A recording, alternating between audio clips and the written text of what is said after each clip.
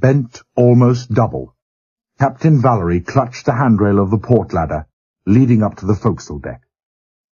Desperately he tried to look out over the darkened water, but he could see nothing. A mist, a dark and swirling and roaring mist, flecked with blood. A mist shot through with dazzling light swam before his eyes, and he was blind. His breath came in great whooping gasps that racked his tortured lungs.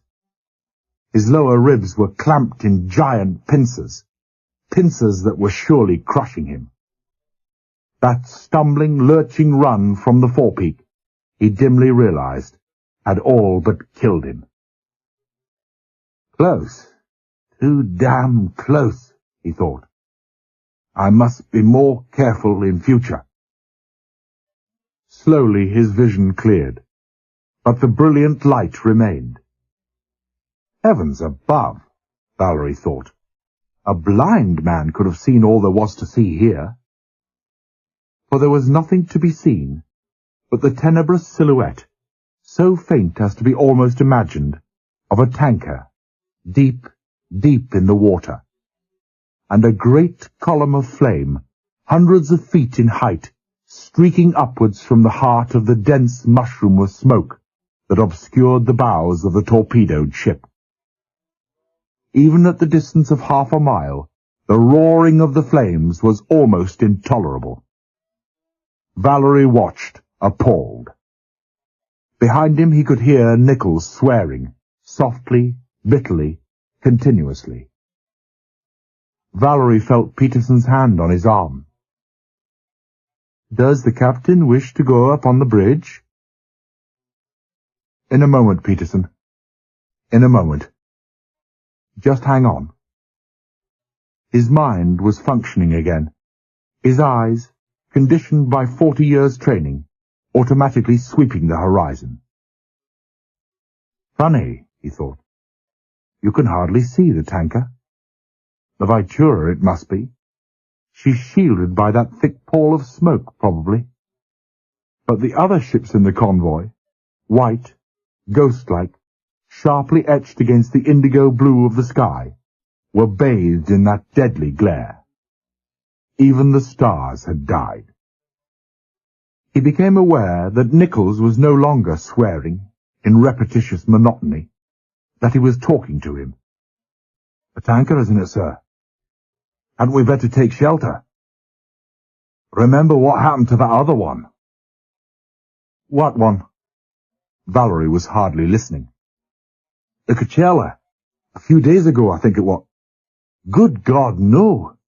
It was only this morning." "When tankers go up, they go up, Nichols." Vallery seemed curiously far away. "If they just burn, they may last long enough. Tankers die hard, terribly hard, my boy. They live where any other ship would sink." But she must have a hole the size of a house in her side," Nichols protested. "No odds," Vallery replied. He seemed to be waiting, watching for something. Tremendous reserve buoyancy in these ships. Maybe 27 sealed tanks. Not to mention cofferdams, pump rooms, engine rooms. Never heard of the Nelson device for pumping compressed air into a tanker's oil tanks to give it buoyancy, to keep it afloat? Never heard of Captain Dudley Mason and the Ohio? Never heard of— He broke off suddenly, and when he spoke again, the dreaming lethargy of the voice was gone. "I thought so!" he exclaimed, his voice sharp with excitement. "I thought so! The Vitura's still under way. Still under command. Good God, she must still be doing almost 15 knots. The bridge, quick!" Vallery's feet left the deck, barely touched it again till Peterson set him down carefully on the duckboards in front of the startled commander. Vallery grinned faintly at Turner's astonishment, at the bushy eyebrows lifting over the dark, lean buccaneer's face, leaner, more recklessly chiseled than ever in the glare of the blazing tanker. If ever a man was born 400 years too late, Vallery thought, inconsequentially. But what a man to have around. It's all right, Commander, he laughed shortly. Brooks thought I needed a man Friday. That's Stoker Peterson. Over-enthusiastic, maybe a trifle apt to take orders too literally, but he was a godsend to me tonight. But never mind me. He jerked his thumb towards the tanker, blazing even more whitely now, difficult to look at, almost as the noonday sun. How about him? Makes a bloody fine lighthouse for any German ship or plane that happens to be looking for us, Turner growled. Might as well send a signal to Trondheim, giving our lat and long. Exactly, Vallery nodded. Besides setting up some beautiful targets for the sub that got the Vitura just now. A dangerous fellow, Commander. That was a brilliant piece of work, in almost total darkness, too. Probably a scuttle somebody forgot to shut. We haven't the ships to keep checking them all the time. And it wasn't so damn brilliant, at least not for him. The Viking's in contact right now, sitting over the top of him. I sent her right away. Good man, Vallery said warmly. He turned to look at the burning tanker, looked back at Turner, his face set. She'll have to go, Commander. Turner nodded slowly. She'll have to go, he echoed. It is the Vitura, isn't it? That's her. Same one that caught it this morning. Who's the master? Haven't the foggiest, Turner confessed. Number one? Pilot? Any idea where the sailing list is? No, sir. The Kapok kid was hesitant, oddly unsure of himself. Admiral had them, I know. Probably gone now. What makes you think that? Vallery asked sharply. Spicer, his pantry steward, was almost choked with smoke this afternoon. Found him making a whacking great fire in his bath, the Kapok kid said miserably. Said he was burning vital documents that must not fall into enemy hands. Old newspapers mostly, but I think the list must have been among them. It's nowhere else. Poor old... Turner remembered just in time that he was speaking of the Admiral. Broke off, shook his head in compassionate wonder. Shall I send a signal to Fletcher on the Cape Hatteras? Never mind. Vallery was impatient. There's no time. Bentley, to the master, Vitura. Please abandon ship immediately. We're going to sink you. Suddenly Vallery stumbled, caught hold of Turner's arm. Sorry, he apologized. I'm afraid my legs are going... gone, rather. He smiled up wryly at the anxious faces. No good pretending any longer, is there? Not when your legs start a mutiny on their own. Oh, dear God, I'm done. And no bloody wonder, Turner swore. I wouldn't treat a mad dog the way you treat yourself. Come on, sir. Admiral's chair for you now. If you don't, I'll get Peterson to you, he threatened, as Vallery made to protest. The protest died in a smile, and Vallery meekly allowed himself to be helped into a chair. He sighed deeply, relaxed into the God-sent support of the back and arms of the chair. He felt ghastly, powerless, his wasted body a wide sea of pain and deadly cold. All these things, but also proud and grateful. Turner had never even suggested that he go below. Vallery heard the gate crash behind him. A murmur of voices. Then Turner was at his side. The master-at-arms, sir. Did you send for him? I certainly did. Vallery twisted in his chair, his face grim. Come here, Hastings. The master-at-arms stood at attention before him. As always, his face was a mask, inscrutable, expressionless, almost inhuman in that fierce light. Listen carefully. Vallery had to raise his voice above the roar of the flames. The effort even to speak was exhausting. I have no time to talk to you now. I'll see you in the morning. Meantime, you will release leading seaman Ralston immediately. You will then hand over your duties, your papers, and your keys to Regulating Petty Officer Perat. Twice now you have overstepped the limits of your authority. That is insolence, but it can be overlooked. But you have also kept a man locked in cells during action stations. The prisoner would have died like a rat in a trap. You are no longer master-at-arms of the Ulysses. That is all. For a couple of seconds, Hastings stood rigidly in shocked, unbelieving silence. Then the iron discipline snapped. He stepped forward, arms raised in appeal. The mask collapsed in contorted bewilderment. Relieved of my duties? Relieved of my duties? But sir, you can't do that. You can't... His voice broke off in a gasp of pain, as Turner's iron grip closed over his elbow. Don't say can't to the captain, he whispered silkily in his ear. You heard him. Get off the bridge. The gate clicked behind him. Carrington said conversationally, Somebody's using his head aboard the Vitura.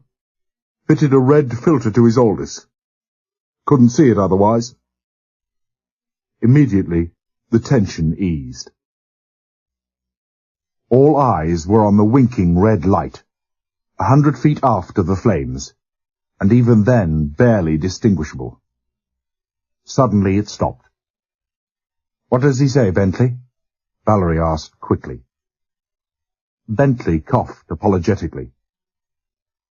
Message reads, Torpedo me like hell. Try it, and I will ram you. Engine intact. We can make it. Vallery closed his eyes for a moment. He was beginning to appreciate how old Giles must have felt. When he looked up again, he had made his decision. Signal. You are endangering entire convoy. Abandon ship at once. Repeat, at once. He turned to the commander, his mouth bitter. I take off my hat to him. How would you like to sit on top of enough fuel to blow you to kingdom come? Must be oil in some of his tanks. God, how I hate to have to threaten a man like that. I know, sir, Turner murmured. I know how it is.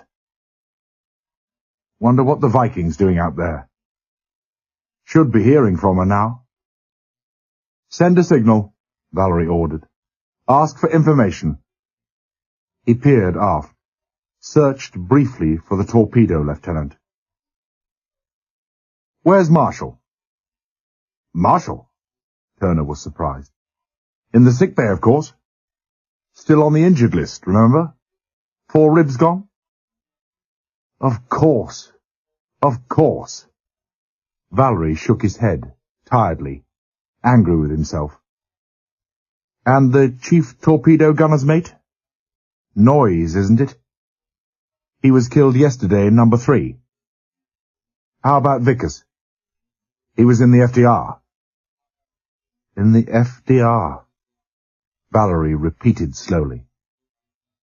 He wondered why his heart didn't stop beating. He was long past the stage of chilled bone and coagulating blood.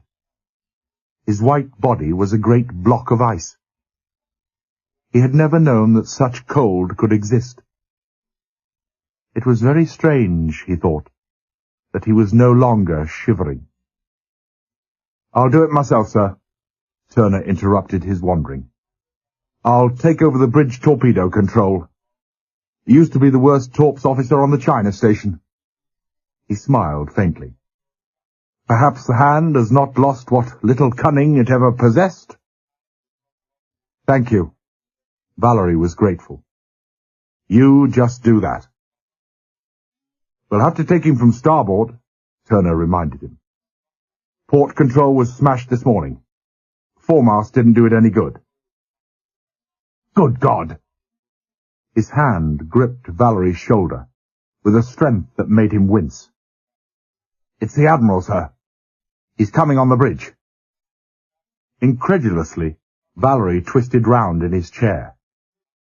Turner was right.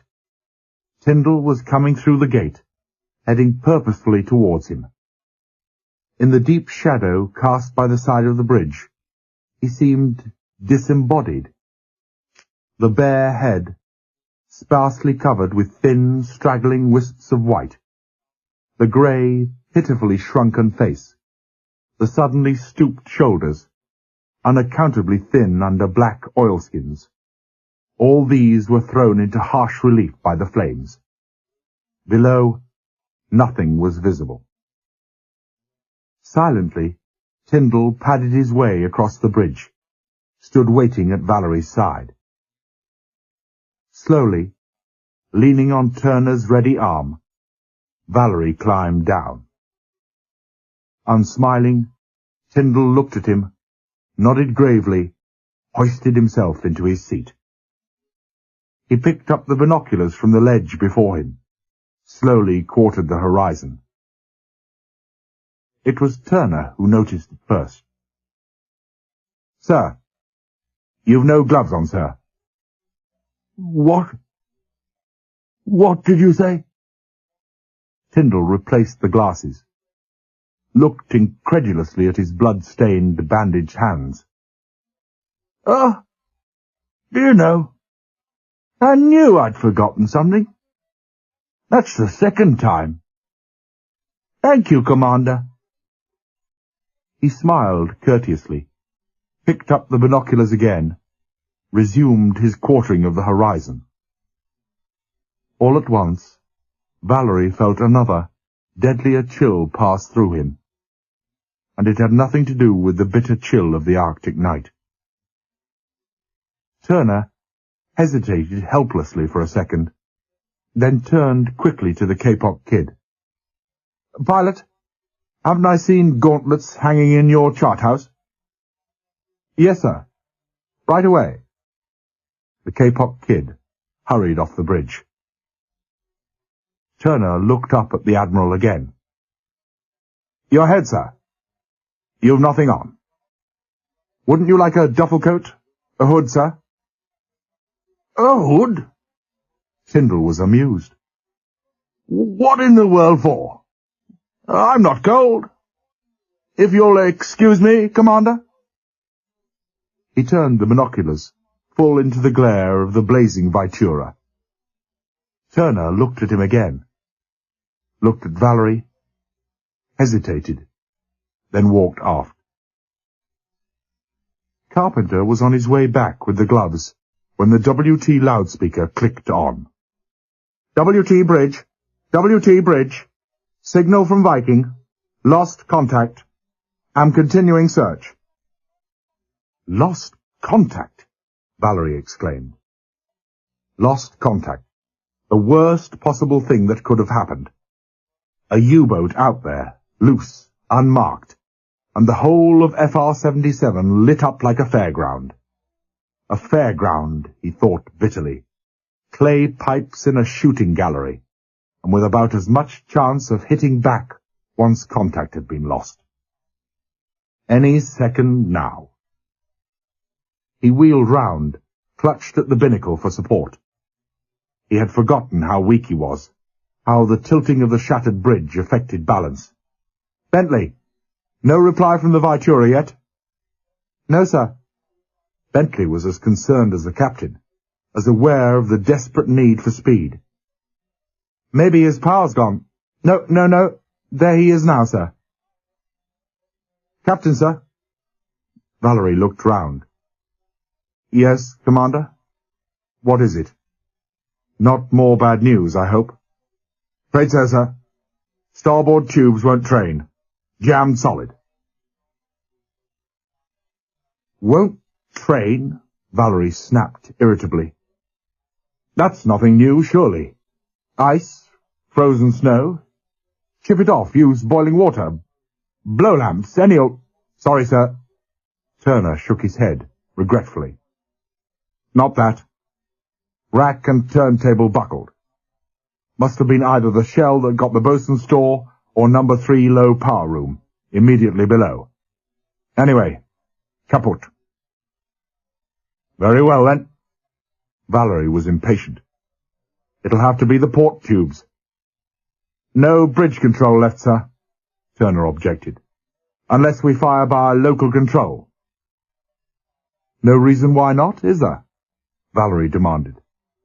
After all, that's what torpedo crews are trained for. Get onto the port tubes. I assume the communication line there is still intact. Tell them to stand by. Yes, sir. And Turner. Sir? I'm sorry. He smiled crookedly. As old Giles used to say of himself, I'm just a crusty old curmudgeon. Bear with me, will you? Turner grinned sympathetically, then sobered quickly.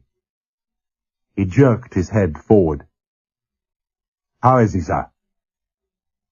Vallery looked at the commander for a long second, shook his head, almost imperceptibly. Turner nodded heavily, and was gone. Well, Bentley, what does he say? Bit confused, sir, Bentley apologized. Couldn't get it all. Says he's going to leave the convoy. Proceed on his own. Something like that, sir.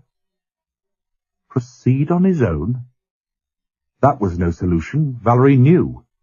He might still burn for hours. A dead giveaway, even on a different course. But to proceed on his own? An unprotected, crippled, blazing tanker? And 1,000 miles to Murmansk? The worst 1,000 miles in all the world? Vallery closed his eyes. He felt sick to his heart. A man like that, and a ship like that, and he had to destroy them both. Suddenly Tyndall spoke. Port 3-0, he ordered. His voice was loud, authoritative. Vallery stiffened in dismay. Port 3-0. They'd turn into the Vitura. There was a couple of seconds' silence. Then Carrington, officer of the watch, bent over the speaking tube, repeated, Port 3-0. Vallery started forward, stopped short as he saw Carrington gesturing at the speaking tube. He'd stuffed a gauntlet down the mouthpiece. Midships! Midships, sir. Steady! Captain! Sir? That light hurts my eyes, Tyndall complained. Can't we put that fire out? We'll try, sir. Vallery walked across, spoke softly. You look tired, sir. Wouldn't you like to go below? What? Go below? Me? Yes, sir. We'll send for you if we need you, he added persuasively. Tyndall considered this for a moment, shook his head grimly. Won't do, Dick. Not fair to you. His voice trailed away, and he muttered something that sounded like Admiral Tyndall. But Vallery couldn't be sure. Sir, I didn't catch... Nothing. Tyndall was very abrupt. He looked away towards the Vitura, exclaimed in sudden pain, flung up an arm to protect his eyes, Vallery, too, started back, eyes screwed up to shut out the sudden blinding flash of flame from the Vitura. The explosion crashed in their ears almost simultaneously. The blast of the pressure waves sent them reeling. The Vitura had been torpedoed again, right aft, close to her engine room, and was heavily on fire there. Only the bridge island, amidships, was miraculously free from smoke and flames. Even in the moment of shock, Vallery thought, she must go now. She can't last much longer. But he knew he was deluding himself, trying to avoid the inevitable, the decision he must take. Tankers, as he told Nichols, died hard, terribly hard. Poor old Giles, he thought, unaccountably. Poor old Giles. He moved aft to the port gate. Turner was shouting angrily into the telephone. "You'll damn well do what you're told, do you hear? Get them out immediately. Yes, I said immediately." Vallery touched his arm in surprise. "What's the matter, Commander?" "Of all the bloody insolence," Turner snorted, "telling me what to do." "Who?" "The LTO on the tubes. Your friend Ralston," said Turner wrathfully. "Ralston? Of course." Vallery remembered now. He told me that it was his night action stations. "What's wrong?" "What's wrong? Says he doesn't think he can do it. Doesn't like to. Doesn't wish to do it, if you please. Blasted insubordination." Turner fumed. Vallery blinked at him. "Ralston? Are you sure?" "But of course you are. I wonder—" "That boy's been through a very private hell, Turner. Do you think—" "I don't know what to think." Turner lifted the phone again. "Tubes 90. At last." "What? What did you say?" "Why don't we—" "Gunfire? Gunfire?" He hung up the receiver with a crash, swung round on Vallery. "Asks me, pleads with me for gunfire, instead of torpedoes. He's mad, he must be. But mad or not, I'm going down there to knock some sense into that mutinous young devil." Turner was angrier than Vallery had ever seen him. "Can you get Carrington to man this phone, sir?" Yes, of course." Vallery himself had caught up some of Turner's anger. "Whatever his sentiments, this is no time to express them," he snapped. "Straighten him up. Maybe I've been too lenient, too easy. Perhaps he thinks we're in his debt at some psychological disadvantage for the shabby treatment he's received. All right, Commander." Turner's mounting impatience was all too evident. "Off you go. Going into attack in 3 or 4 minutes." He turned abruptly, passed in to the compass platform. "Bentley." "Sir?" "Last signal." "Better have a look, sir," Carrington interrupted. "He's slowing up." Vallery stepped forward, peered over the windscreen. The Vitura, a roaring mass of flames, was falling rapidly astern. "Clearing the davits, sir," the Kapok Kid reported excitedly. "I think— Yes? Yes, I can see the boat coming down." "Thank God for that," Vallery whispered. He felt as though he had been granted a new lease of life. Head bowed, he clutched the screen with both hands. Reaction had left him desperately weak. After a few seconds he looked up. "WT code signal to Cirrus," he ordered quietly. "Circle well astern. Pick up survivors from the Vitura's lifeboat." He caught Carrington's quick look and shrugged. "It's a better than even risk, number one. So to hell with Admiralty orders." God!" he added with sudden bitterness. "Wouldn't I love to see a boatload of the no survivors will be picked up Whitehall warriors drifting about in the Barents Sea." He turned away, caught sight of Nichols and Peterson. "Still here, are you, Nichols? Hadn't you better get below?" "If you wish, sir." Nichols hesitated, nodded forward towards Tyndall. "I thought perhaps—" "Perhaps you're right. Perhaps you're right." Vallery shook his head in weary perplexity. "We'll see. Just wait a bit, will you?" He raised his voice. "Pilot? Sir? Slow ahead, both. Slow ahead, both, sir." Gradually, then more quickly, way fell off the Ulysses, and she dropped slowly astern of the convoy. Soon even the last ships in the lines were ahead of her, thrashing their way to the northeast. The snow was falling more thickly now, but still the ships were bathed in that savage glare, frighteningly vulnerable in their naked helplessness. Seething with anger, Turner brought up short at the port torpedoes. The tubes were out, their evil, gaping mouths highlighted by the great flames, pointing out over the intermittent refulgence of the rolling swell. Ralston, perched high on the unprotected control position above the central tube, caught his eye at once. "Ralston!" Turner's voice was harsh, imperious. "I want to speak to you!"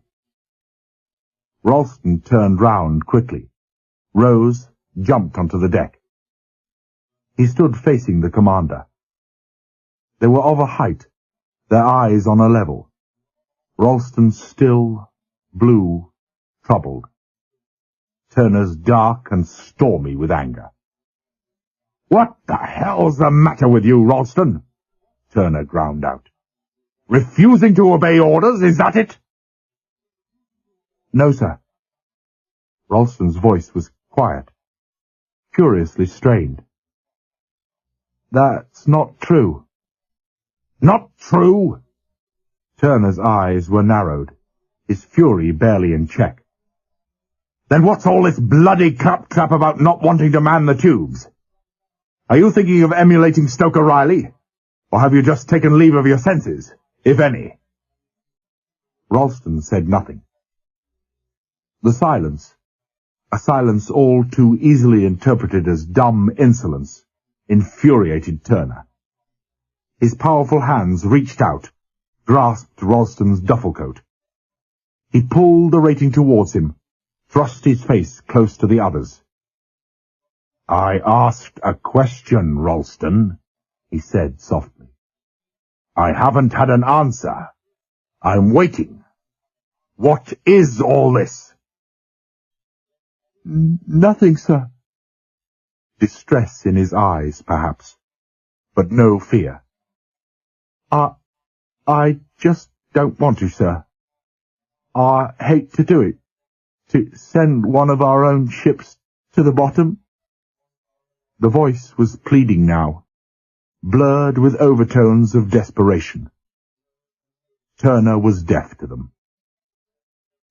"Why does she have to go, sir?" Ralston cried. "Why? Why? Why?" "None of your bloody business. But as it so happens, she's endangering the entire convoy." Turner's face was still within inches of Ralston's. "You've got a job to do. Orders to obey. Just get up there and obey them. Go on!" he roared, as Ralston hesitated. "Get up there!" He fairly spat the words out. Ralston didn't move. "There are other LTOs, sir." His arms lifted high in appeal. Something in the voice cut through Turner's blind anger. He realized, almost with shock, that this boy was desperate. "Couldn't they Let someone else do the dirty work, eh? That's what you mean, isn't it? Turner was bitingly contemptuous. Get them to do what you won't do yourself, you contemptible young bastard! Communications number. Give me your set. I'll take over from the bridge. He took the phone, watched Ralston climb slowly back up, and sit, hunched forward, head bent over the Dummeresque. The Dummeresque was a miniature plotting table, on which such relevant factors as corresponding speeds and courses were worked out to provide firing tracks for the torpedoes. Number 1, Commander speaking. All set here? Captain there? Yes, sir. I'll call him. Carrington put down the phone, walked through the gate. Captain, sir.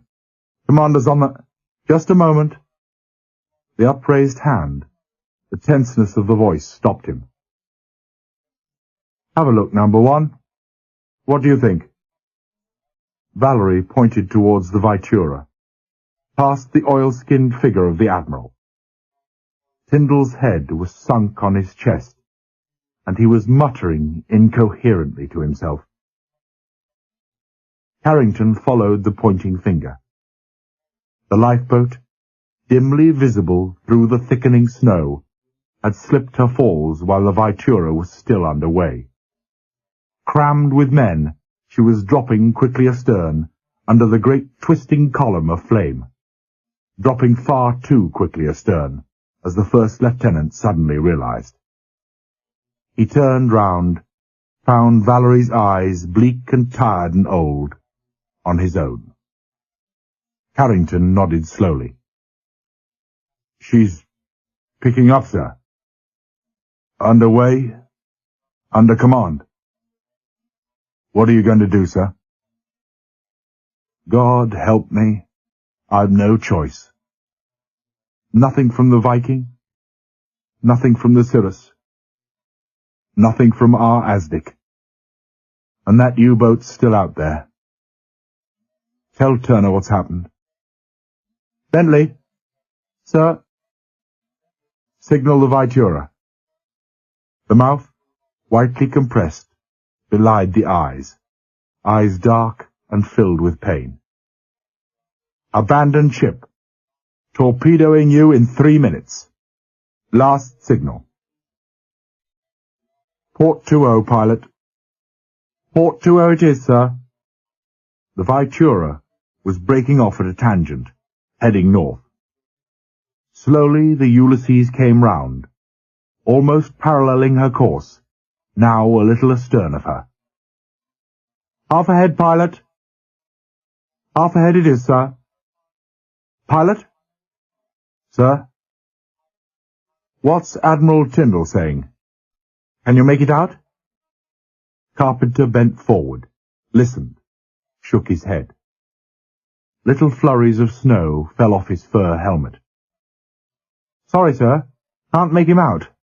Too much noise from the Vitura. I think he's humming, sir. Oh, God. Vallery bent his head, looked up again, slowly, painfully. Even so slight an effort was labour intolerable. He looked across to the Vitura, stiffened to attention. The red Aldous was winking again. He tried to read it, but it was too fast. Or perhaps his eyes were just too old or tired. Or perhaps he just couldn't think any more. There was something weirdly hypnotic about that tiny crimson light, flickering between these fantastic curtains of flame. Curtains sweeping slowly, ominously together, majestic in their inevitability. And then the little red light had died, so unexpectedly, so abruptly, that Bentley's voice reached him before the realization. Signal from the Vitura, sir. Vallery tightened his grip on the binnacle. Bentley guessed the nod, rather than saw it. Message reads, Why don't you sod off? Nuts to the senior service. Tell him I send all my love. The voice died softly away, and there was only the roaring of the flames, the lost pinging of the Aztec. All my love. Vallery shook his head in silent wonderment. All my love. He's crazy. He must be. All my love, and I'm going to destroy him. Number 1. Sir, tell the commander to stand by. Turner repeated the message from the bridge, turned to Ralston. Stand by, LTO. He looked out over the side, saw that the Vitura was slightly ahead now, that the Ulysses was still angling in on an interception course. About 2 minutes now, I should say. He felt the vibration beneath his feet dying away, knew the Ulysses was slowing down. Any second now, and she'd start slewing away to starboard. The receiver crackled again in his ear, the sound barely audible above the roaring of the flames. He listened, looked up. X and Y only. Medium settings. Target 11 knots. He spoke into the phone. How long? How long, sir? Carrington repeated. 90 seconds, Vallery said huskily. Pilot, starboard 10. He jumped, startled, as he heard the crash of falling binoculars, saw the Admiral slump forward, face and neck, striking cruelly on the edge of the windscreen, the arms dangling loosely from the shoulders. Pilot! But the Kapok Kid was already there.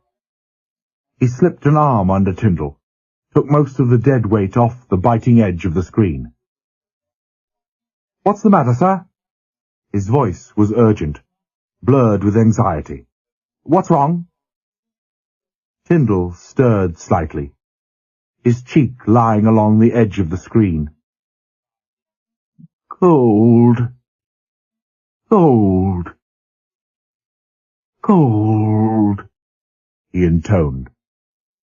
The quavering tones were those of a very old man. What? What did you say, sir? The Kapok Kid begged. Cold. I'm cold. I'm terribly cold. My feet. My feet. The old voice wandered away, and the body slipped into a corner of the bridge, the grey face upturned to the falling snow. Intuition. An intuition amounting to a sudden sick certainty sent the Kapok Kid plunging to his knees. Vallery heard the muffled exclamation, saw him straighten up and swing round, his face blank with horror. He's got nothing on, sir, he said unsteadily. He's barefoot. They're frozen solid. Barefoot? Vallery repeated, unbelievingly. Barefoot? It's not possible. And pajamas, sir. That's all he's wearing. Vallery lurched forward, peeling off his gloves. He reached down, felt his stomach turn over in shocked nausea as his fingers closed on ice-chilled skin. Bare feet and pajamas? Bare feet! No wonder he'd padded so silently across the duckboards. Numbly, he remembered that the last temperature reading had shown 35 degrees of frost. And Tyndall, feet caked in frozen snow and slush, had been sitting there for almost 5 minutes. He felt great hands under his armpits, felt himself rising effortlessly to his feet. Peterson. It could only be Peterson, of course. And Nichols behind him. "Leave this to me, sir." "Right, Peterson. Take him below." Nichols' brisk, assured voice, the voice of a man competent in his own element, steadied Vallery, brought him back to the present, and the demands of the present, more surely than anything else could have done. He became aware of Carrington's clipped, measured voice, reeling off course, speed, directions. Saw the Vitura 50 degrees off the port bow, dropping slowly, steadily aft. Even at that distance, the blast of heat was barely tolerable. What in the name of heaven was it like on the bridge of the Vitura? "Set course, number 1, he called. "Local control." "Set course. Local control."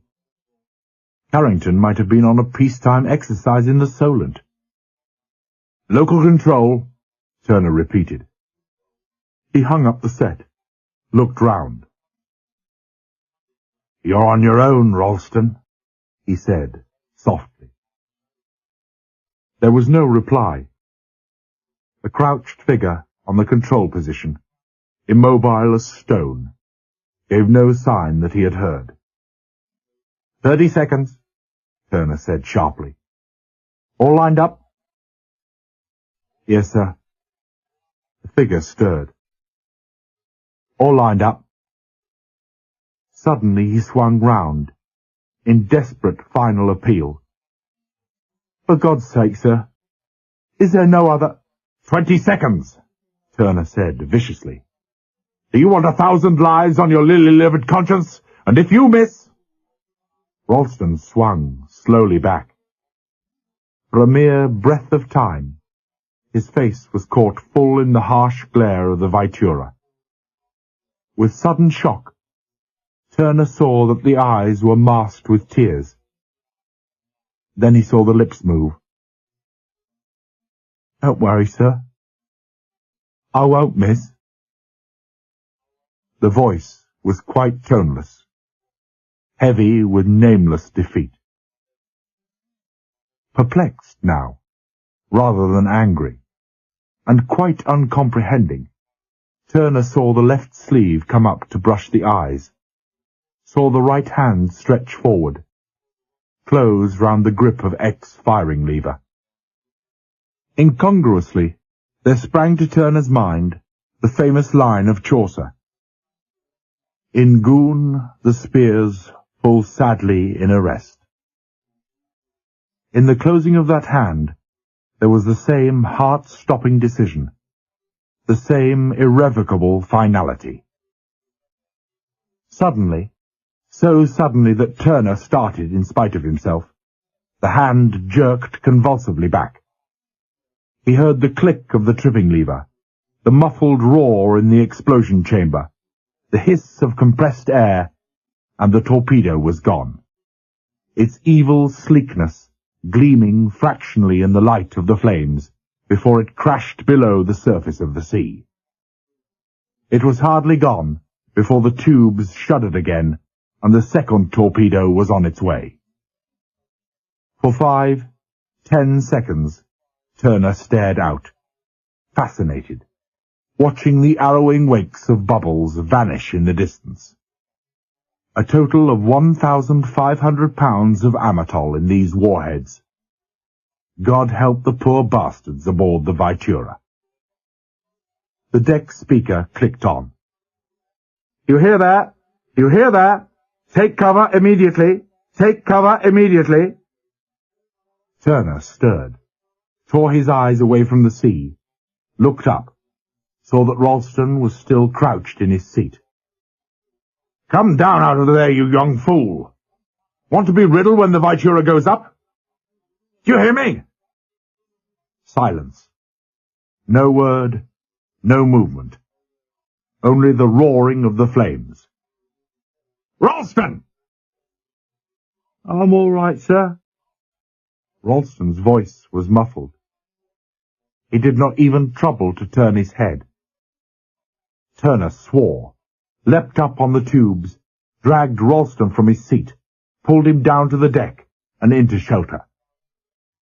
Ralston offered no resistance. He seemed sunk in a vast apathy, an uncaring indifference.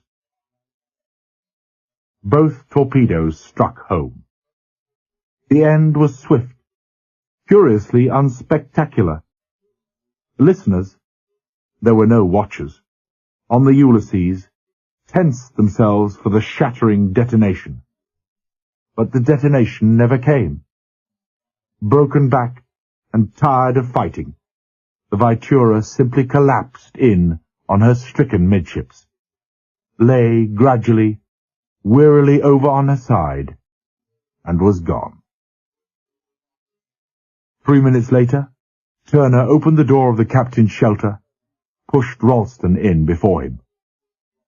"Here you are, sir," he said grimly. "Thought you might like to see what a conscientious objector looks like." "I certainly do." Vallery laid down the logbook, turned a cold eye on the torpedo man, looked him slowly up and down. "A fine job, Ralston, but it doesn't excuse your conduct." "Just a minute, Commander." He turned back to the Kapok Kid. "Yes, that seems all right, pilot. It'll make good reading for their lordships," he added bitterly. "The ones the Germans don't get, we finish off for them. Remember to signal the Hatteras in the morning. Ask for the name of the master of the Vitura." "He's dead. You needn't trouble yourself," said Ralston bitterly, then staggered as the commander's open hand smashed across his face. Turner was breathing heavily, his eyes dark with anger. "You insolent young devil," he said softly. "That was just a little too much from you." Ralston's hand came up slowly, fingering the reddening wheal on his cheek. "You misunderstand me, sir." There was no anger. The voice was a fading murmur. They had to strain to catch his words. "The master of the Vitura. I can 12. To all things an end. To every night its dawn. Even to the longest night, when dawn never comes, there comes at last the dawn." And so it came for FR 77, as grey, as bitter, as hopeless as the night had been long. But it came. It came to find the convoy, some 350 miles north of the Arctic Circle, steaming due east along the 72nd parallel of latitude, halfway between Jan Mayen and the North Cape, 8 degrees, 45 minutes east. The Kapok Kid reckoned, but he couldn't be sure. In heavy snow, and with 10/10th cloud, he was relying on dead reckoning. He had to, for the shell that had destroyed the FDR had wrecked the automatic pilot. But roughly 600 nautical miles to go. 600 miles, 40 hours, and the convoy, or what would be left of it by that time, would be in the Kola Inlet, steaming upriver to Polyarny and Murmansk. 40 hours. It came to find the convoy, 14 ships left in all, scattered over 3 square miles of sea, and rolling heavily in the deepening swell from the north-northeast. 14 ships, for another had gone in the deepest part of the night. Mine, torpedo, nobody knew. Nobody ever would know. The Cirrus had stopped, searched the area for an hour with hooded 10-inch signalling lamps. There had been no survivors. Not that Commander Orr had expected to find any. Not with the air temperature 6 degrees below zero. It came after a sleepless night of never-ending alarms, of continual ASDIC contacts, of constant depth charging that achieved nothing. Nothing, that is, from the escort's point of view. But for the enemy, it achieved a double-edged victory. It kept exhausted men at action stations all night long, blunting, irreparably perhaps, the last vestiges of the knife-edged vigilance on which the only hope, it was never more, of survival in the Arctic depended. More deadly still, it had emptied the last depth-charge rack in the convoy. It was a measure of the intensity of the attack, of the relentlessness of the persecution, that this had never happened before. But it had happened now. There was not a single depth charge left, not one. The fangs were drawn, the defences were down. It was only a matter of time before the wolf packs discovered that they could strike at will. And with this dawn, of course, came dawn action stations. Or what would have been dawn action stations, had the men not already been closed up for 15 hours. 15 endless hours of intense cold and suffering. 15 hours during which the crew of the Ulysses had been sustained by cocoa and one bully beef sandwich, thin, sliced and stale, for there had been no time to bake the previous day. But dawn stations were profoundly significant in themselves. They prolonged the waiting another interminable 2 hours. And to a man rocking on his feet from unimaginable fatigue, literally holding convulsively jerking eyelids apart with finger and thumb, while a starving brain, which is less a brain than a well of fine-drawn agony, begs him to let go, just for a second, just this once, and never again. Even a minute is brutal eternity. And they were still more important in that they were recognized as the ethereal hour of the Russian convoys, the testing time when every man stood out clearly for what he was. And for the crew of a mutiny ship, for men already tried and condemned, for physically broken and mentally scourged men, who neither could nor would ever be the same again in body or mind, the men of the Ulysses had no need to stand in shame. Not all, of course. They were only human. But many had found, or were finding, that the point of no return was not necessarily the edge of the precipice. It could be the bottom of the valley, the beginning of the long climb up the far slope. And when a man had once begun that climb, he never looked back to that other side. For some men, neither precipice nor valley ever existed. Men like Carrington, for instance. 18 consecutive hours on the bridge now, he was still his own indestructible self, alert with that relaxed watchfulness that never flagged.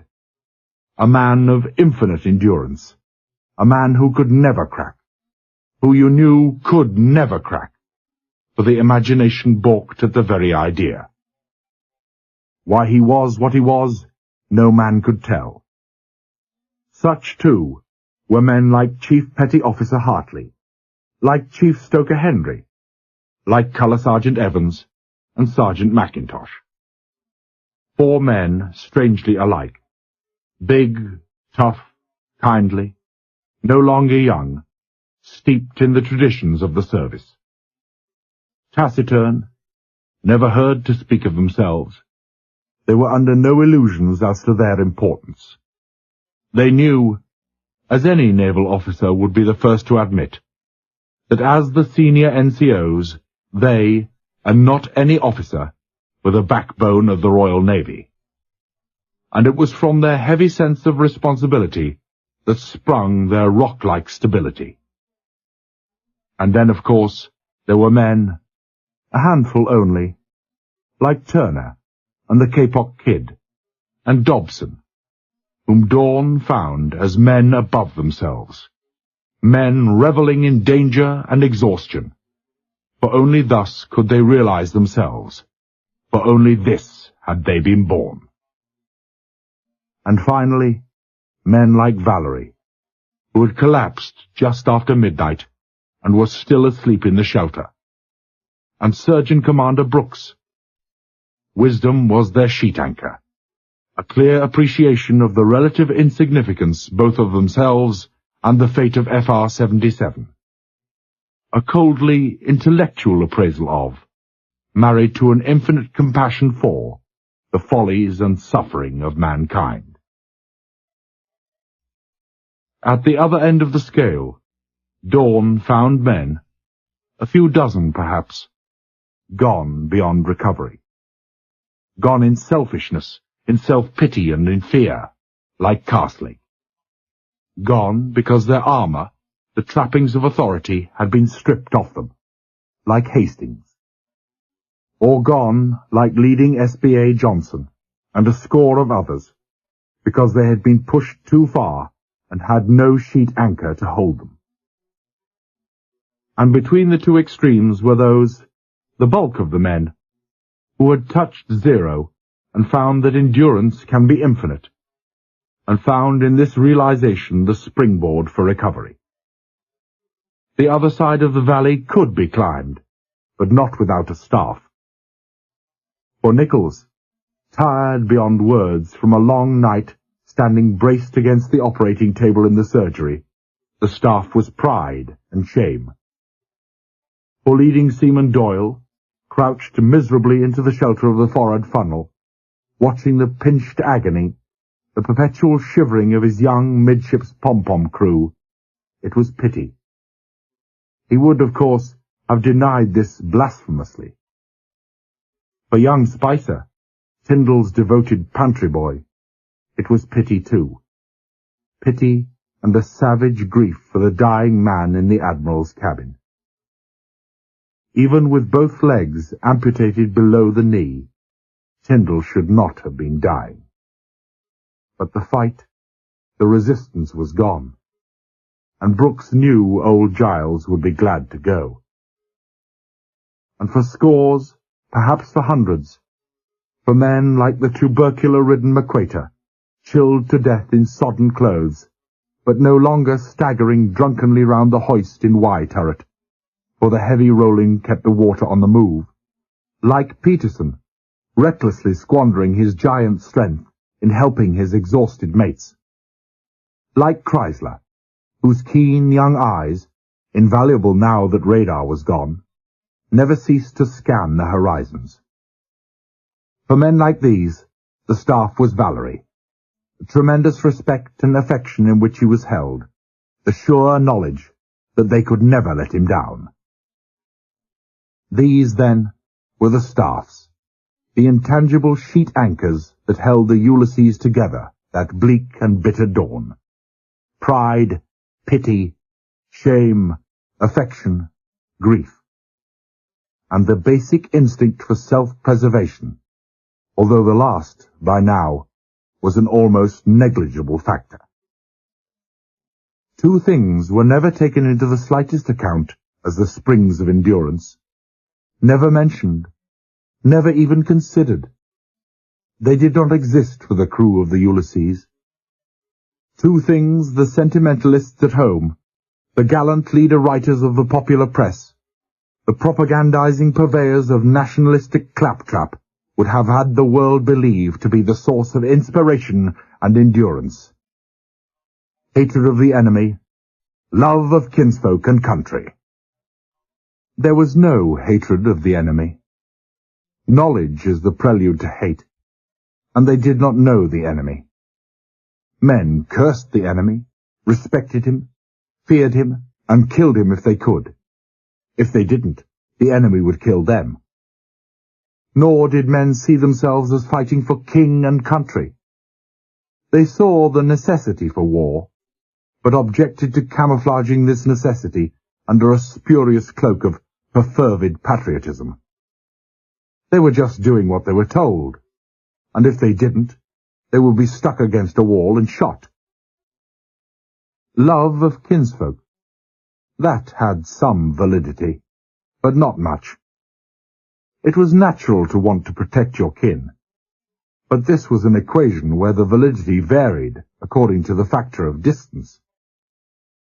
It was a trifle difficult for a man crouched in his ice-coated Oerlikon cockpit off the shores of Bear Island to visualize himself as protecting that rose-covered cottage in the Cotswolds. But for the rest, the synthetic national hatreds and the carefully cherished myth of king and country, these are nothing, and less than nothing, when mankind stands at the last frontier of hope and endurance.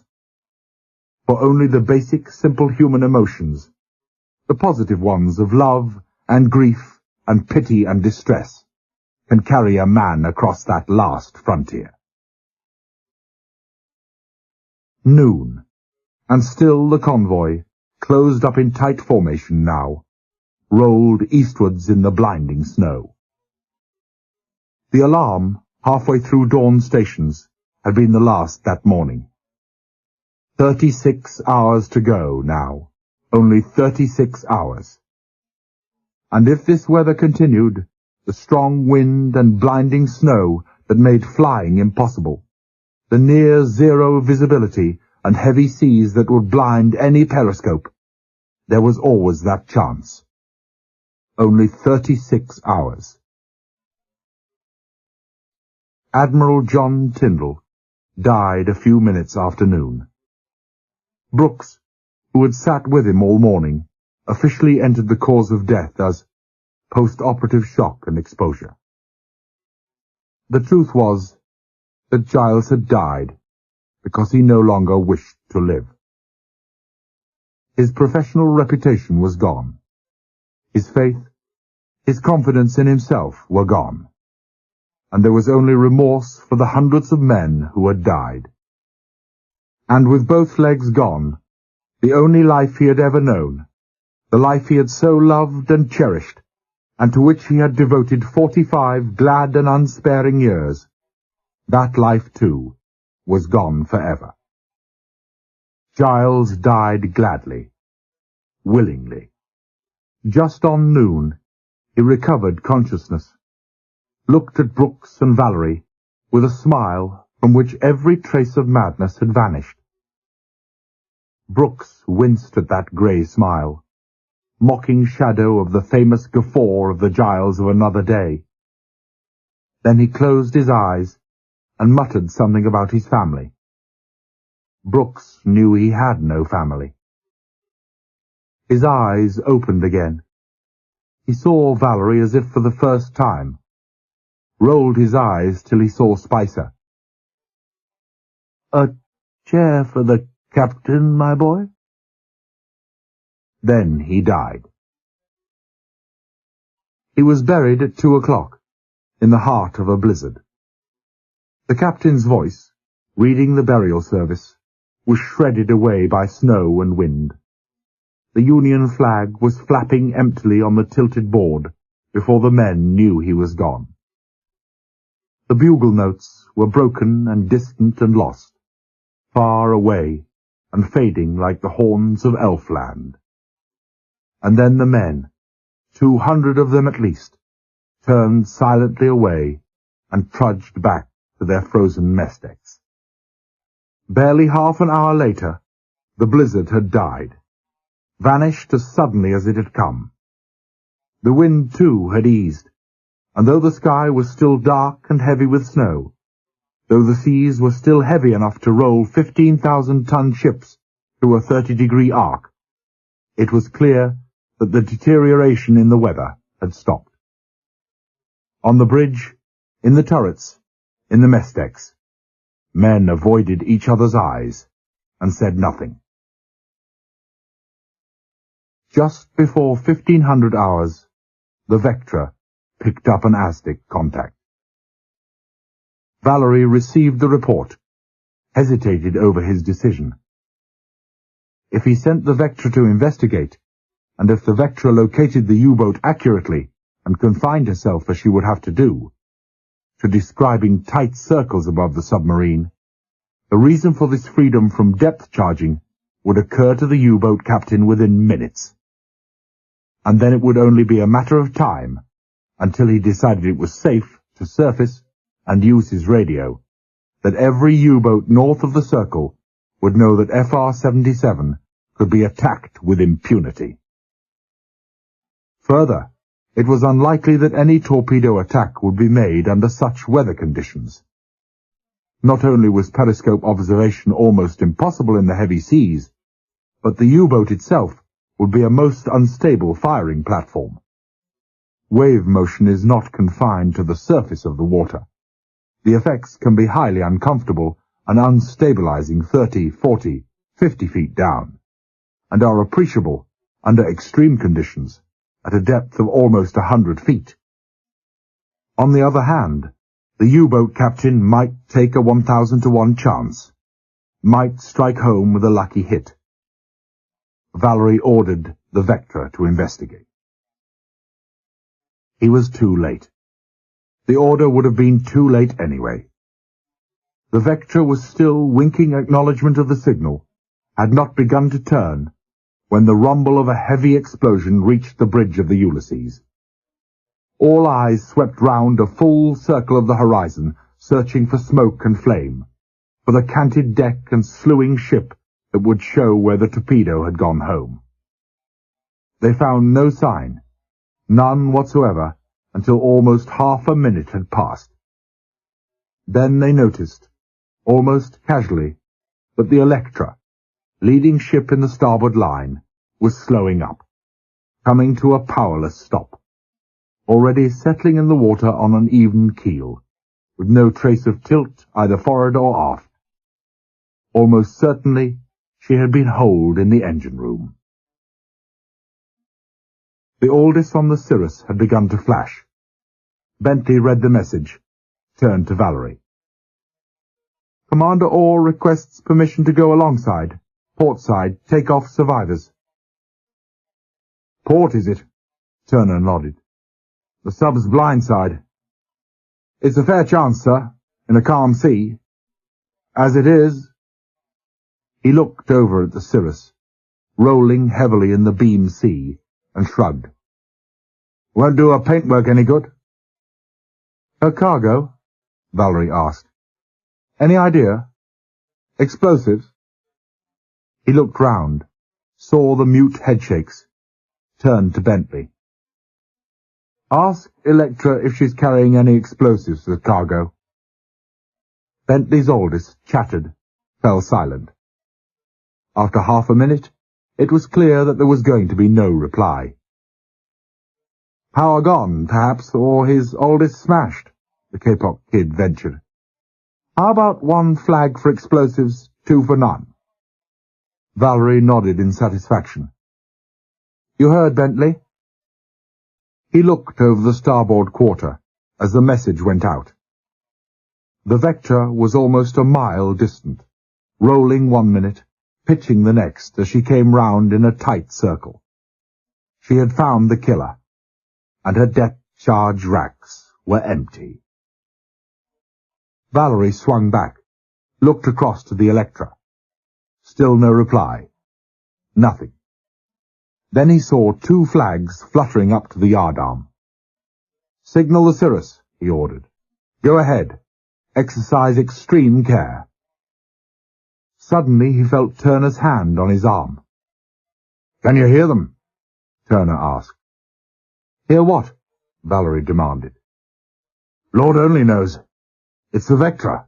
Look. Vallery followed the pointing finger. At first he could see nothing. Then all at once he saw little geysers of water leaping up in the Vectra's wake. Geysers swiftly extinguished by the heavy seas. Then, faintly, his straining ear caught the faraway murmur of underwater explosions, all but inaudible against the wind. What the devil's the Vectra doing? Vallery demanded. And what's she using? Looks like fireworks to me, Turner grunted. What do you think, number 1?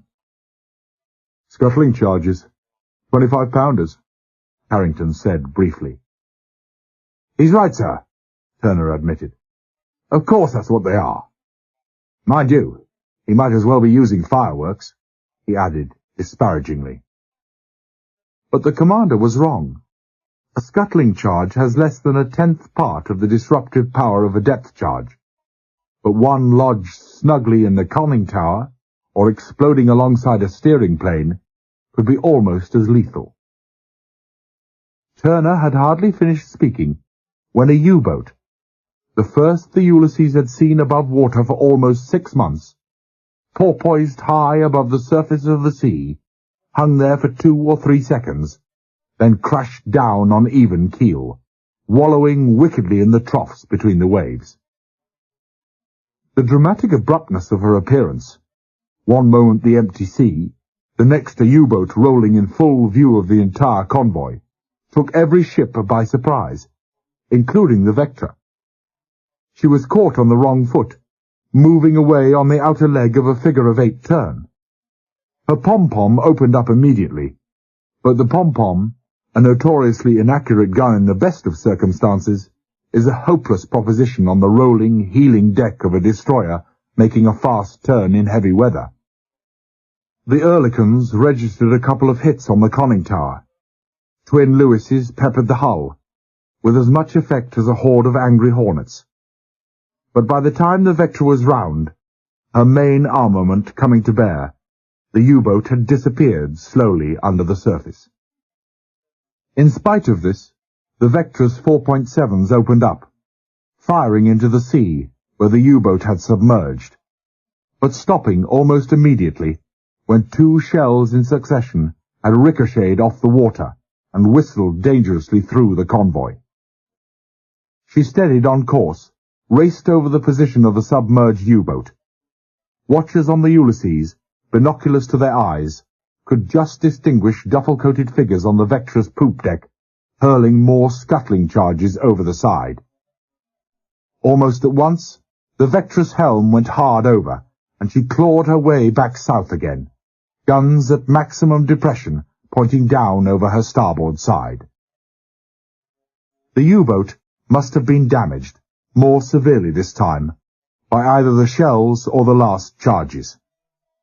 Again she surfaced, even more violently than before, in a seething welter of foam, and again the Vectra was caught on the wrong foot, for the submarine had surfaced off her port bow, 3 cable lengths away. And this time the U-boat was up to stay. Whatever captain and crew lacked, it wasn't courage. The hatch was open, and men were swarming over the side of the conning tower to man the gun, in a token gesture of defiance against crushing odds. The first 2 men over the side never reached the gun. Breaking, sweeping waves, waves that towered high above the submarine's deck, washed them over the side, and they were gone. Those who made it frantically trained their gun through a 90-degree arc to bear on the onrushing bows of the Vectra. Incredibly, for the seas were washing over the decks, seas which kept tearing the men from their posts, and the submarine was rolling with impossible speed and violence. Their first shell, fired over open sights, smashed squarely into the bridge of the Vectra.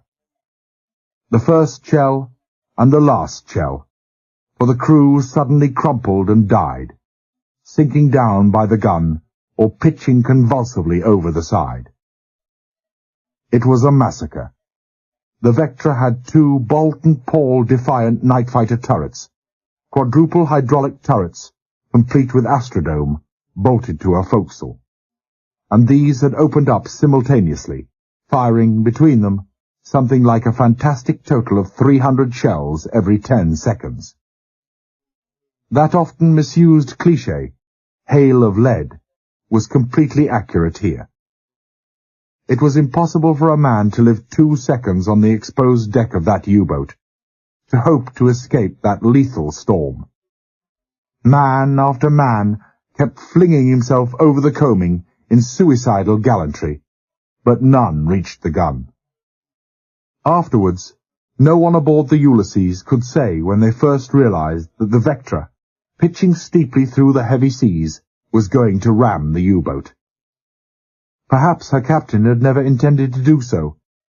Perhaps he had expected the U-boat to submerge, had intended to carry away conning tower and periscope standard, to make sure that she could not escape again. Perhaps he had been killed when that shell had struck the bridge.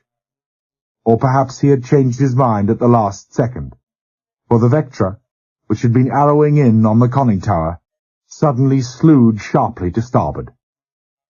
For an instant, it seemed that she might just clear the U-boat's bows, but the hope died the second it was born.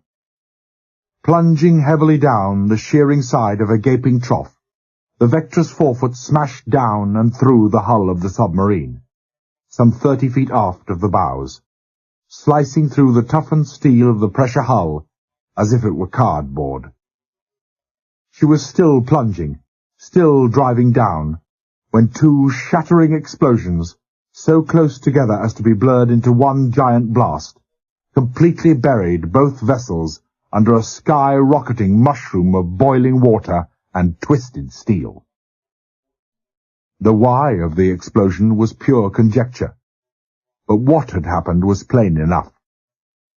Some freak of chance must have triggered off the TNT, normally an extremely stable and inert disruptive, in a warhead in one of the U-boat's tubes, and then the torpedoes in the storage racks behind, and probably even, the forward magazine of the Vectra had gone up in sympathetic detonation.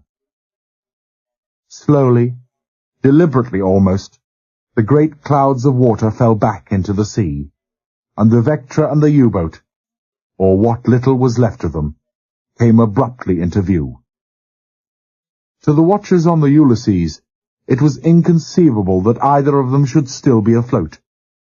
The U-boat was very deep in the water, seemed to end abruptly just forward of the gun platform. The Vectra looked as if some great knife had sheared her athwartships, just forward of the bridge. The rest was gone, utterly gone.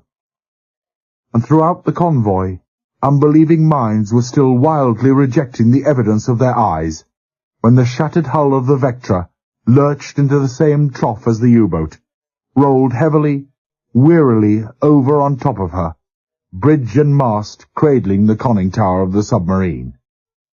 And then the water closed over them, and they were gone, locked together to the bottom of the sea. The last ships in the convoy were 2 miles away now, and in the broken seas, at that distance, it was impossible to see whether there were any survivors. It did not seem likely.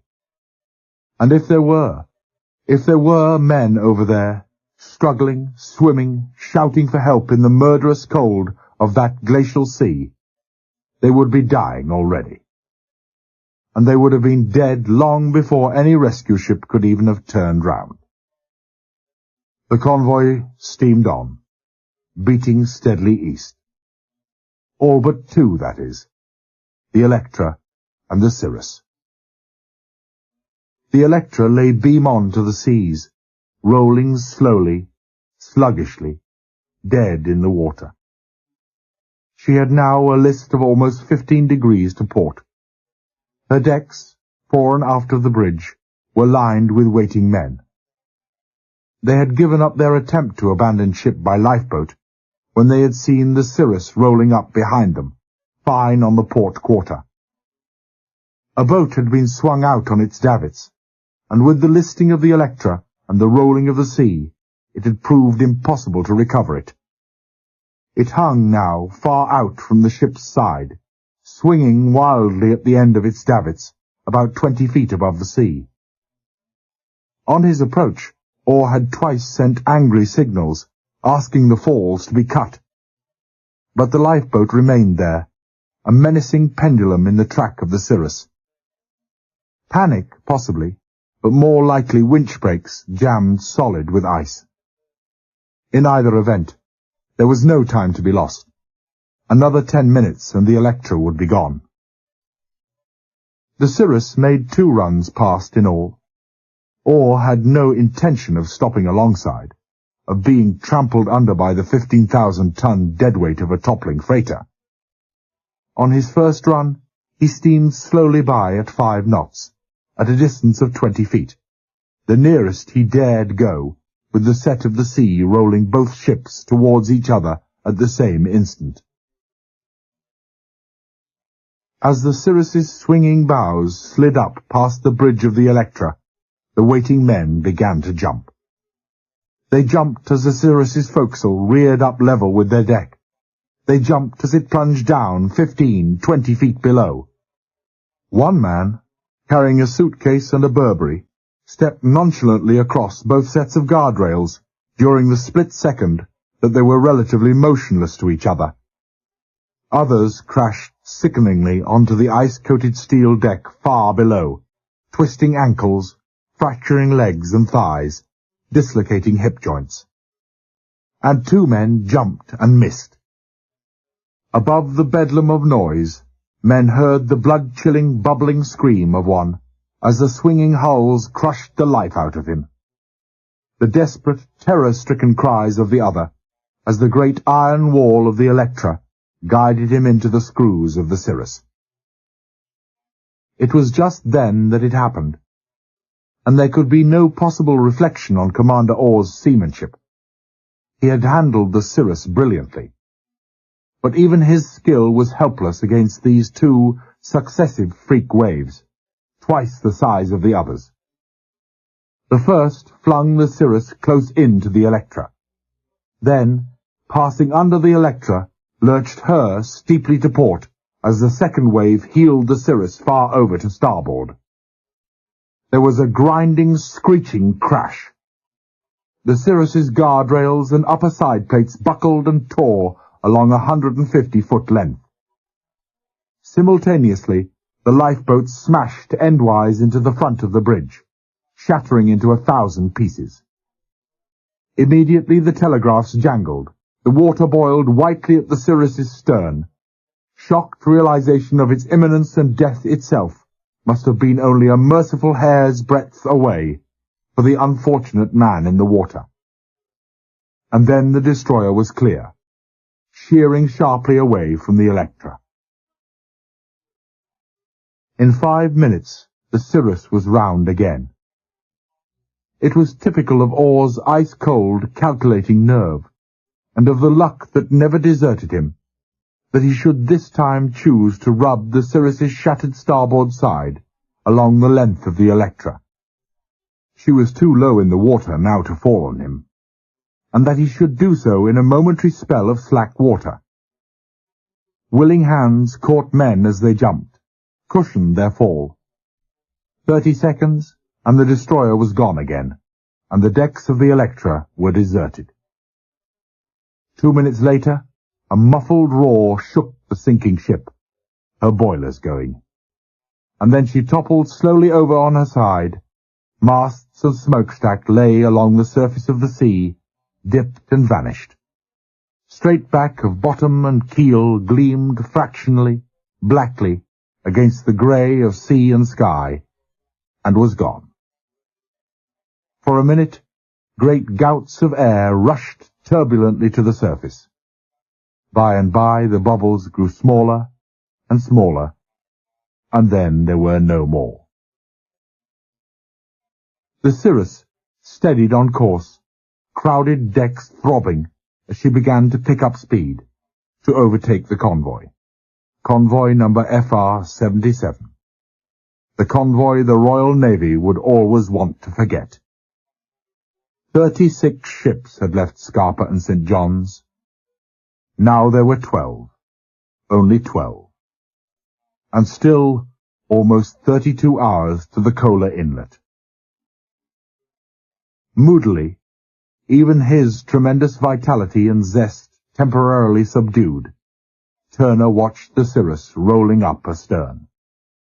Abruptly he turned away, looked furtively, pityingly at Captain Vallery, no more now than a living skeleton, driven by God only knew what mysterious force, to rest hour after impossible hour from death. And for Vallery now, death, even the hope of it, Turner suddenly realized, must be infinitely sweet. He looked and saw the shock and sorrow in that grey mask, and he cursed, bitterly, silently. And then these tired, dull eyes were on him, and Turner hurriedly cleared his throat. "How many survivors does that make in the cirrus now?" he asked. Vallery lifted weary shoulders in the ghost of a shrug. "No idea, Commander. 100. Possibly more." "Why?" 100, Turner mused. "And no survivors will be picked up.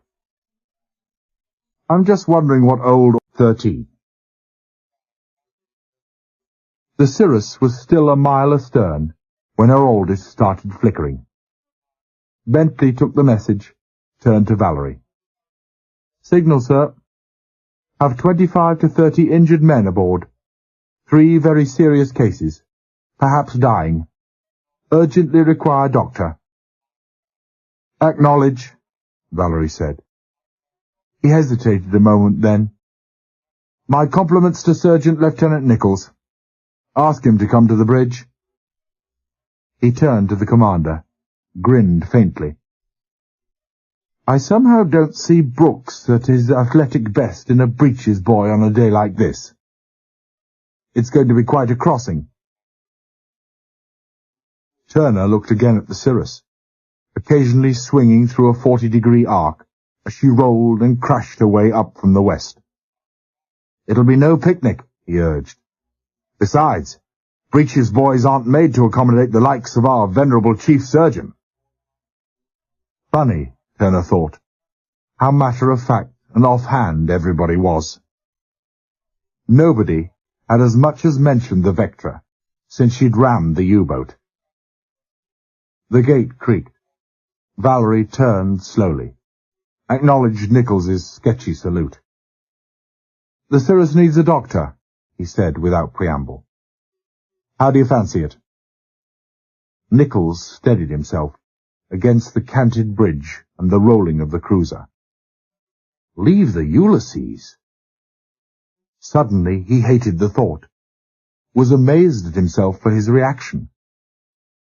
He, Johnny Nichols, unique, among the officers anyway, in his thoroughgoing detestation and intolerance of all things naval, to feel like that. Must be going soft in the head. And just as suddenly, he knew that his mind wasn't slipping, knew why he wanted to stay. It was not a matter of pride, or principle, or sentiment. It was just that, well, just that he belonged. The feeling of belonging. Even to himself he couldn't put it more accurately, more clearly than that. But it affected him strangely, powerfully. Suddenly he became aware that curious eyes were on him, looked out in confusion over the rolling sea. "Well?" Vallery's voice was edged with impatience. "I don't fancy it at all," Nichols said frankly. "But of course I'll go, sir. Right now." "As soon as you can get your stuff together." Vallery nodded. "That's now. We have an emergency kit packed all the time." He cast a jaundiced eye over the heavy sea again. "What am I supposed to do, sir? Jump?" "Perish the thought." Turner clapped him on the back with a large and jovial hand. "You haven't a thing to worry about," he boomed cheerfully. "You positively won't feel a thing. These, if I recall rightly, were your exact words to me when you extracted that old molar of mine 2-3 weeks back." He winced in painful recollection. "Breeches boy, laddie! Breeches boy!" "Breeches boy!" Nichols protested. "Haven't noticed the weather, have you? I'll be going up and down like a blasted yo-yo." "The ignorance of youth." Turner shook his head sadly. "We'll be turning into the sea, of course. It'll be like a ride in the Rolls, my boy. We're going to rig it now." He turned away. Chrysler, get on to Chief Petty Officer Hartley. Ask him to come up to the bridge. Chrysler gave no sign of having heard. He was in his usual favourite position these days, gloved hands on the steam pipes, the top half of his face crushed into the rubber eyepiece of the powerful binoculars on the starboard searchlight control. Every few seconds a hand would drop, revolve the milled training rack a fraction. Then again, the complete immobility. "Chrysler!" Turner roared. "Are you deaf?" 3, 4, 5 more seconds passed in silence. Every eye was on Chrysler when he suddenly jerked back, glanced down at the bearing indicator, then swung round. His face was alive with excitement. "Green 100, he shouted. "Green 100, aircraft, just on the horizon." He fairly flung himself back at his binoculars. 4, 7, no, 10. 10 aircraft, he yelled.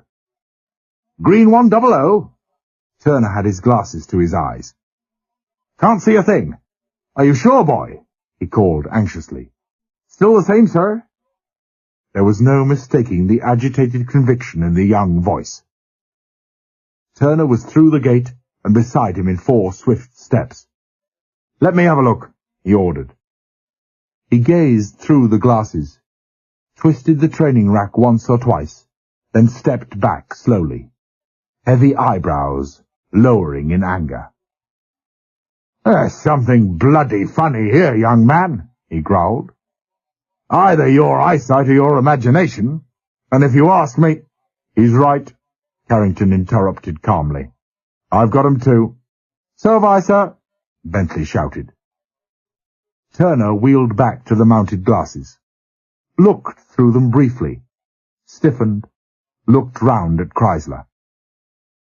"Remind me to apologize some day," he smiled, and was back on the compass platform before he had finished speaking. "Signal to convoy," Vallery was saying rapidly. "Code H, full ahead number 1. Bosun's mate, broadcaster, stand by all guns. Commander, sir, independent targets, independent fire all AA guns. Agreed? And the turrets?" "Couldn't say yet. Chrysler, can you make out?" "Condors, sir." Chrysler anticipated him. "Condors?" Turner stared in disbelief. "A dozen condors? Are you sure that—" "Oh, all right, all right." He broke off hastily. "Condors they are." He shook his head in wonderment, turned to Vallery. "Where's my bloody tin hat?" "Condors, he says." "So, condors they are," Vallery repeated, smiling. Turner marvelled at the repose, the unruffled calm. "Bridge targets, independent fire control for all turrets?" Vallery went on. "I think so, sir." Turner looked at the 2 communication ratings just aft of the compass platform, 1 each on the group phones to the forward and after turrets. "Ears pinned back, you 2, and hop to it when you get the word." Vallery beckoned to Nichols. "Better get below, young man," he advised. "Sorry your little trip's been postponed." "I'm not," Nichols said bluntly. "No?" Vallery was smiling. "Scared?" "No, sir," Nichols smiled back. "Not scared. And you know I wasn't." "I know you weren't," Vallery agreed quietly. "I know. And thank you." He watched Nichols walk off the bridge, beckoned to the WT messenger, then turned to the Kapok kid. "When was our last signal to the Admiralty pilot?" "Have a squint at the log." "Noon yesterday," said the Kapok kid readily. "Don't know what I'll do without you," Vallery murmured. "Present position?" 7220 north, 1340 east. "Thank you." He looked at Turner. "No point in radio silence now, Commander." Turner shook his head. "Take this message," Vallery said quickly. "To DNO, London." "How are our friends doing, Commander?" "Circling well to the west, sir. Usual high altitude. Gambit from the stern, I suppose," he added morosely. "Still," he brightened, "cloud levels barely 1,000 feet." Vallery nodded. FR-77, 1600 hours, 7220 north, 1340 east. Steady on 090. Force 9, north, heavy swell. Situation desperate. Deeply regret, Admiral Tyndall died 1200 hours today. Tanker Vitura torpedoed last night, sunk by self. Washington State sunk 1:45 hours today. Vectra sunk 15:15 hours, collision U-boat. Electra sunk 15:30. I'm being heavily attacked by 12, minimum 12, Focke-Wulf 200s. "A reasonable assumption, I think, Commander," he said wryly. "And it'll shake their lordships. They're of the opinion there aren't so many condors in the whole of Norway. Imperative, send help. Air cover essential. Advise immediately." "Get that off at once, will you?" "Your nose, sir," Turner said sharply. "Thank you." Vallery rubbed the frostbite, dead white in the haggard grey and blue of his face. Gave up after a few seconds. The effort was more trouble than it was worth. Drained away too much of his tiny reserves of strength. "My God, it's bitter, Commander," he murmured quietly. Shivering, Vallery pulled himself to his feet, swept his glasses over FR-77. Code H was being obeyed. The ships were scattered over the sea, apparently at random, broken out from the two lines ahead, which would have made things far too simple for bomb-aimers in aircraft attacking from astern. They would have to aim now for individual targets. Scattered, but not too scattered, close enough together to derive mutual benefit from the convoy's concerted barrage. Vallery nodded to himself in satisfaction and twisted round, his glasses swivelling to the west. There was no mistaking them now, he thought. They were condors, all right. Almost dead astern now, massive wing tips dipping, the big four-engine planes banked slowly, ponderously to starboard. They straightened on 180 degrees overtaking course. And they were climbing, steadily climbing. Two things were suddenly clear to Vallery. Two things the enemy obviously knew. They had known where to find FR-77. The Luftwaffe was not given to sending heavy bombers out over the Arctic on random hazard. They hadn't even bothered to send Charlie on reconnaissance. For a certainty, some submarine had located them earlier on, given their position and course. At any distance at all, their chance of seeing a periscope in that heavy sea had been remote. Further, the Germans knew that the Ulysses radar was gone. The Focke-Wulfs were climbing to gain the low cloud, would break cover only seconds before it was time to bomb. Against radar-controlled fire at such close range, it would have been near suicide. But they knew it was safe. Even as he watched, the last of the labouring condors climbed through the low, heavy ceiling, was completely lost to sight. Vallery shrugged wearily, lowered his binoculars. "Bentley?" "Sir?" "Code R, immediate." The flags fluttered up. For 15-20 seconds, it seemed 10 times as long as that to the impatient captain, nothing happened. And then, like rolling toy marionettes under the hand of a master puppeteer, the bows of every ship in the convoy began to swing round.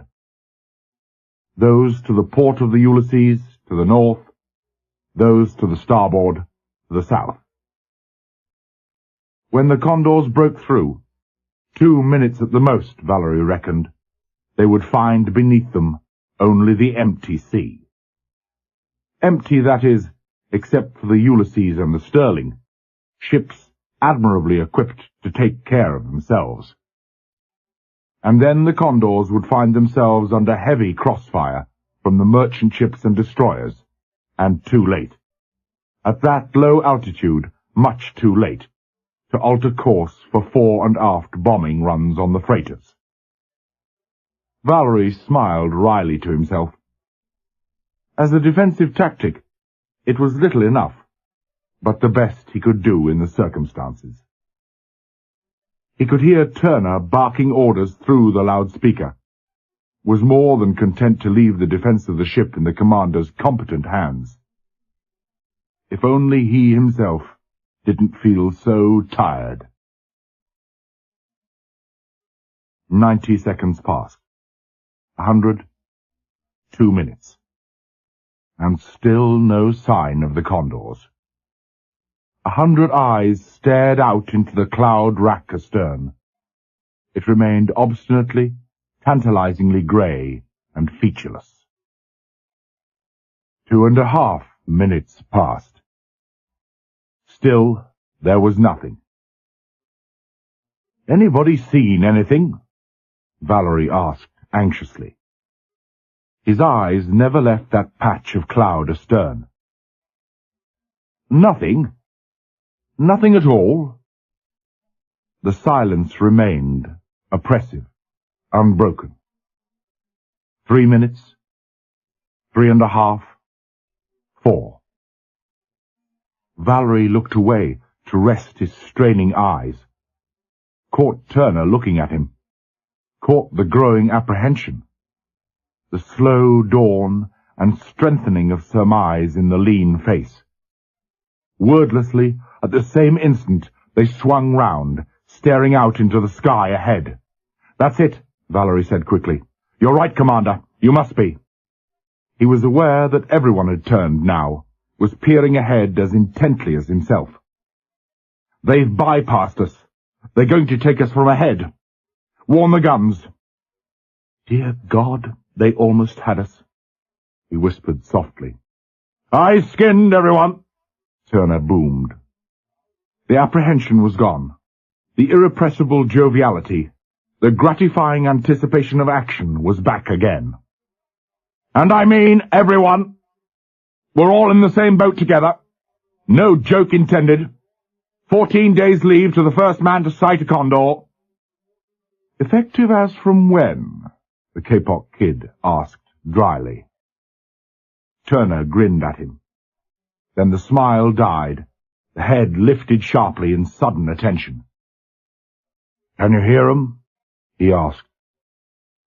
His voice was soft, almost as if he feared the enemy might be listening. "They're up there, somewhere.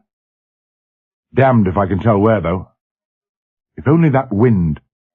The vicious, urgent thudding of the boat-deck Oerlikons stopped him dead in mid-sentence, had him whirling round and plunging for the broadcast transmitter in one galvanic, concerted movement. But even then he was too late. He would have been too late anyway. The condors, the first 3 in line ahead, were already visible, were already through the cloud, 500 feet up and barely half a mile away, dead astern. Astern! The bombers must have circled back to the west as soon as they had reached the clouds, completely fooled them as to their intentions. 6 seconds. 6 seconds is time and to spare for even a heavy bomber to come less than half a mile in a shallow dive. There was barely time for realization. for the first bitter welling of mortification and chagrin when the condors were on them. It was almost dusk now, the weird half-light of the Arctic twilight. Tracers, glowing hot pinpoints of light, streaking out through the darkening sky, were clearly seen, at first swinging erratically, fading away to extinction in the far distance, then steadying, miraculously dying in the instant of birth as they sank home into the fuselages of the swooping condors. But time was too short. The guns were on target for a maximum of 2 seconds, and these giant Focke-Wulfs had a tremendous capacity for absorbing punishment. The leading condor leveled out about 300 feet, its medium 250-kilo bombs momentarily paralleling its line of flight, then arching down lazily towards the Ulysses. At once, the condor pulled its nose up in maximum climb, the 4 great engines laboring in desynchronized clamor as it sought the protection of the clouds. The bombs missed. They missed by about 30 feet, exploding on contact with the water just above the bridge. For the men in the TS, engine and boiler rooms, the crash and concussion must have been frightful, literally ear-shattering. Waterspouts, 20 feet in diameter at their turbulent bases, streaked up whitely into the twilight, high above the truncated masts, hung there momentarily, then collapsed in drenching cascades on the bridge and boat deck aft, soaking, saturating every gunner on the pom-pom and in the Oerlikon cockpits.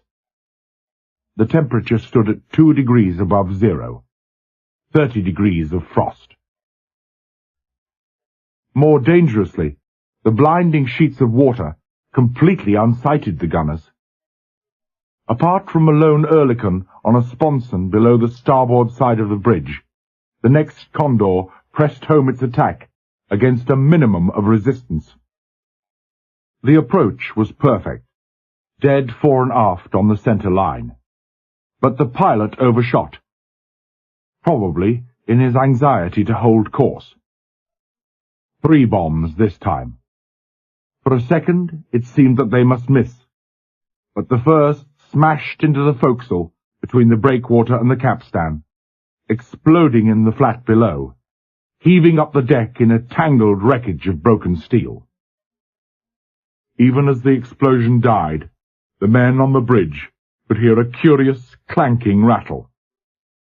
The explosion must have shattered the forecastle capstan and Blake stopper simultaneously, and sheared the retaining shackle on the anchor cable, and the starboard anchor, completely out of control, was plummeting down to the depths of the Arctic.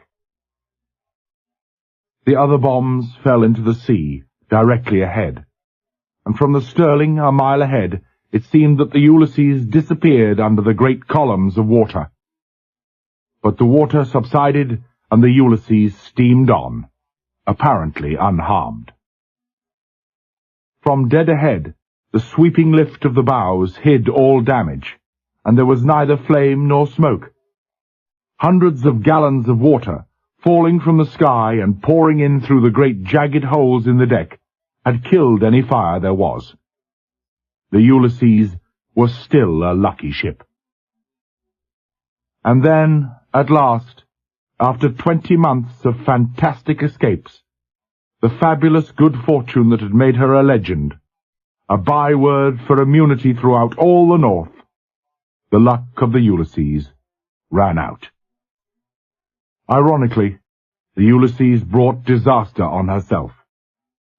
The main armament, the 5.25s aft, had opened up now, was pumping its 100-pound shells at the diving bombers at point-blank range, and over-equivalent of open sights.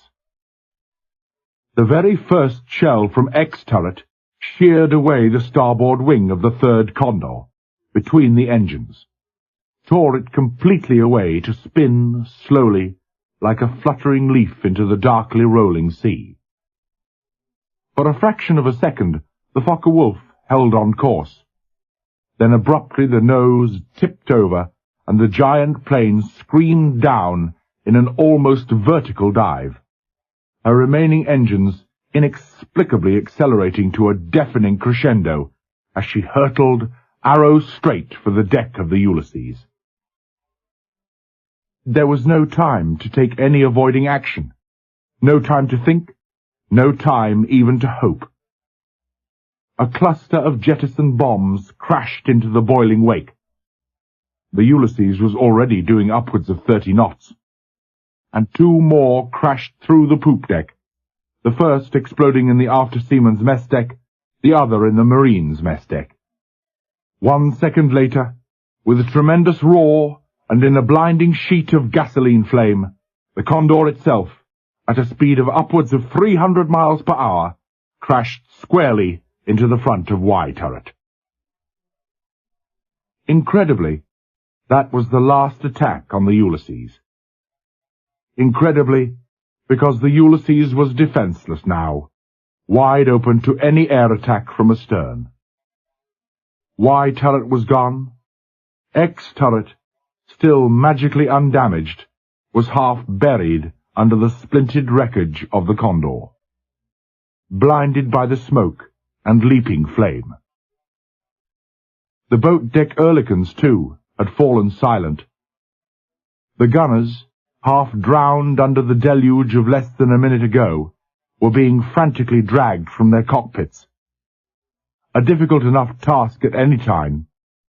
It was almost impossible with their clothes already frozen solid, their duffels cracking and crackling like splintering matchwood as the men were dragged over the side of their cockpits. With all speed they were rushed below, thrust into the galley passage to thaw. Literally to thaw.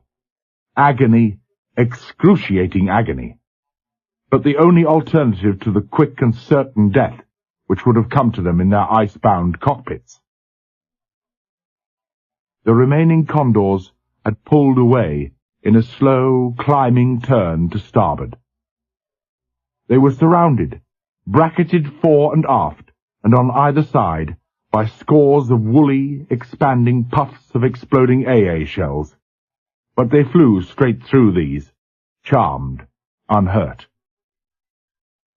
Already they were beginning to disappear into the clouds, to settle down on a southeast course for home.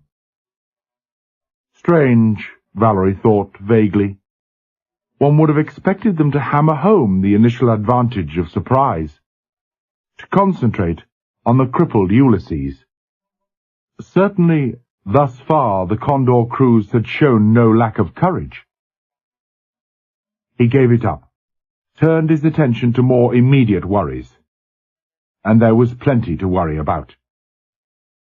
The Ulysses was heavily on fire aft. A deck and mess deck fire, admittedly, but potentially fatal for all that. X and Y magazines were directly below.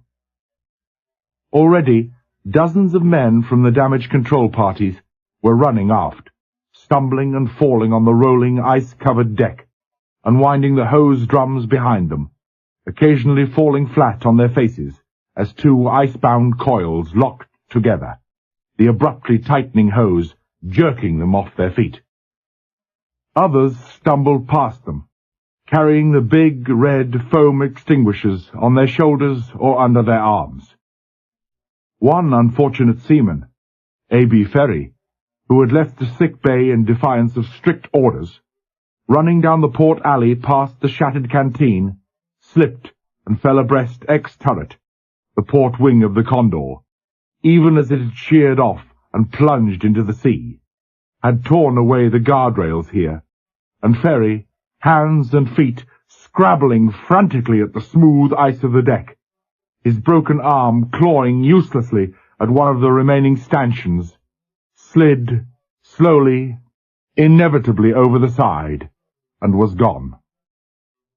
For a second, the high-pitched, fear-stricken shriek rose thin and clear above the roaring of the flames, died abruptly as the water closed over him. The propellers were almost immediately below. The men with the extinguishers were the first into action, as indeed they had to be when fighting a petrol fire. Water would only have made matters worse, have increased the area of the fire by washing the petrol in all directions, and the petrol, being lighter than water, immiscible, and so floating to the top, would have burned as furiously as ever. But the foam extinguishers were of only limited efficiency, and not so much because several release valves had jammed solid in the intense cold, as because of the intense white, while the smaller carbon tet extinguishers directed against electrical fires below were shockingly ineffective.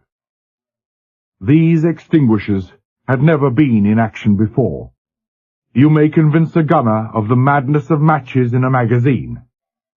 You may convince a torpedo man of the insanity of juggling with fulminate of mercury.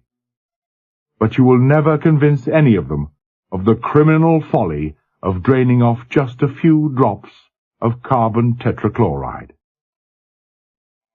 Despite stringent periodical checks, most of the extinguishers were only half full. Some were completely empty. The hoses were little more effective. 2 were coupled up to the starboard mains, and the valves turned. The hoses remained lifeless, empty. The starboard saltwater line had frozen solid. Common enough with fresh water systems, this, but not with salt. A 3rd hose on the port side was coupled up, but the release valve refused to turn. Attacked with hammer and crowbars, it sheared off at the base. At extremely low temperatures, molecular changes occur in metals, cut tensile strength to a fraction. The high-pressure water drenching everyone in the vicinity. Spicer, the dead Admiral's pantry boy, a stricken-eyed shadow of his former cheerful self, flung away his hammer and wept in anger and frustration. The other port valve worked, but it took an eternity for the water to force its way through the flattened frozen hose. Gradually, the deck fire was brought under control, less through the efforts of the firefighters than the fact that there was little inflammable material left after the petrol had burnt off.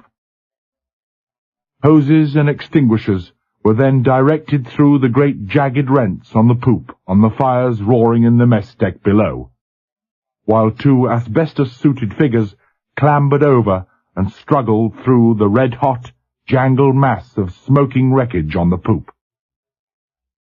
Nichols had one of the suits, leading telegraphist Brown, a specialist in rescue work, the other. Brown was the first on the scene. Picking his way gingerly, he climbed up to the entrance of Y turret. Watchers in the port and starboard alleyways saw him pause there, fighting to tie back the heavy steel door. It had been crashing monotonously backwards and forwards with the rolling of the cruiser. Then they saw him step inside. Less than 10 seconds later, they saw him appear at the door again, on his knees, and clutching desperately at the side for support. His entire body was arching convulsively, and he was being violently sick into his oxygen mask. Nichols saw this, wasted time neither on Y turret nor on the charred skeletons still trapped in the incinerated fuselage of the Condor. He climbed quickly up the vertical steel ladders to X gun deck, moved round to the back, and tried to open the door. The clips were jammed, immovable. Whether from cold or metal distortion he did not know. He looked round for some lever, stepped aside as he saw Doyle, duffel coat smouldering, haggard face set and purposeful under the beard, approaching with a sledgehammer in his hand. A dozen heavy, well-directed blows. The clanging, Nichols thought, must be almost intolerable inside the hollow amplifier of the turret, and the door was open. Doyle secured it, stepped aside to let Nichols enter. Nichols climbed inside. There had been no need to worry about that racket outside, he thought wryly. Every man in the turret was stone dead. Colour Sergeant Evans was sitting bolt upright in his seat, rigid and alert in death as he had been in life. Beside him lay Foster, the dashing, fiery captain of Marines, whom death became so ill. The rest were all sitting or lying quietly at their stations, apparently unharmed and quite unmarked, except for an occasional tiny trickle of blood from ear and mouth. Trickles already coagulated in the intense cold. The speed of the Ulysses had carried the flames aft, away from the turret. The concussion must have been tremendous. Death instantaneous. Heavily, Nichols bent over the communications number, gently detached his headset, and called the bridge. Vallery himself took the message, turned back to Turner. He looked old, defeated. "That was Nichols," he said. Despite all he could do, the shock and sorrow showed clearly in every deeply etched line in that pitiably wasted face. "Y turret is gone. No survivors. X turret seems intact, but everyone inside is dead. Concussion, he says. Fires in the after mess decks still not under control." "Yes, boy. What is it?" "Y magazine, sir," the seaman said uncertainly. "They want to speak to the gunnery officer." "Tell them he's not available," Vallery said shortly. "We haven't time." He broke off, looked up sharply. "Did you say Y magazine? Here, let me have that." He took the receiver, pushed back the hood. "Captain speaking. What is it?" "What?" "Speak up, man. I can't hear you." "Oh, damn." He swung round on the bridge LTO. "Can you switch this receiver onto the relay amplifier? I can't hear it." "Ah, that's better." The amplifier above the chart house crackled into life. A peculiarly throaty, husky life, doubly difficult to understand under the heavy overlay of a slurred Glasgow accent. "Can you hear me now?" the speaker boomed. "I can hear you." Vallery's own voice echoed loudly over the amplifier. "McQuater, isn't it?" "Aye, it's me, sir. How do you ken?" Even through the speaker, the surprise was unmistakable. Shocked and exhausted though he was, Vallery found himself smiling. "Never mind that now, McQuater. Who's in charge down there? Gardner, isn't it?" "Yes, sir. Gardner." "Put him on, will you?" There was a pause. "Hey, Colonel, sir. Gardner's dead." "Dead?"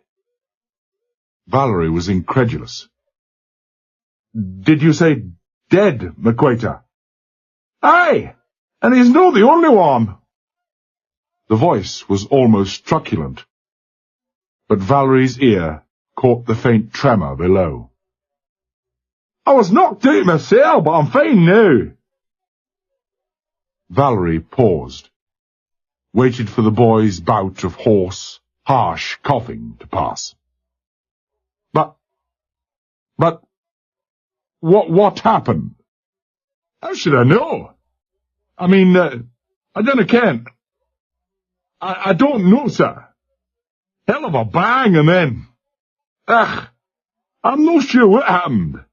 Gardner's mouth's all blood." How many of you are left?" Just Barker, Williamson and myself, sir.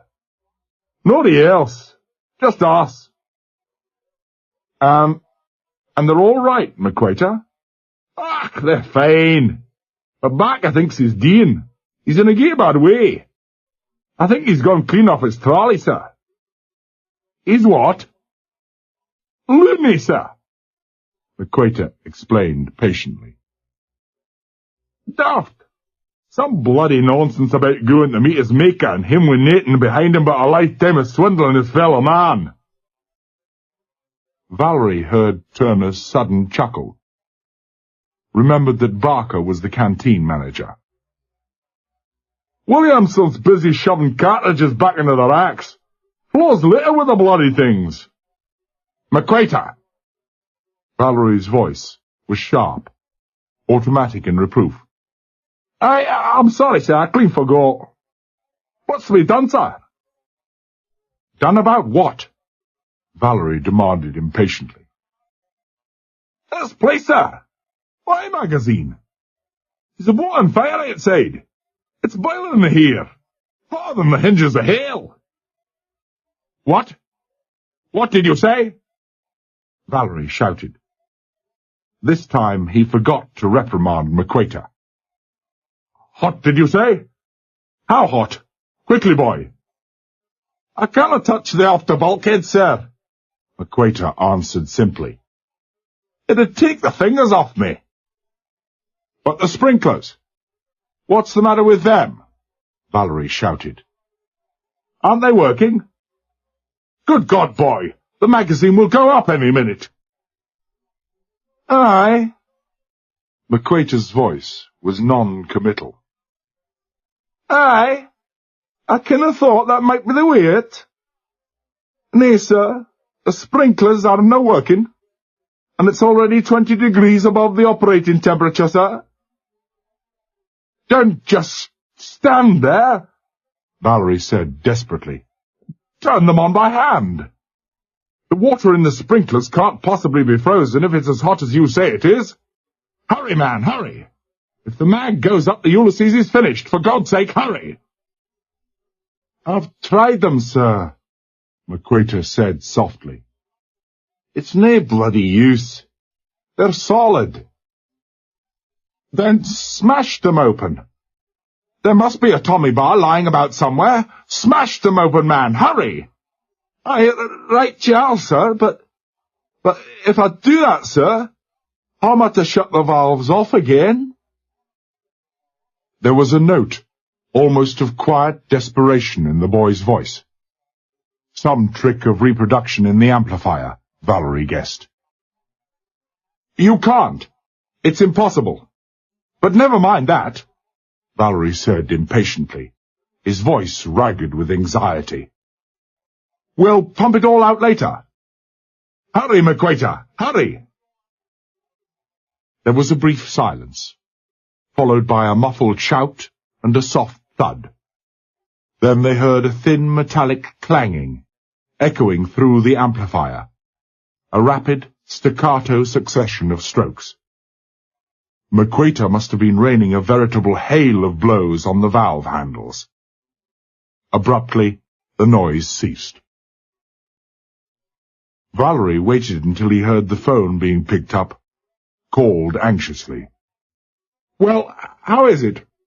Sprinklers all right? Go and light the clappers, sir.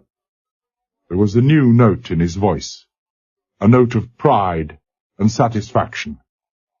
I've just crowned Barker with a Tommy bar, he added cheerfully. You've what? Laid out to old Barker, said McQuater distinctly. He tried to stop me, windy old bastard.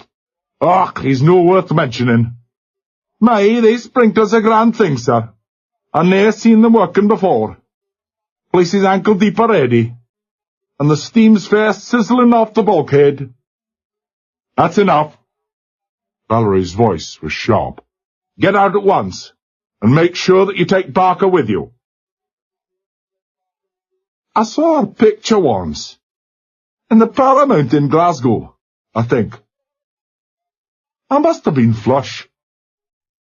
The tone was almost conversational, pleasurably reminiscent. Vallery exchanged glances with Turner, saw that he, too, was fighting off the feeling of unreality. "Rain," it were called. It weren't half as bad as this. It certainly wasn't half as much bloody good. Well, it's no that easy. As a matter of fact, we canna. Hatchways buckled and the hatch cover too. Jammed dead solid, sir. The echo from the speaker boomed softly over the shattered bridge, died away in frozen silence. Unconsciously, Vallery lowered the telephone, his eyes wandering dazedly over the bridge. Turner, Carrington, the Kapok Kid, Bentley, Chrysler, and the others. They were all looking at him, all with the same curiously blank intensity, blurring imperceptibly into the horror of understanding. And he knew that their eyes and faces only mirrored his own. Just for a second, as if to clear his mind, he screwed his eyes tightly shut, then lifted the phone again. "MacQuater! MacQuater! Are you still there?" "Of course I'm here." Even through the speaker, the voice was peevish, the asperity unmistakable. "Where the hell—" "Are you sure it's jammed, boy?" Vallery cut in desperately. "Maybe if we took a Tommy bar to the clips?" "I could take a stick of dynamite to the bloody thing, and it'd make no difference," MacQuater said, matter-of-factly. "Anyway, it's just about red-hot already. The hatch, I mean. There must be a bloody great fire directly outside it."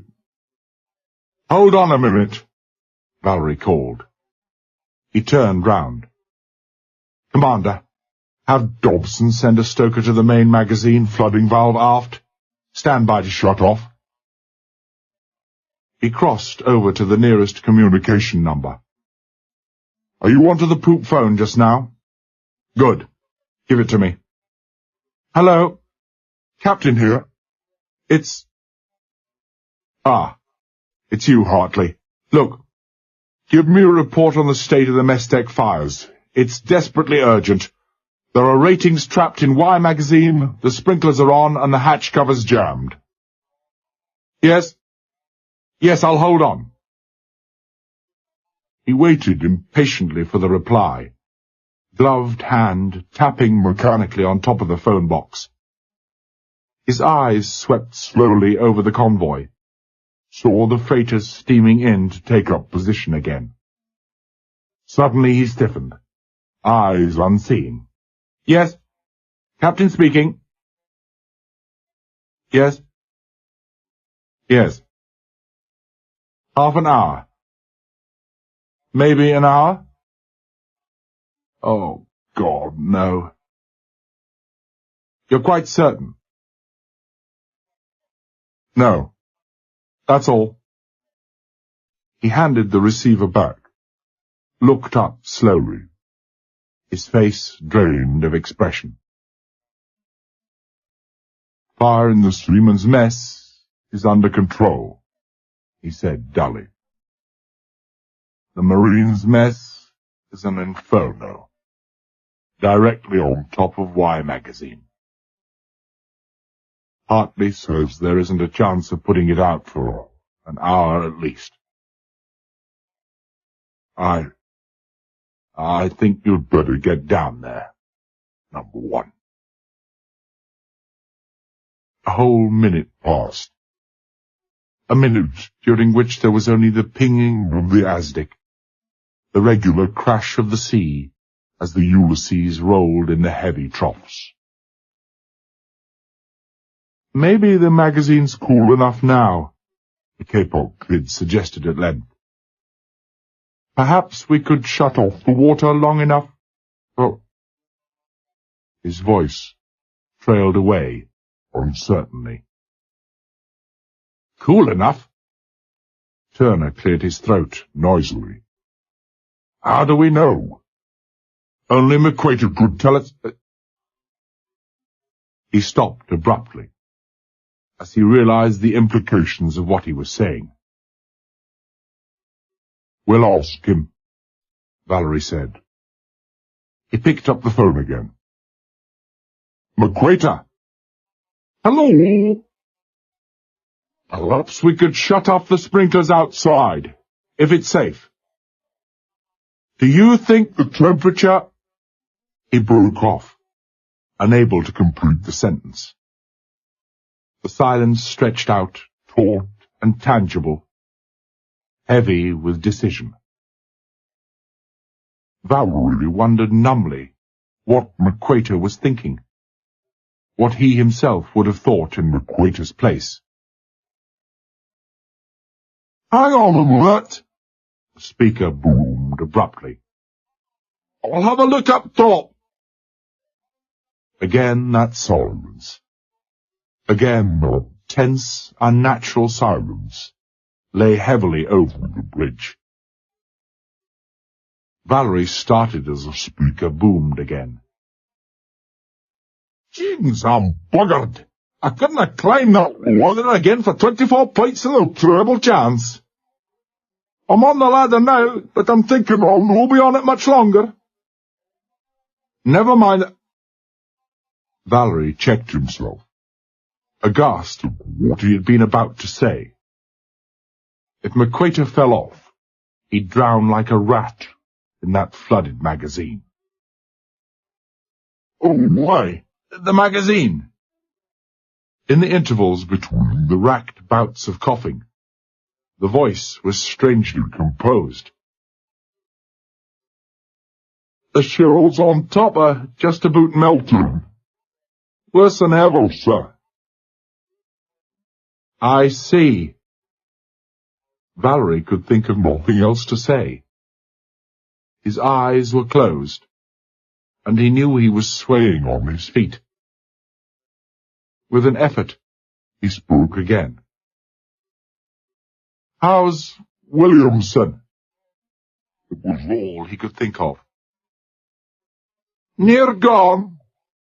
Up to his neck and hanging onto the racks. MacQuater coughed again. Says he's a message for the commander on Carslake. A message? Oh, what? Tell old Blackbeard to take a tongue to himself and lay off the bottle. With relish. The message for Carslake was unprintable. Vallery didn't even feel shocked. And yourself, MacQuater? He said. No message? Nothing you would like?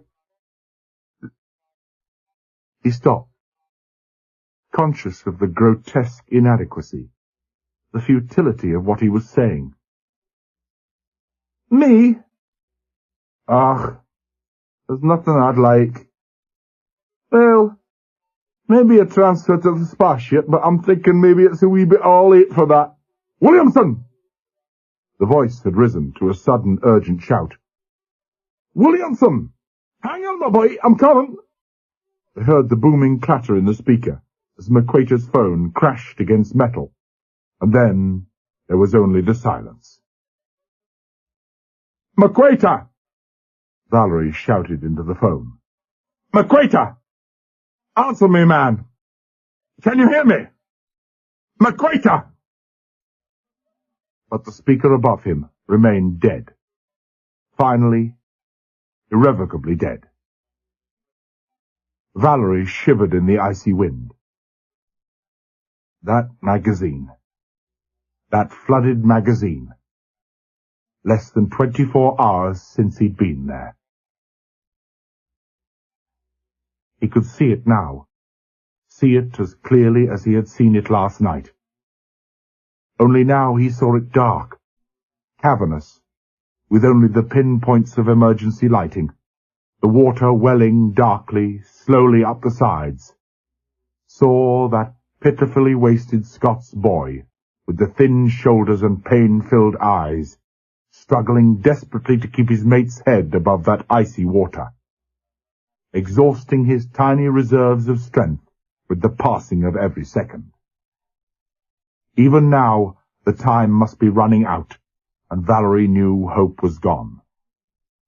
With a sudden clear certainty, he knew that when those two went down, they would go down together. MacQuater would never let go. 18 years old.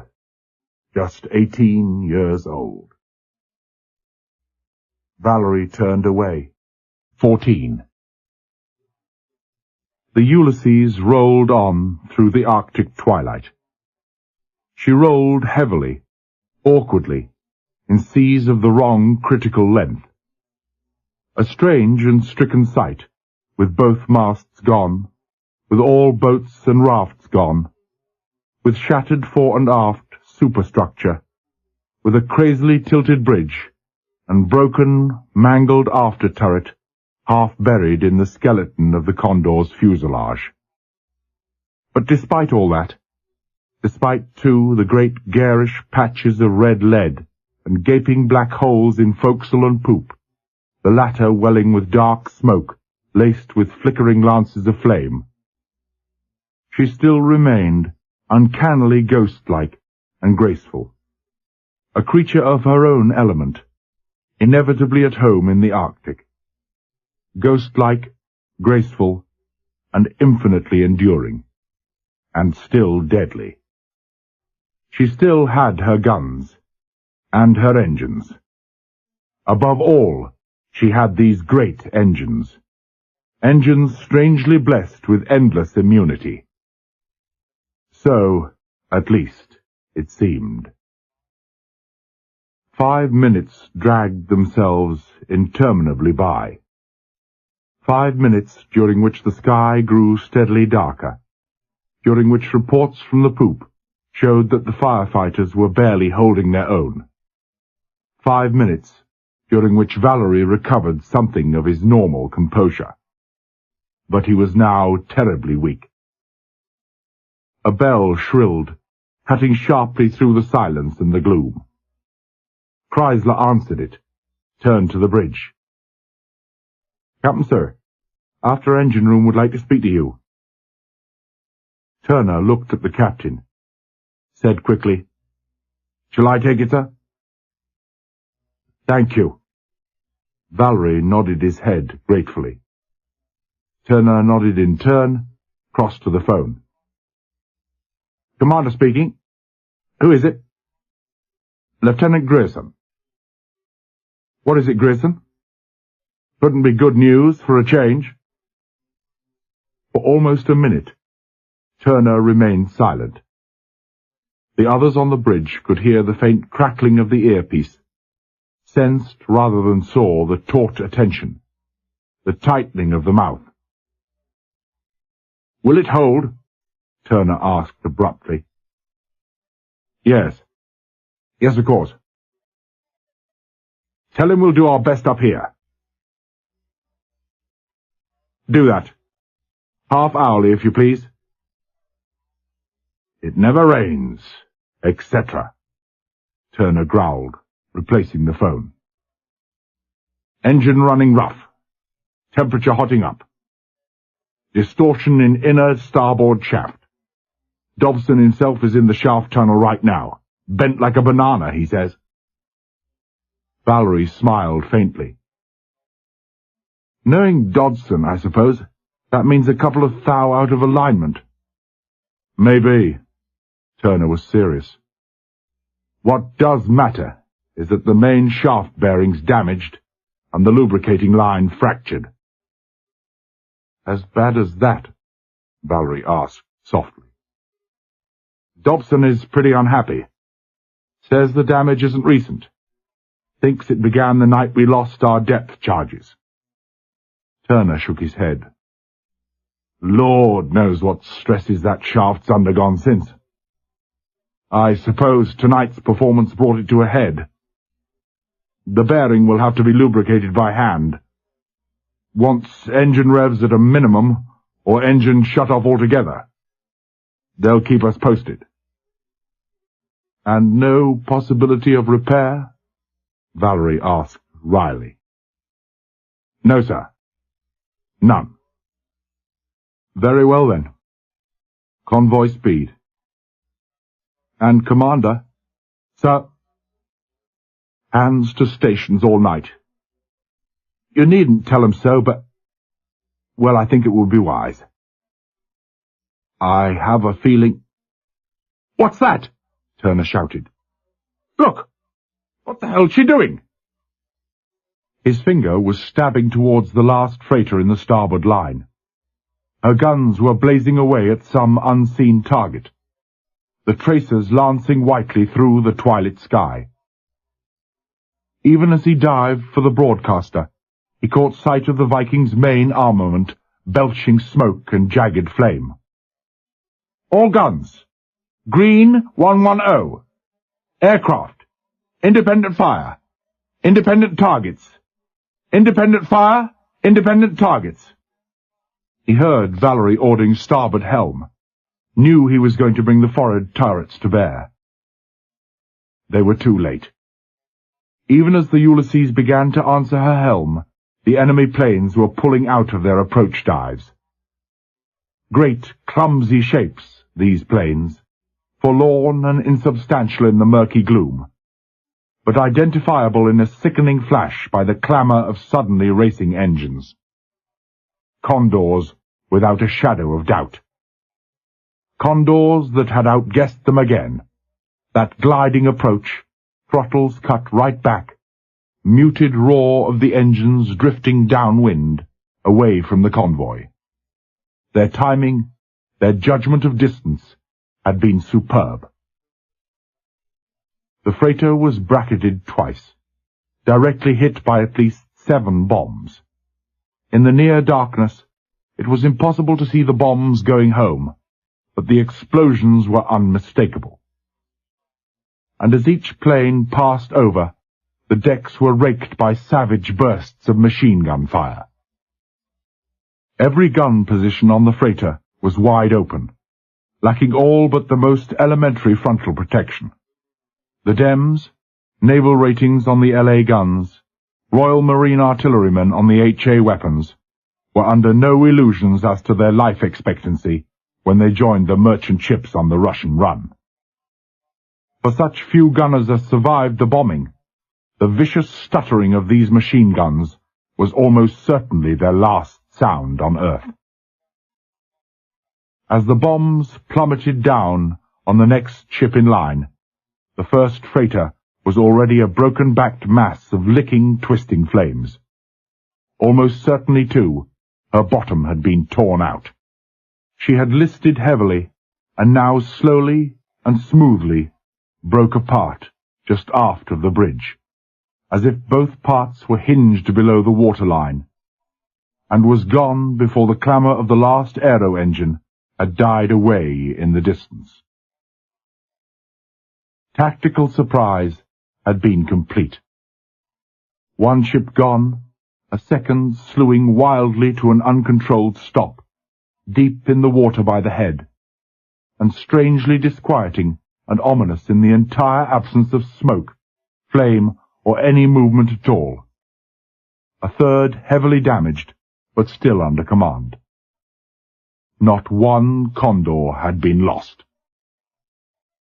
Turner ordered the ceasefire. Some of the gunners were still firing blindly into the darkness. Trigger-happy, perhaps, or just that the imagination plays weird tricks on woolly minds and sunken blood-red eyes that had known no rest for more hours and days than Turner could remember. And then, as the last Oerlikon fell silent, he heard it again.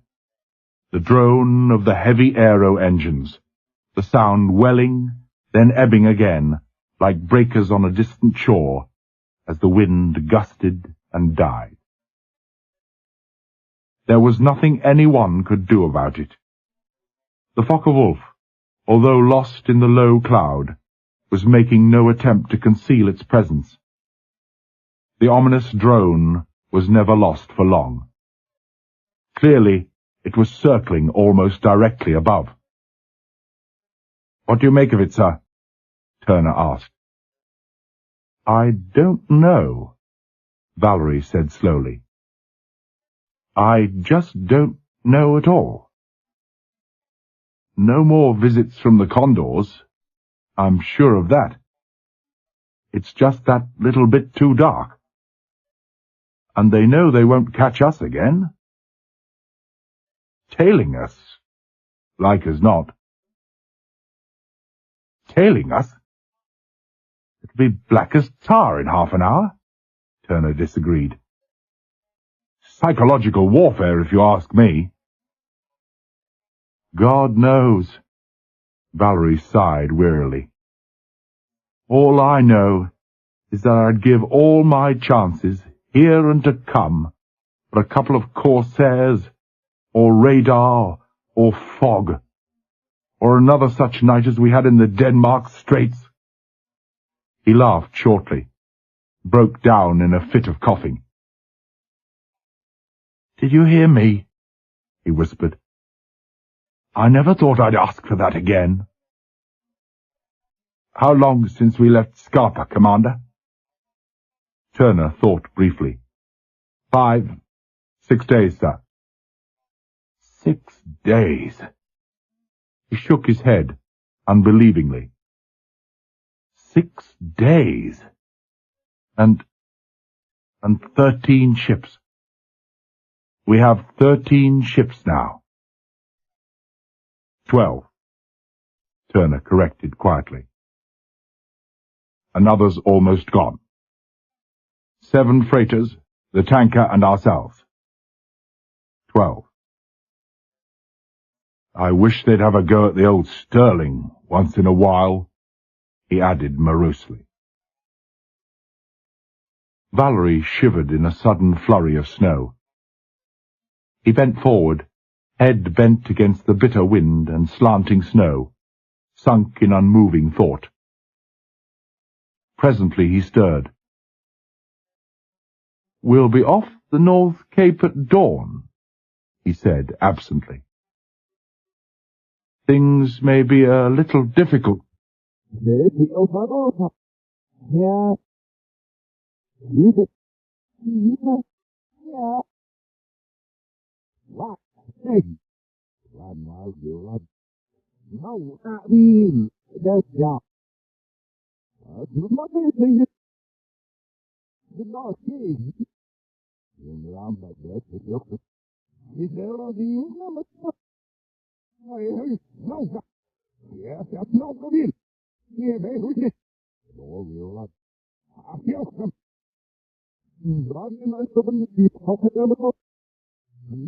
"Oh, myself too."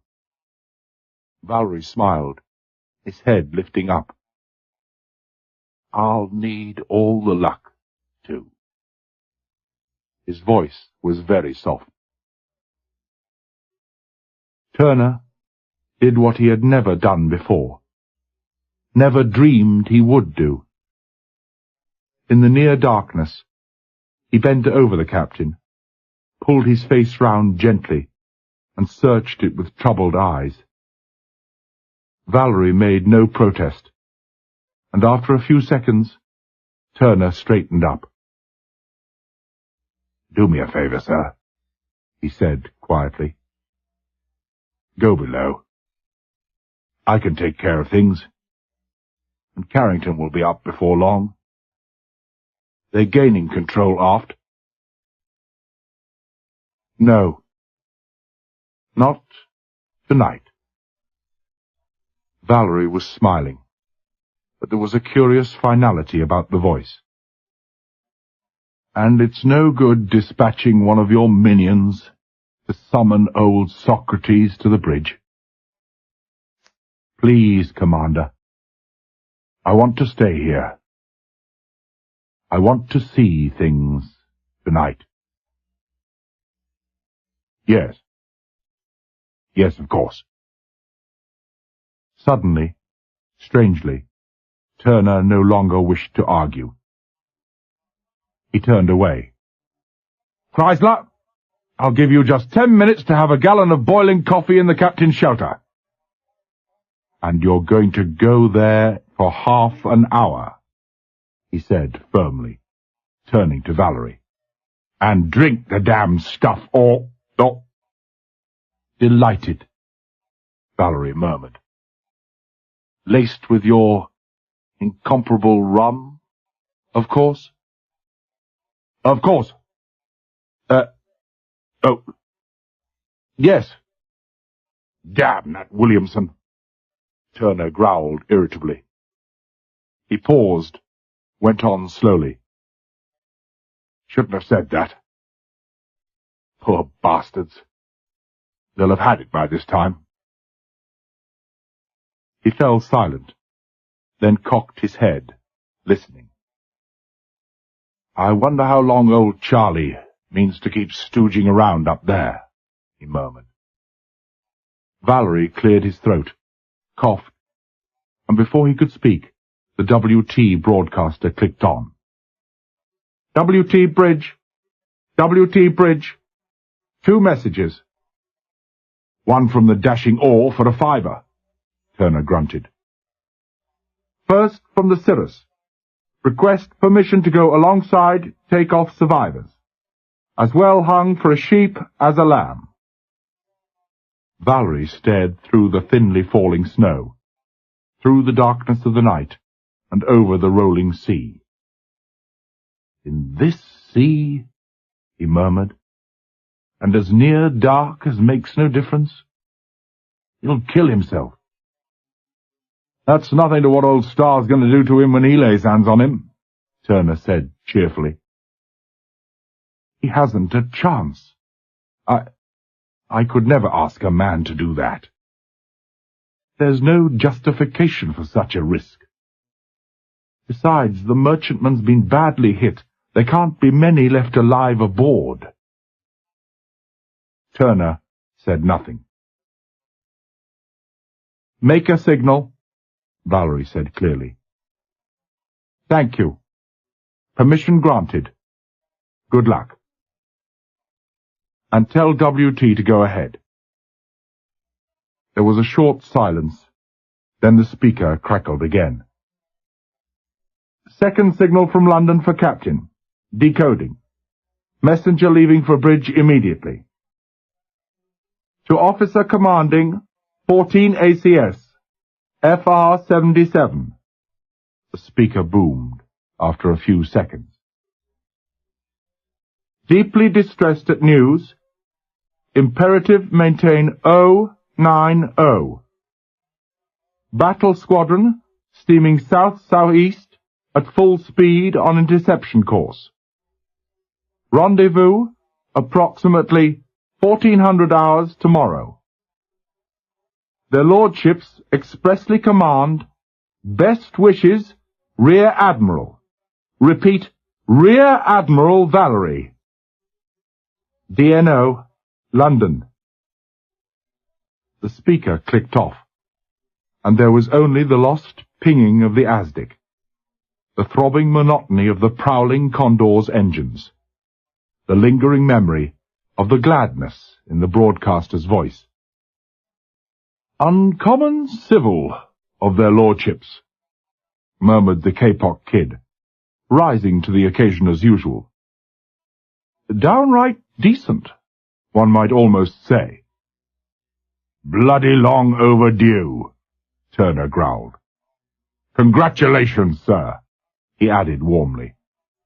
Signs of grace at last along the banks of the Thames. A murmur of pleasure ran round the bridge. Discipline or not, no one made any attempt to hide his satisfaction. Thank you. Thank you. Vallery was touched, deeply touched.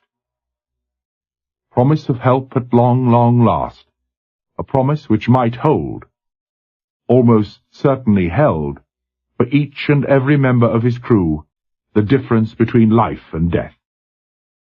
And they could only think to rejoice in his promotion.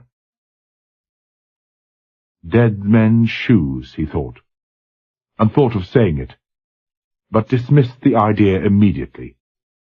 A rebuff, a graceless affront to such genuine pleasure. "Thank you very much," he repeated. "But, gentlemen, you appear to have missed the only item of news of any real significance." "Oh, no, we haven't," Turner growled. "Battle squadron? Ha! Too bloody late as usual. No, to be sure, they'll be in at the death, or shortly afterwards anyway. Perhaps in time for a few survivors. I suppose the illustrious and the furious will be with them." "Perhaps. I don't know." Vallery shook his head, smiling. "Despite my recent, elevation, I am not yet in their lordships' confidence. But there'll be some carriers, and they could fly off a few hours away, give us air cover from dawn." "Oh, no, they won't," said Turner prophetically. "The weather will break down, make flying off impossible. See if I'm not right." "Perhaps, Cassandra, perhaps." Vallery smiled. "We'll see." "What was that, pilot? I didn't quite—" The K-pop kid grinned. "It just occurred to me that tomorrow's going to be a big day for our junior doctor. He's convinced that no battleship ever puts out to sea except for a Spithead review in peacetime." "That reminds me," Vallery said, rather thoughtfully. "Didn't we promise the Cirrus—" "Young Nichols is up to his neck in work," Turner cut in. "Doesn't love us, the Navy, rather overmuch, but he sure loves his job. Borrowed a firefighting suit, and Carrington says he's already—" He broke off, looked up sharply into the thin, driving snow. "Hello. Charlie's getting damned nosy, don't you think?" The roar of the Condor's engines was increasing every second. The sound rose to a clamouring crescendo as the bomber roared directly overhead, barely a couple of 100 feet above the broken masts, died away to a steady drone as the planes circled round the convoy. "WT to escorts," Vallery called quickly. "Let him go. Don't touch him. No star shells. Nothing. He's trying to draw us out, to have us give away our position. It's not likely that the merchant ship— Oh, God! The fools! The fools! Too late. Too late." A merchantman in the port line had opened up. Oerlikons or Bofors. It was difficult to say. They were firing blind, completely blind. And in a high wind, snow and darkness, the chance of locating a plane by sound alone was impossibly remote. The firing did not last long. 10, 15 seconds at the outside. But long enough. The damage was done. Charlie had pulled off, and straining apprehensive ears caught the sudden deepening of the note of the engines as the boosters were cut in for maximum climb. "What do you make of it, sir?" Turner asked abruptly. "Trouble." Vallery was quiet, but certain. "This has never happened before. And it's not psychological warfare, as you call it, Commander. He doesn't even rob us of our sleep, not when we're this close to the North Cape. And he can't hope to trail us long. A couple of quick course alterations and, He breathed softly. "What did I tell you, Commander?" With a suddenness that blocked thought, with a dazzling glare that struck whitely, cruelly at singeing eyeballs, night was transformed into day. High above the Ulysses, a flare had burst into intense life, a flare which tore apart the falling snow like filmy, transparent gauze. Swinging wildly under its parachute With the gusting of the wind, the flare was drifting slowly seawards, towards a sea no longer invisible, but suddenly black as night. Towards a sea where every ship, in its glistening sheath of ice and snow, was silhouetted in dazzling whiteness against the inky backdrop of sea and sky. "Get that flare!" Turner was barking into the transmitter. "All Ehrlichans! All pom-poms! Get that flare!" He replaced the transmitter. "Might as well throw empty beer bottles at it with the old girl rolling like this," he muttered. "Lord, gives you a funny feeling, this." "I know," the Kapok kid supplied. "Like one of these dreams where you're walking down a busy street and you suddenly realize that all you're wearing is a wristwatch. Naked and defenseless is the accepted term, I believe. For the non-literary, caught with the pants down." Absently he brushed the snow off the quilted kapok, exposing the embroidered J on the breast pocket, while his apprehensive eyes probed into the circle of darkness outside the pool of light. "I don't like this at all," he complained. "Neither do I." Vallery was unhappy. "And I don't like Charlie's sudden disappearance, either." "He hasn't disappeared," Turner said grimly. "Listen." They listened, ears straining intently, caught the intermittent, distant thunder of the heavy engines. "He's way astern of us. Closing." Less than a minute later, the Condor roared overhead again, higher this time, lost in the clouds. Again he released a flare, higher, much higher than the last, and this time squarely over the heart of the convoy. Again the roar of the engines died to a distant murmur. Again the desynchronized clamour strengthened as the Condor overtook the convoy a second time. Glimpsed only momentarily in the inverted valleys between the scudding clouds, it flew wide this time, far out on the port hand, riding clear above the pitiless glare of the sinking flares. And as it thundered by, flares exploded into blazing life, 4 of them, just below cloud level, at 4-second intervals. The northern horizon was alive with light, glowing and pulsating with a fierce flame that threw every tiny detail into the starkest relief. And to the south there was only the blackness. The rim of the pool of light stopped abruptly just beyond the starboard line of ships. It was Turner who first appreciated the significance, the implications of this. Realization struck at him with the galvanic effect of sheer physical shock. He gave a hoarse cry, fairly flung himself at the broadcast transmitter. There was no time to await.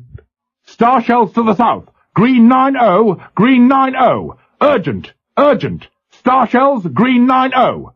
Maximum elevation 10! Close settings! Fire when you're ready!" He looked quickly over his shoulders. "Pilot, can you see—" "B-turret training, sir." "Good! Good!" He lifted the transmitter again. "All guns! All guns! Stand by to repel air attack from starboard. Probable bearing green 9-0. Hostiles, probably torpedo bombers." Even as Turner spoke, he caught sight of the intermittent flashing of the fighting lights on the lower yardarm. Vallery was sending out an emergency signal to the convoy. "You're right, Commander," Vallery whispered. In the gaunt pallor, in the skin taut stretched across the sharp and fleshless bones, his face, in that blinding glare, was a ghastly travesty of humanity. It was a death's head, redeemed only by the glow of the deep-sunken eyes, the sudden flicker of bloodless lips, as the whip-lash crash of B-turret shattered the silence. "You must be," he went on slowly. "Every ship silhouetted from the north, and a maximum run-in from the south under cover of darkness. He broke off suddenly, as the shells exploded in great overlapping globules of light, 2 miles to the south. "You are right," he said gently. "Here they come." They came from the south, wingtip to wingtip, flying in 3 waves with 4 or 5 planes in each wave. They were coming in at about 500 feet, and even as the shells burst, their noses were already dipping into the plane of the shallow attack dive of the torpedo bomber. And as they dived, the bombers fanned out, as if in search of individual targets, or what seemed, at first sight, to be individual targets. But within seconds, it became obvious that they were concentrating on 2 ships, and 2 ships alone, the Sterling and the Ulysses. Even the ideal double target of the crippled merchantman and the destroyer Cirrus, almost stopped alongside her, was strictly ignored. They were flying under orders. B turret pumped out 2 more star shells at minimum settings, reloaded with HE. By this time, every gun in the convoy had opened up. The barrage was intense. The torpedo bombers, curiously difficult to identify, but looking like Heinkels, had to fly through a concentrated lethal curtain of steel and high explosive. The element of surprise was gone. The star shells of the Ulysses had gained a priceless 20 seconds. 5 bombers were coming at the Ulysses now, fanned out to disperse fire, but arrowing in on a central point.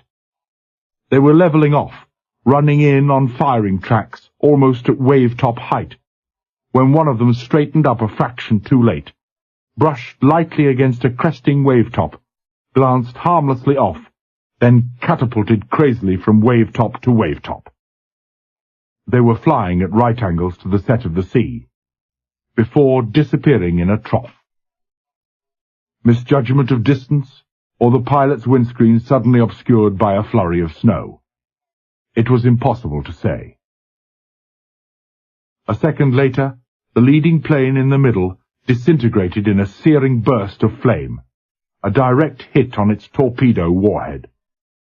A third plane, behind and to the west, sheared off violently to the left to avoid the hurtling debris, and the subsequent dropping of its torpedo was no more than an empty gesture.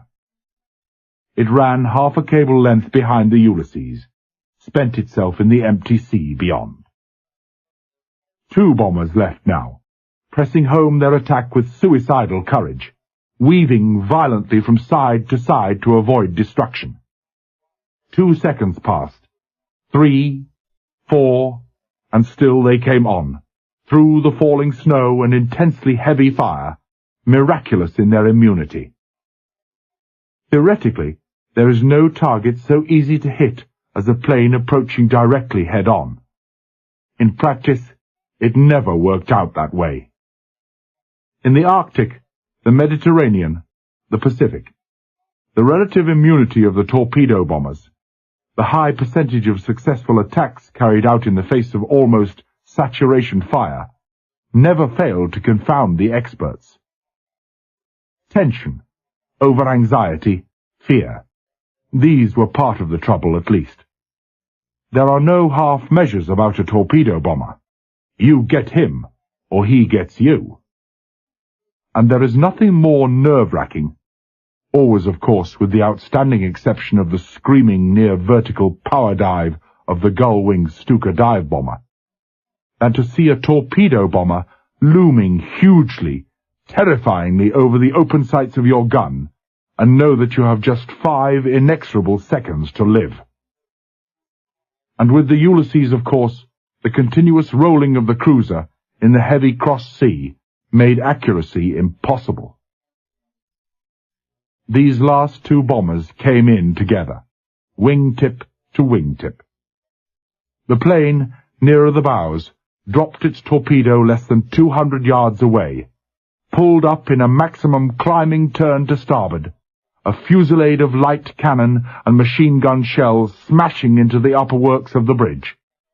The torpedo hit the water obliquely, porpoised high into the air, then crashed back again nose first into a heavy wave, diving deeply into the sea. It passed under the Ulysses. But seconds before that, the last torpedo bomber had made its attack. Made its attack and failed and died.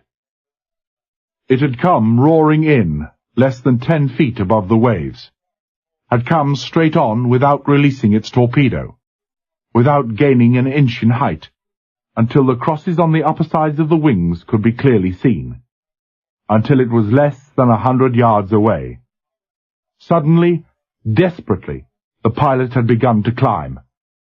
It was immediately obvious that the torpedo release mechanism had jammed, either through mechanical failure or icing in the intense cold. Obviously, too, the pilot had intended to release the torpedo at the last minute, had banked on the sudden decrease of weight to lift him over the Ulysses. The nose of the bomber smashed squarely into the forward funnel, the starboard wing shearing off like cardboard as it scythed across the after leg of the tripod mast. There was an instantaneous, blinding sheet of gasoline flame, but neither smoke nor explosion. A moment later, the crumpled, shattered bomber, no longer a machine, but a torn and flaming crucifix, plunged into the hissing sea a dozen yards away. The water had barely closed over it when a gigantic underwater explosion heeled the Ulysses far over to starboard, a vicious hammer blow that flung men off their feet and shattered the lighting system on the port side of the cruiser.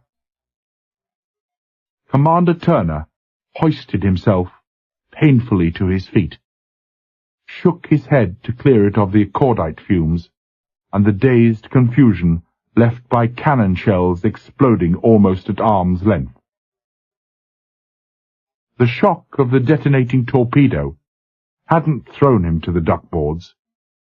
He'd hurled himself there 5 seconds previously, as the flaming guns of the other bomber had raked the bridge from point-blank range. His first thought was for Vallery. The captain was lying on his side, crumpled strangely against the binnacle. Dry-mouthed, cold with a sudden chill that was not of that polar wind, Turner bent quickly, turned him gently over. Vallery lay still, motionless, lifeless. No sign of blood, no gaping wound. Thank God for that. Turner peeled off a glove, thrust a hand below duffel coat and jacket, thought he detected a very faint beating of the heart. Gently he lifted the head off the frozen slush, then looked up quickly. The Kapok Kid was standing above him. "Get Brooks up here, pilot," he said swiftly. "It's urgent." Unsteadily the Kapok Kid crossed the bridge. The communication rating was leaning over the gate, telephone in his hand. "The sick bay, quickly," Kapok Kid ordered. "Tell the Surgeon Commander—" He stopped suddenly, guessed that the man was still too dazed to understand. "Here, give me that phone." Impatiently, he stretched out his hand and grabbed the telephone, then stiffened in horror as the man slipped gradually backwards, extended arms trailing stiffly over the top of the gate until they disappeared. Carpenter opened the gate, stared down at the dead man at his feet. There was a hole the size of his gloved fist between the shoulder blades. He lay alongside the Azdic cabinet, a cabinet the Kapok Kid now saw for the first time, riddled and shattered with machine-gun bullets and shells. His first thought was the numbing appreciation that the set must be smashed beyond recovery, that their last defense against the U-boats was gone. Hard on the heels of that came the sickening realization that there had been an Aztec operator inside there. His eyes wandered away, caught sight of Chrysler rising to his feet by the torpedo control. He, too, was staring at the Aztec cabinet, his face drained of expression. Before the Kapok Kid could speak, Chrysler lurched forward, fists battering frantically, blindly at the jammed door of the cabinet. Like a man in a dream, the Kapok Kid heard him sobbing. And then he remembered. The Aztec operator. His name was Chrysler, too. Sick to his heart, the Kapok Kid lifted the phone again. Turner pillowed the captain's head, moved across to the starboard corner of the compass platform. Bentley, quiet, unobtrusive as always, was sitting on the deck, his back wedged between two pipes, his head pillowed peacefully on his chest. His hand under Bentley's chin, Turner gazed down into the sightless eyes, the only recognizable feature of what had once been a human face. Turner swore in savage quiet, tried to prise the dead fingers locked round the hand-grip of the Aldis, then gave up. The barred beam shone eerily across the darkening bridge. Methodically, Turner searched the bridge deck for further casualties. He found 3 others, and it was no consolation at all that they must have died unknowing. 5 dead men for a 3-second burst. A very fair return, he thought bitterly. Standing on the after-ladder, his face stilled in unbelief, as he realized that he was staring down into the heart of the shattered forward funnel. More he could not see. The boat deck was already blurred into featureless anonymity in the dying glare of the last of the flares. He swung on his heel, returned to the compass platform. At least, he thought grimly, there was no difficulty in seeing the Sterling. What was that he'd said? Said less than 10 minutes ago? I wish they'd have a go at the Sterling once in a while. Something like that. His mouth twisted. They'd had a go, all right. The Sterling, a mile ahead, was slewing away to starboard, to the southeast, her forward superstructure enveloped in a writhing cocoon of white flame. He stared through his night glasses, tried to assess the damage, but a solid wall of flame masked the superstructure, from the forecastle deck clear abaft the bridge. He could see nothing there, just nothing. But he could see, even in that heavy swell, that the Sterling was listing to starboard. It was learned later that the Sterling had been struck twice. She had been torpedoed in the forward boiler room, and seconds later a bomber had crashed into the side of her bridge, her torpedo still slung beneath the belly of her fuselage. Almost certainly, in the light of a similar occurrence on the Ulysses, severe icing had jammed the release mechanism. Death must have been instantaneous for every man on the bridge and the decks below. Among the dead were Captain Jeffries, the first lieutenant, and the navigator. The last bomber was hardly lost in the darkness when Carrington replaced the poop phone, turned to Hartley. Think you can manage now, Chief? I'm wanted on the bridge. I think so, sir. Hartley, blackened and stained with smoke and extinguisher foam, passed his sleeve wearily across his face.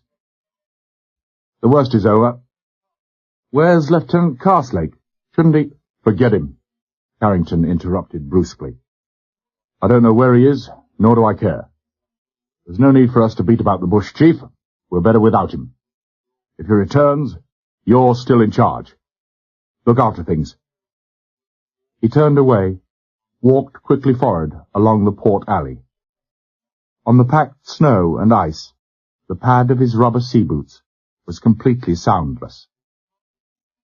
He was passing the shattered canteen when he saw a tall, shadowy figure standing in the gap between the snow-covered lip of the outer torpedo tube and the end stanchion of the guardrails, trying to open a jammed extinguisher valve by striking it against the stanchion. A second later, he saw another blurred form detach itself stealthily from the shadows, creep up stealthily behind the man with the extinguisher, a heavy bludgeon of wood or metal held high above his head. "Look out!" Carrington shouted. "Behind you!" It was all over in 2 seconds. The sudden flailing rush of the attacker, the crash as the victim, lightning fast in his reactions, dropped his extinguisher and fell crouched to his knees. The thin, piercing scream of anger and terror as the attacker catapulted over the stooping body and through the gap between tubes and rails, the splash, and then the silence. Carrington ran up to the man on the deck, helped him to his feet. The last flare had not yet died, and it was still light enough for him to see who it was. Ralston, the LTO. Carrington gripped his arms, looked at him anxiously. "You all right? Did he get you? Good God, who on earth—" "Thank you, sir." Ralston was breathing quickly, but his face was almost expressionless again. "That was too close. Thank you very much, sir." "But who on earth?" Carrington repeated in wonder. "Never saw him, sir." Ralston was grim. "But I know who it was. Sub-Lieutenant Carslake. He's been following me around all night. Never let me out of his sight, not once. Now I know why." It took much to disturb the first lieutenant's iron equanimity, but now he shook his head in slow disbelief. "I knew there was bad blood," he murmured, "but that it should come to this. What the captain will say to this, I just—" "Why tell him?" Ralston said, indifferently. "Why tell anyone? Perhaps Carslake had relations. What good will it do to hurt them? To hurt anyone? Let anyone think what they like." He laughed shortly. "Let them think he died a hero's death, firefighting. Fell over the side, anything." He looked down into the dark, rushing water, then shivered suddenly. "Let him go, sir. Please. He's paid." For a long second, Carrington, too, stared down over the side, looked back at the tall boy before him. Then he clapped his arm, nodded slowly, and turned away. Turner heard the clanging of the gate, lowered the binoculars to find Carrington standing by his side, gazing wordlessly at the burning cruiser. Just then, Vallery moaned softly, and Carrington looked down quickly at the prone figure at his feet. "My God, the old man. Is he hurt badly, sir?" "I don't know, number one. If not, it's a bloody miracle," he added bitterly. He stooped down, raised the dazed captain to a sitting position. "Are you all right, sir?" he asked anxiously. "Have you been hit?" Vallery shuddered in a long, exhausting paroxysm of coughing, then shook his head feebly. "I'm all right," he whispered weakly. He tried to grin, a pitiful, ghastly travesty of a smile in the reflected light from the burning Aldous. "I dived for the deck, but I think the binnacle got in my way." He rubbed his forehead, already bruised and discoloured. "How's the ship, Commander?" "To hell with the ship," Turner said roughly. He passed an arm round Vallery, raised him carefully to his feet. "How are things aft, number one?" "Under control. Still burning, but under control. I left Hartley in charge." He made no mention of Carslake. Good. Take over. Radio Sterling, Cirrus. See how they are.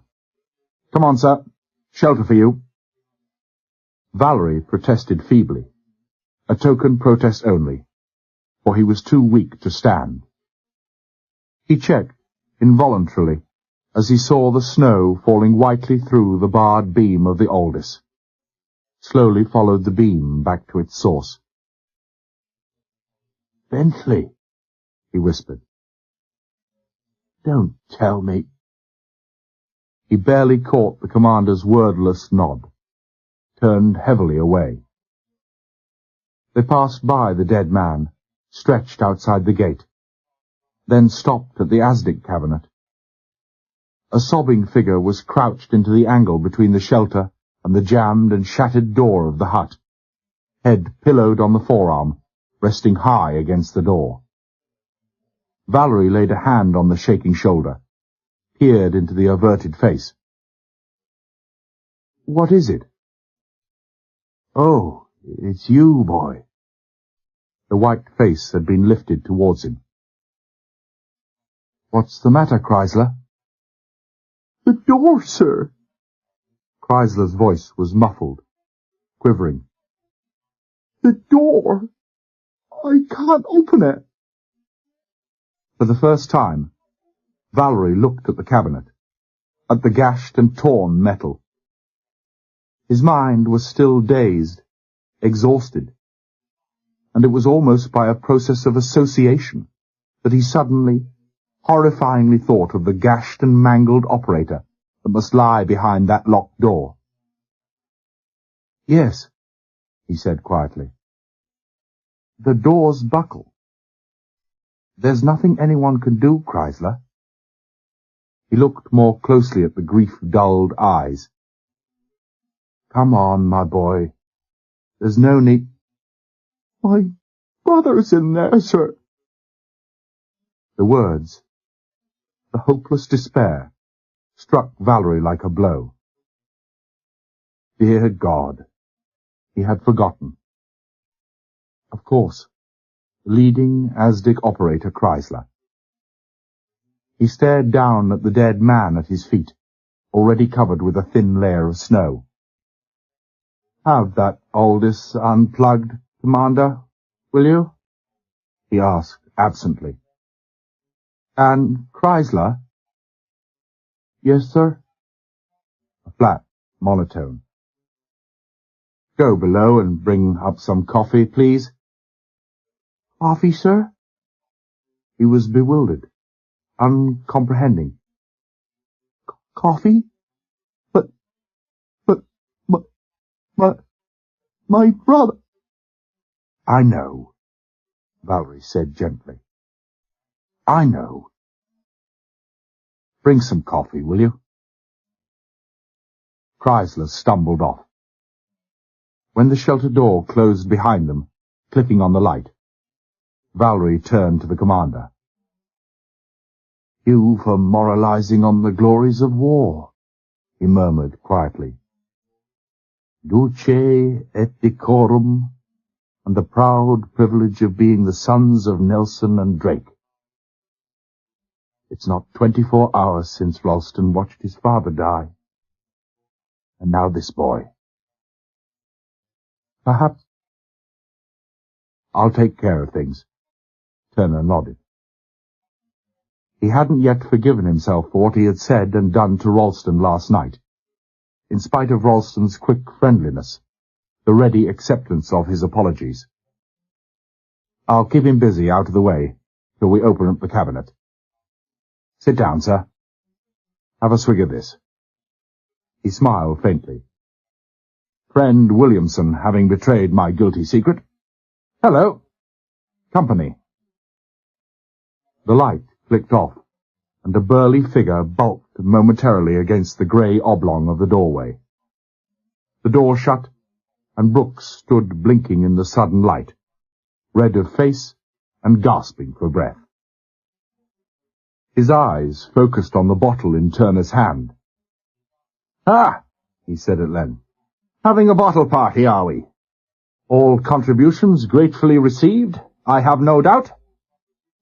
He opened his case on a convenient table, was rummaging inside, when someone rapped sharply on the door. "Come in," Vallery called. A signalman entered, handed a note to Vallery. "From London, sir. Chief says there may be some reply." "Thank you. I'll phone down."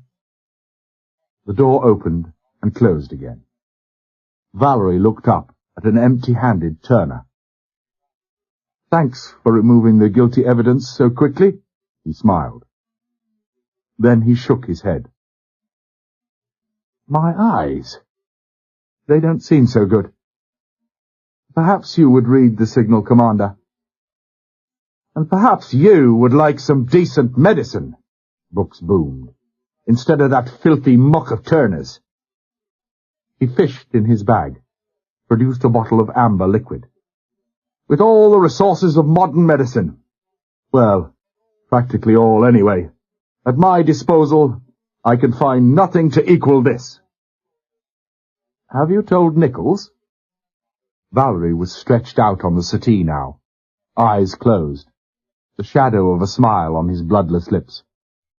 "Well, no," Brooks confessed. "But plenty of time. Have something?" "Thanks. Let's have the good news, Turner." "Good news?" The sudden, deadly quiet of the commander's voice fell chilly over the waiting men. "No, sir. It's not good news." "Rear Admiral Vallery, commanding 14 ACS FR 77. The voice was drained of all tone and expression. "Tirpitz, escorting cruisers, destroyers, reported moving out of Alta Fjord sunset. Intense activity Alta Fjord airfield. Fear sortie under air cover. All measures avoid useless sacrifice. Merchant, naval ships. DNO, London." With deliberate care, Turner folded the paper, laid it on the table. "Isn't that just wonderful?" he murmured. "Whatever next?" Vallery was sitting bolt upright on the settee, blind to the blood trickling down crookedly from one corner of his mouth. His face was calm, unworried. "I think I'll have that glass now, Brooks, if you don't mind," he said quietly. "The Tirpitz. The Tirpitz." He shook his head tiredly, like a man in a dream. The Tirpitz. The name that no man mentioned without a far-off echo of awe and fear. The name that had completely dominated North Atlantic naval strategy during the past 2 years. Moving out at last. An armoured colossus. Sister ship to that other Titan that had destroyed the Hood with one single savage blow. The Hood, the darling of the Royal Navy. The most powerful ship in the world, or so men had thought. What chance had their tiny cockleshell cruiser? Again he shook his head, angrily this time, forced himself to think of the present. "Well, gentlemen, I suppose time bringeth all things, even the Tirpitz. It had to come some day. Just our ill luck. The bait was too close, too tempting." "My young colleague is going to be just delighted," Brooks said grimly. "A real battleship, at long, long last." "Sunset," Turner mused. "Sunset. My God," he said sharply. "Even allowing for negotiating the fjord, they'll be on us in 4 hours on this course." "Exactly." Vallery nodded. "And it's no good running north. They'd overtake us before we're within 100 miles of them." "Them? Our big boys up north?" Turner scoffed. I hate to sound like a gramophone record, but you'll recall my earlier statement about them, too bloody late as usual. He paused, swore again. I hope that old bastard Star's satisfied at last, he finished bitterly. Why all the gloom? Vallery looked up, quizzically, went on softly. We can still be back, safe and sound in Scarpa in 48 hours. Avoid useless sacrifice. Merchant, naval ships. The Ulysses is probably the fastest ship in the world today. It's simple, gentlemen. No, Brooks moaned. Too much of an anticlimax. I couldn't stand it. What? Run away? Another PQ-17? Turner smiled, but the smile never touched his eyes. The Royal Navy could never stand it. Captain Rear Admiral Vallery would never permit it. And speaking for myself, and I'm fairly certain, this bunch of cutthroat mutineers of ours, well, I don't think we'd ever sleep so sound o' nights again. Gad, Brooks murmured, the man's a poet. You're right, Turner. Vallery drained his glass, lay back exhausted. We don't seem to have much option. What if we receive orders for a high-speed withdrawal? You can't read, Turner said bluntly. Remember, you just said your eyes are going back on you. Souls that have toiled and wrought and fought with me, Vallery quoted softly. Thank you, gentlemen. You made things very easy for me. He propped himself on an elbow, his mind made up. He smiled at Turner, and his face was almost boyish again. Inform all merchant ships, all escorts. Tell them to break north. Turner stared at him. North? Did you say north? But the Admiralty... North, I said. Vallery repeated quietly. The Admiralty can do what they like about it. We've played along, long enough. We've sprung the trap. What more can they want? This way there's a chance. An almost hopeless chance, perhaps, but a fighting chance. To go east is suicide.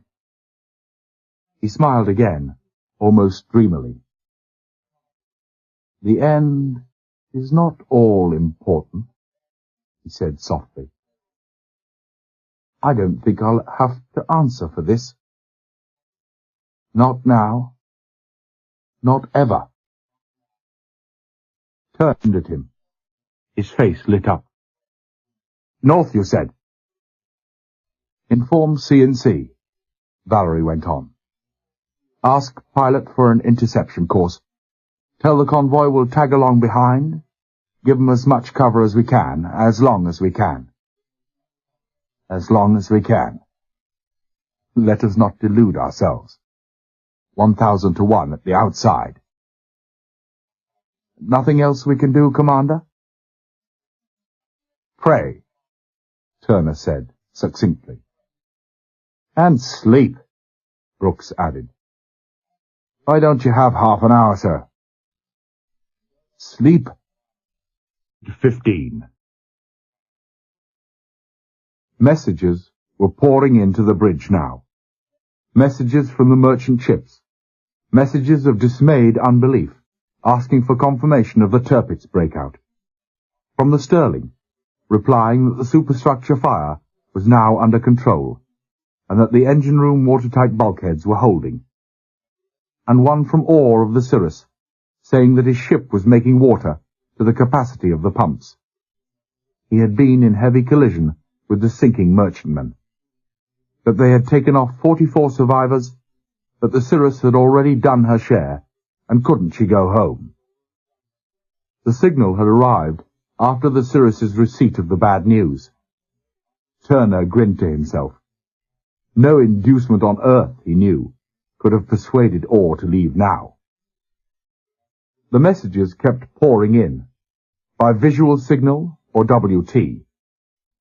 There was no point in maintaining radio silence to outwit enemy monitor positions. The enemy knew where they were to a mile. Nor was there any need to prohibit light signalling, not with the Sterling still burning furiously enough to illuminate the sea for a mile around. And so the messages kept on coming.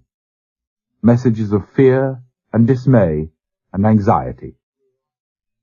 But for Turner, the most disquieting message came neither by lamp nor radio. Fully quarter of an hour had elapsed since the end of the attack, and the Ulysses was rearing and pitching through the head seas on her new course of 350 degrees, when the gate of the bridge crashed open, and a panting, exhausted man stumbled onto the compass platform. Turner, back on the bridge again, peered closely at him in the red glare from the Sterling, recognized him as a stoker. His face was masked in sweat, the sweat already caking to ice in the intense cold. And in spite of that cold, he was hatless, coatless, clad only in a thin pair of dungarees. He was shivering violently, shivering from excitement, and not because of the icy wind. He was oblivious to such things. Turner seized him by the shoulder. "What is it, man?" he demanded anxiously. The stoker was still too breathless to speak. "What's wrong? Quickly!" "The TS, sir!"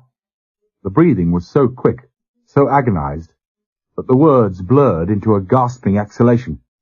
"It's full of water!" "The TS?" Turner was incredulous. "Flooded? When did this happen?" "I'm not sure, sir." He was still gasping for breath. "But there was a bloody awful explosion, sir, just about mid... I know. Turner interrupted impatiently.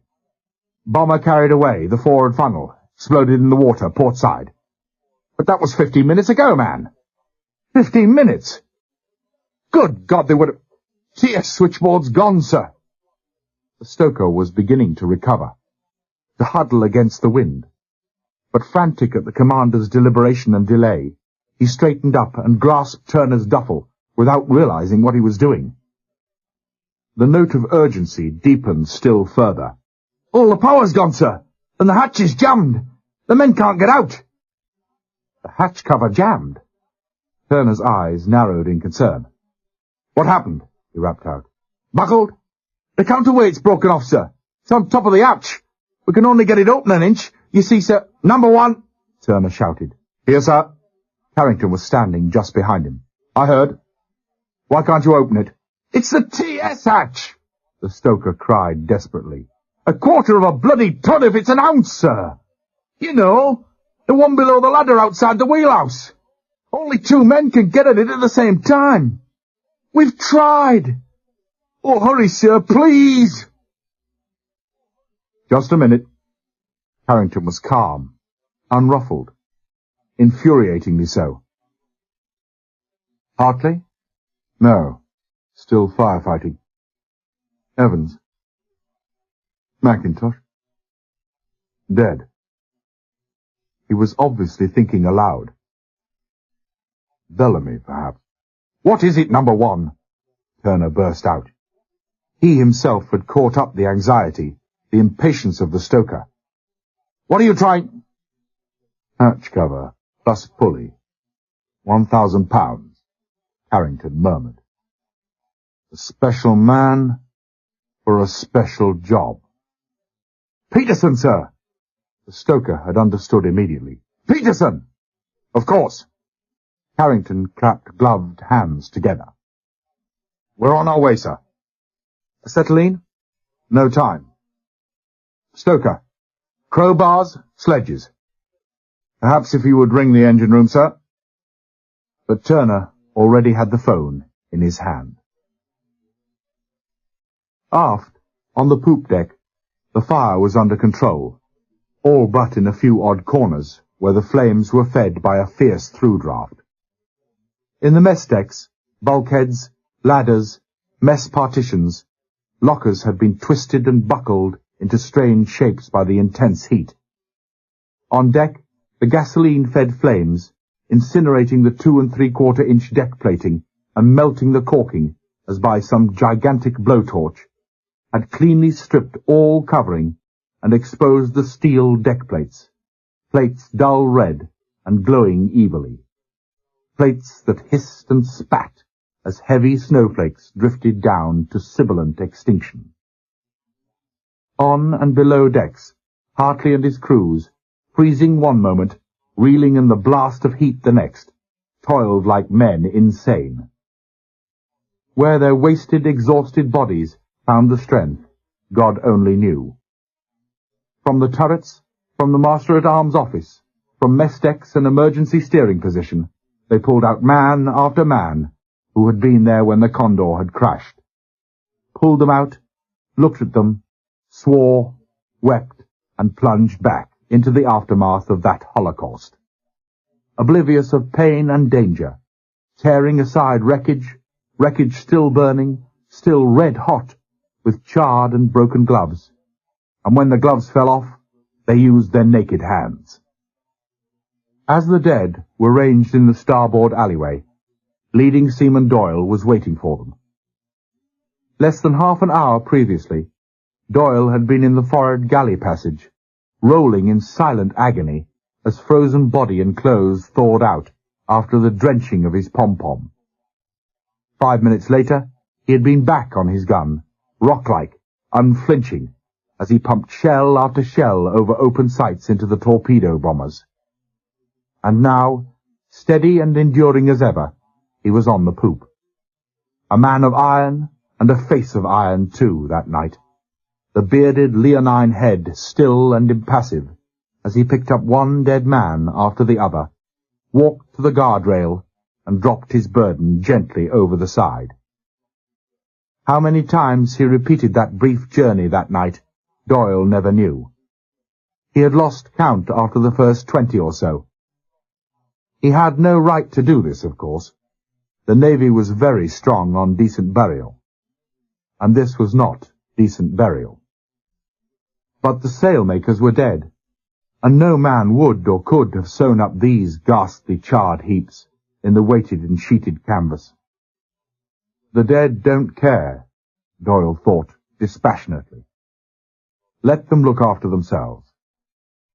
So, too, thought Carrington and Hartley, and they made no move to stop him. Beneath their feet, the smouldering mess decks rang with hollow, reverberating clangs, as Nichols and leading telegraphist Brown, still weirdly garbed in their white asbestos suits, swung heavy sledges against the securing clips of Y magazine hatch. In the smoke and gloom and their desperate haste, they could hardly see each other, much less the clips.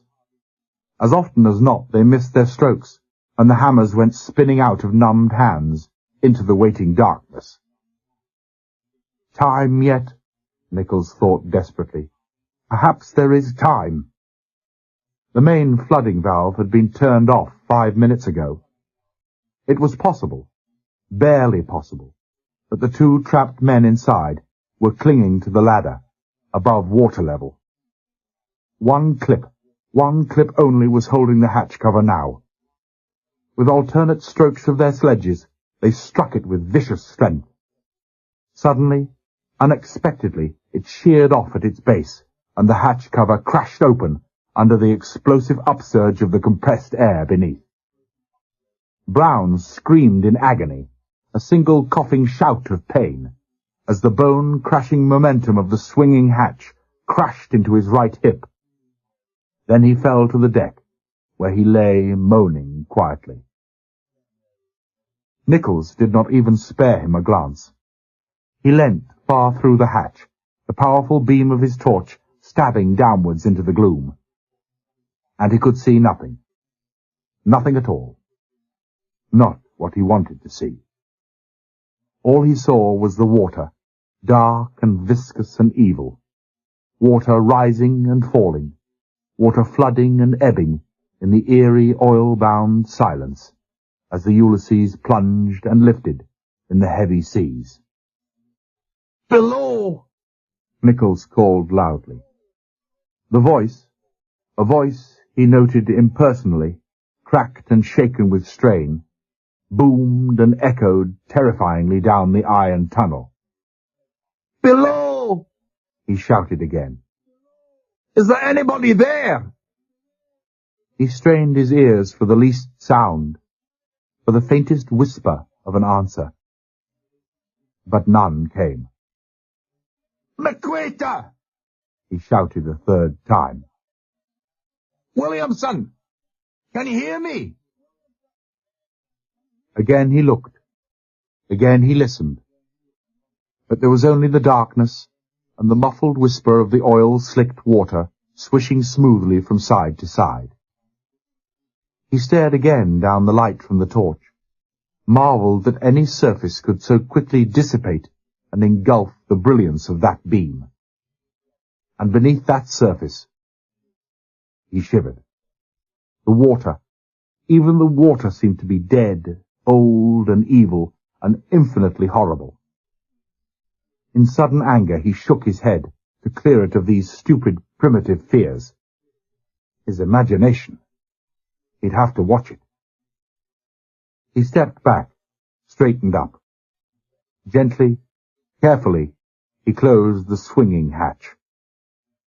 The mess deck echoed as his sledge swung down on the cliffs, again and again and again. Engineer Commander Dobson stirred and moaned. He struggled to open his eyes, but his eyelids refused to function. At least, he thought that they did, for the blackness around remained as it was, absolute, impenetrable, almost palpable. He wondered dully what had happened, how long he had been there, what had happened. And the side of his head, just below the ear, that hurt abominably. Slowly, with clumsy deliberation, he peeled off his glove, reached up an exploratory hand. It came away wet and sticky.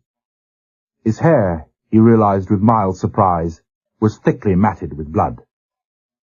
It must be blood. He could feel it trickling slowly, heavily down the side of his cheek.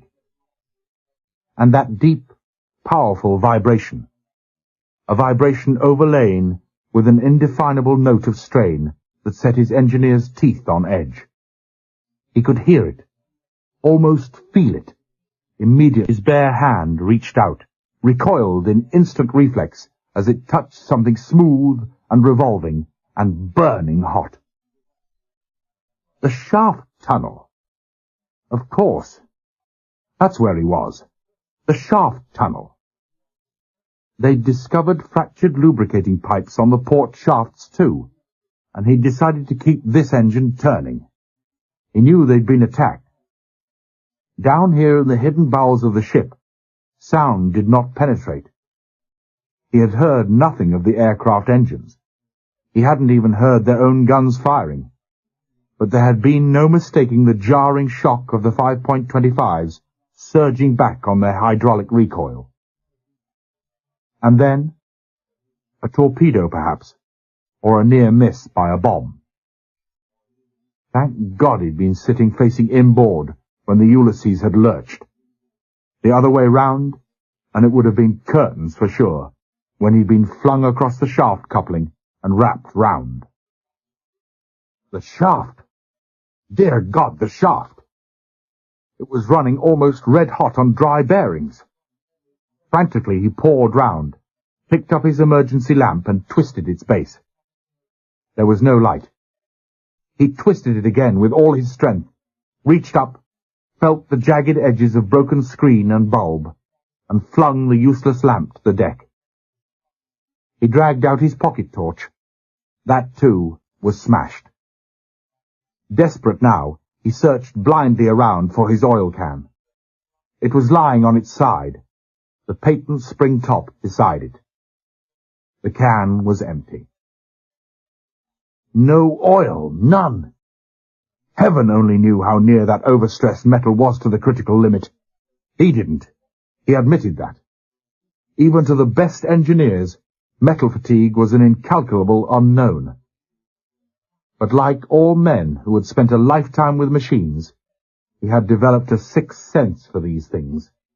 And right now, that sixth sense was jabbing at him, mercilessly, insistently. Oil. He would have to get oil. But he knew he was in bad shape, dizzy, weak from shock and loss of blood, and the tunnel was long and slippery and dangerous and unlighted. One slip, one stumble against or over that merciless shaft. Gingerly, the engineer commander stretched out his hand again, rested his hand for an instant on the shaft, drew back sharply in sudden pain. He lifted his hand to his cheek, knew it was not friction that had flayed and burnt the skin off the tips of his fingers. There was no choice. Resolutely, he gathered his legs under him, swayed dizzily to his feet, his back bent against the arching convexity of the tunnel. It was then that he noticed it for the first time. A light. A swinging, tiny pinpoint of light. Imponderably distant in the converging sides of that dark tunnel, although he knew it could only be yards away. He blinked, closed his eyes, and looked again. The light was still there, advancing steadily, and he could hear the shuffling of feet now. All at once, he felt weak, light-headed. Gratefully he sank down again, his feet safely braced once more against the bearing block. The man with the light stopped a couple of feet away, hooked the lamp onto an inspection bracket, lowered himself carefully, and sat beside Dobson. The rays of the lamp fell full on the dark, heavy face, the jagged brows, and prognathous jaw. Dobson stiffened in sudden surprise.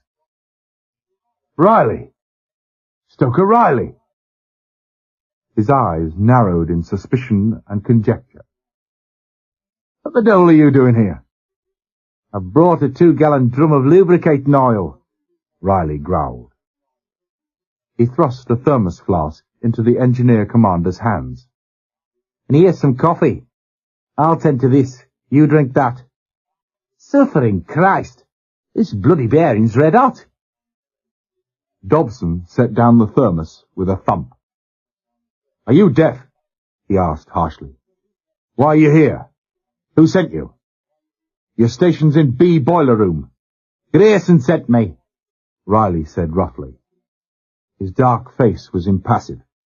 "Said he couldn't spare his engine room men. Too bloody valuable."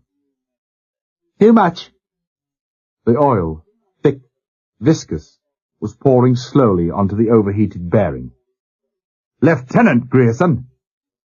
Dobson was almost vicious, his voice a whiplash of icy correction.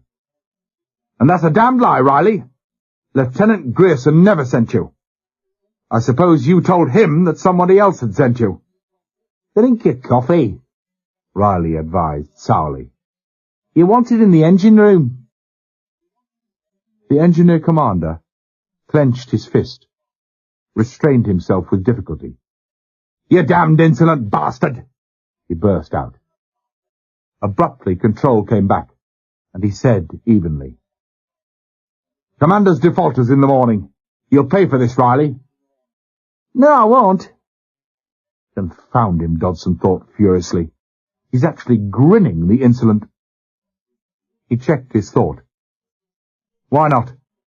he demanded dangerously. "Because you won't report me." Riley seemed to be enjoying himself hugely. "Oh, so that's it." Dobson glanced swiftly round the darkened tunnel, and his lips tightened as he realized for the first time how completely alone they were. In sudden certainty, he looked back at Riley, big and hunched and menacing. Smiling yet, but no smile, Dobson thought, could ever transform that ugly, brutal face. The smile on the face of the tiger. Fear, exhaustion, never-ending strain. They did terrible things to a man, and you couldn't blame him for what he'd become, or for what he was born. But his, Dobson's, first responsibility was to himself. Grimly, he remembered how Turner had berated him, called him all sorts of a fool for refusing to have Riley sent to prison. "So that's it, eh?" he repeated softly. He turned himself, feet thrusting solidly against the block. "Don't be so sure, Riley. I can give you 25 years, but—" "For Christ's sake!" Riley burst out impatiently. "What are you talking about, sir? Drink your coffee, please. You're wanted in the engine room, I tell you," he repeated impatiently. Uncertainly, Dobson relaxed, unscrewed the cap of the thermos. He had a sudden, peculiar feeling of unreality, as if he were a spectator, some byter in no way involved in this scene, this fantastic scene.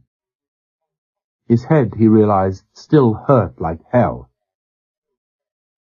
"Tell me, Riley," he asked softly. "What makes you so sure I won't report you?" "Oh, you can report me all right." Riley was suddenly cheerful again. "But I won't be at the commander's table tomorrow morning." "No?" It was half challenge, half question. "No," Riley grinned. "'Cause there'll be no commander, and no table tomorrow morning." He clasped his hands luxuriously behind his head. "In fact, there'll be no nothing." Something in the voice, rather than in the words, caught and held Dobson's attention. He knew, with instant conviction, that though Riley might be smiling, he wasn't joking. Dobson looked at him curiously, but said nothing. "Command has just finished broadcasting," Riley continued. "The Tirpitz is out.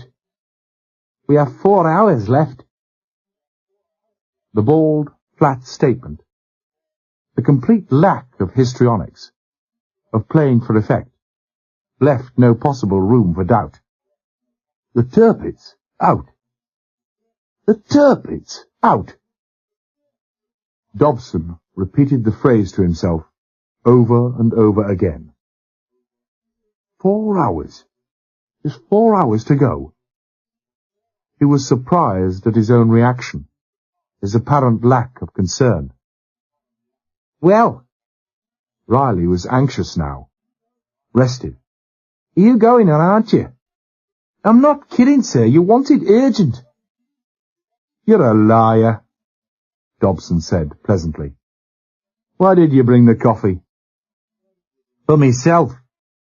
The smile was gone, the face set and sullen. "But I thought you needed it. You don't look so good to me. They'll fix you up back in the engine room." "And that's just where you're going, right now," Dobson said evenly. Riley gave no sign that he had heard. "On your way, Riley," Dobson said curtly. "That's an order." "Bugger off," Riley growled. "I'm staying. You don't require to have 3 bloody great gold stripes on your sleeve to handle a bloody oil can," he finished derisively. "Possibly not." Dobson braced against a sudden violent pitch, but too late to prevent himself lurching into Riley. "Sorry, Riley. Weather's worsening, I'm afraid." "Well, we appear to have reached an impasse." "What's that?" Riley asked suspiciously. "A dead end. A no-decision fight." "Tell me, Riley," he asked quietly, "what brought you here?" "I told you." Riley was aggrieved. "Grayson. Lieutenant Grayson sent me." What brought you here? Dobson persisted. It was as if Riley had not spoken. That's my bloody business, Riley answered savagely. What brought you here? Oh, for Christ's sake, leave me alone, Riley shouted. His voice echoed loudly along the dark tunnel. Suddenly he turned round, full face, his mouth twisted bitterly. You know bloody well why I came. To do me in, perhaps? Riley looked at him a long second, then turned away. His shoulders were hunched, his head held low.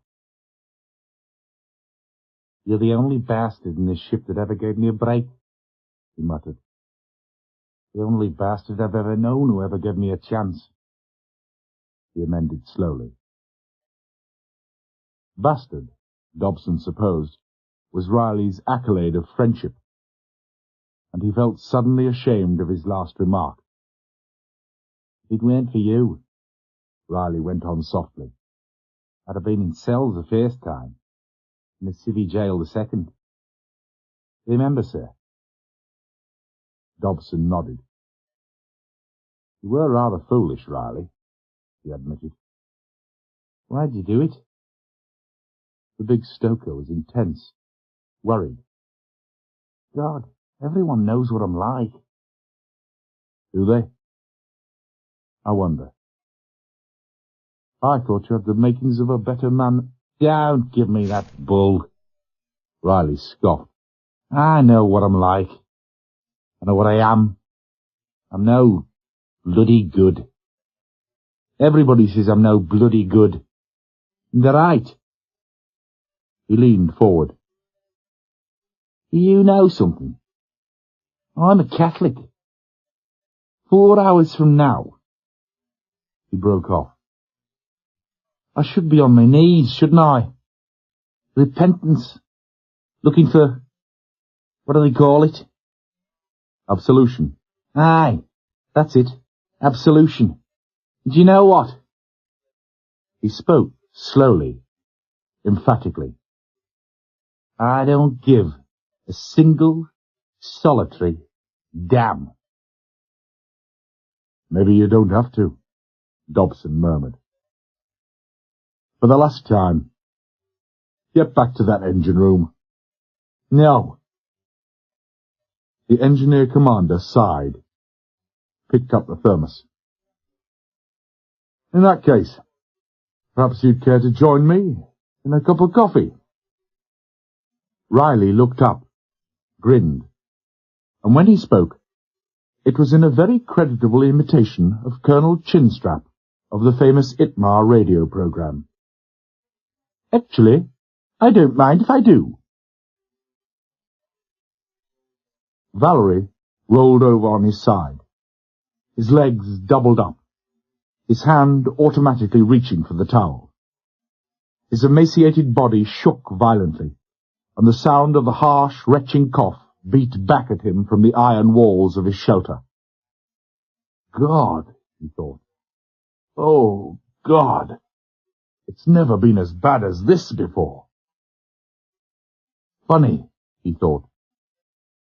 It doesn't hurt anymore. Not even a little bit. The attack eased. He looked at the crimson sodden towel, flung it in sudden disgust, and with what little feeble strength was left him, into the darkest corner of the shelter. You carry this damned ship on your back. Unbidden, old Socrates' phrase came into his mind, and he smiled faintly. Well, if ever they needed him, it was now. And if he waited any longer, he knew he could never be able to go. He sat up, sweating with the effort, swung his legs carefully over the side. As his feet touched the deck, the Ulysses pitched suddenly, steeply, and he fell forward against a chair, sliding helplessly to the floor. It took an eternity of time, an infinite effort to drag himself to his feet again. Another effort like that, he knew, would surely kill him. And then there was the door, that heavy steel door. Somehow he had to open it, and he knew he couldn't. But he laid hold of the handle, and the door opened, and suddenly, miraculously, he was outside, gasping as the cruel sub-zero wind seared down through his throat and wasted lungs. He looked fore and aft. The fires were dying, he saw, the fires on the Sterling and on his own poop deck. Thank God for that at least. Beside him, 2 men had just finished levering the door off the Azdic cabinet, and were flashing a torch inside. But he couldn't bear to look. He averted his head, staggered with outstretched hands for the gate of the compass platform. Turner saw him coming, hurried to meet him, helped him slowly to his chair. "You've no right to be here," he said quietly. He looked at Vallery for a long moment. "How are you feeling, sir?" "I'm a good deal better now, thanks," Vallery replied. He smiled and went on. "We rear admirals have our responsibilities, you know, Commander. It's time I began to earn my princely salary." "Stand back there," Harrington ordered curtly. "Into the wheelhouse, or up on the ladder, all of you. Let's have a look at this." He looked down at the great steel hatch cover. Looking at it, he realized he'd never before appreciated just how solid, how massive that cover was. The hatch cover, open no more than an inch, was resting on a tommy bar. He noticed the broken, stranded pulley, the heavy counterweight lying against the sill of the wheelhouse. "So that's off," he thought. "Thank the Lord for that, anyway." "Have you tried a block and tackle?" he asked abruptly. "Yes, sir," the man nearest him replied. He pointed to a tangled heap in a corner. "No use, sir.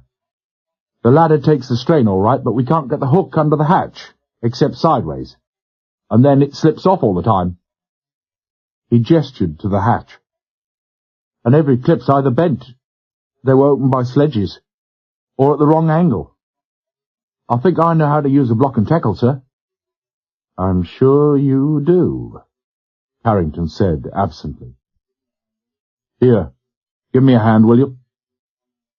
He hooked his fingers under the hatch, took a deep breath.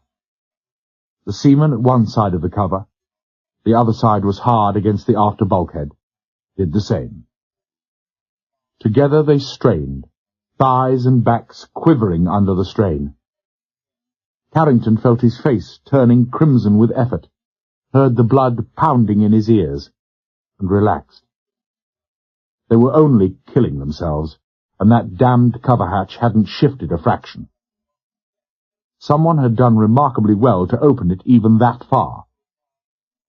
But even though they were tired and anything but fit, Harrington thought, 2 men should have been able to raise an edge of that hatch. He suspected that the hinges were jammed, or the deck buckled. If that was so, he mused, even if they could hook on a tackle, it would be of little help. A tackle was of no use when a sudden, immediate application of force was required. It always yielded that fraction before tightening up. He sank to his knees, put his mouth to the edge of the hatch. "Below there," he called. "Can you hear me?" "We can hear you." The voice was weak, muffled. "For God's sake, get us out of here. We're trapped like rats." "Is that you, Briley? Don't worry, we'll get you out. How's the water down there?" "Water? More bloody oil than water. There must be a fracture right through the port oil tank. I think the ring main passage must be flooded too." "How deep is it?" "3/4 way up already. We're standing on generators, hanging onto switchboards." One of our boys is gone already. We couldn't hold him. Even muffled by the hatch, the strain, the near desperation in the voice was all too obvious. For pity's sake, hurry up! I said we'd get you out. Carrington's voice was sharp, authoritative. The confidence was in his voice only, but he knew how quickly panic could spread down here. Can you push from below at all? There's room for only one on the ladder, Brierly shouted. It's impossible to get any pressure, any leverage upwards. There was a sudden silence, then a series of muffled oaths. What's up? Carrington called sharply. It's difficult to hang on, Brierly shouted. There are waves 2 feet high down there. One of the men was washed off there. I think he's back again. It's pitch dark down here. Carrington heard the clatter of heavy footsteps above him, and straightened up. It was Peterson. In that narrow space, the blond Norwegian stoker looked gigantic. Carrington looked at him, looked at the immense span of shoulder, the great depth of chest, one enormous hand hanging loosely by his side, the other negligently holding 3 heavy crowbars and a sledge, as if there were so many lengths of cane. Carrington looked at him, looked at the still, grave eyes, so startlingly blue under the flaxen hair, and all at once he felt oddly confident, reassured. We can't open this, Peterson, Carrington said baldly. Can you? I will try, sir. He laid down his tools, stooped, caught the end of the tommy bar projecting beneath the corner of the cover. He straightened, quickly, easily. The hatch lifted a fraction, then the bar, putty-like in its apparent malleability, bent over almost to a right angle. I think the hatch is jammed. Peterson wasn't even breathing heavily. It will be the hinges, sir. He walked round the hatch, peered closely at the hinges, then grunted in satisfaction. 3 times the heavy sledge swung with accuracy, and all the power of these great shoulders behind them smashed squarely into the face of the outer hinge.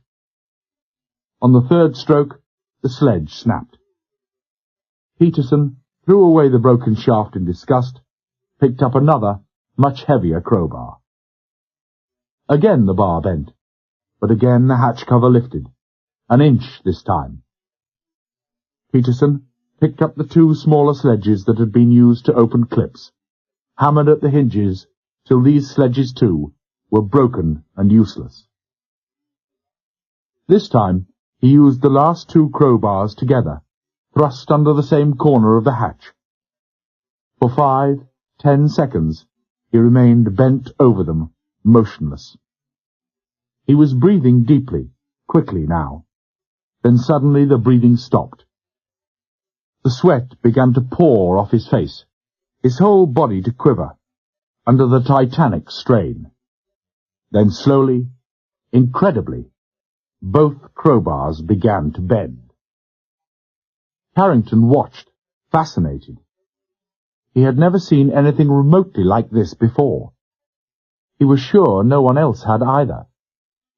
Neither of these bars, he would have sworn, would have bent under less than half a ton of pressure. It was fantastic, but it was happening.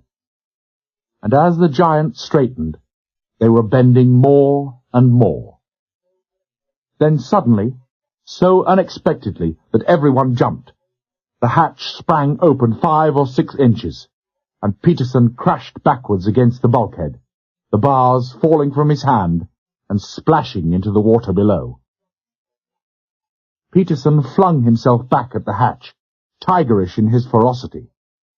His fingers hooked under the edge, the great muscles of his arms and shoulders lifted and locked as he tugged and pulled at that massive hatch cover.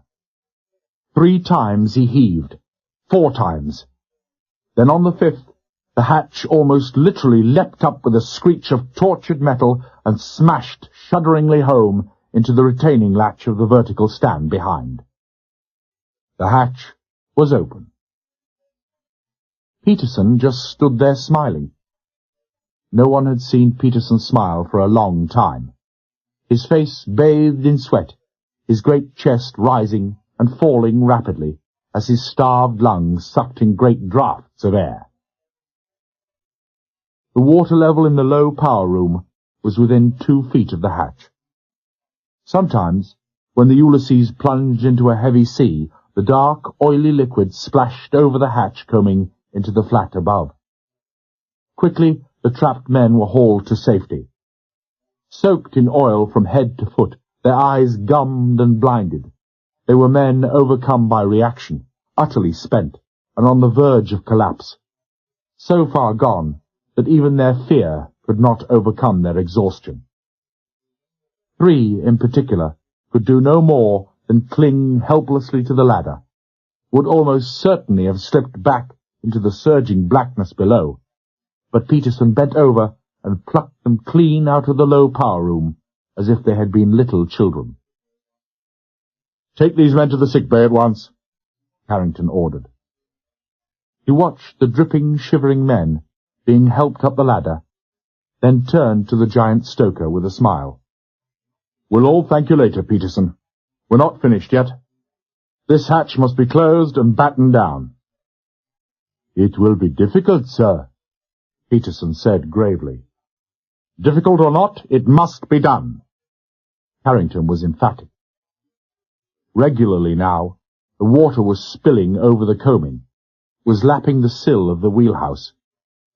"The emergency steering position is gone. If the wheelhouse is flooded, we're finished." Peterson said nothing. He lifted the retaining latch, pulled the protesting hatch cover down a foot. Then he braced his shoulder against the ladder, planted his feet on the cover, and straightened his back convulsively. The cover screeched down to 45 degrees. He paused, bent his back like a bow, his hands taking his weight on the ladder, then pounded his feet again and again on the edge of the cover. 15 inches to go. "We need heavy hammers, sir," Peterson said urgently. "No time." Carrington shook his head quickly. 2 more minutes, and it'll be impossible to shut the hatch cover against the water pressure." "Hell," he said bitterly. "If it were only the other way round, closing from below, even I could lever it shut." Again Peterson said nothing. He squatted down by the side of the hatch, gazed into the darkness beneath his feet. "I have an idea, sir," he said quickly. "If 2 of you would stand on the hatch, push against the ladder—" "Yes, sir, that way.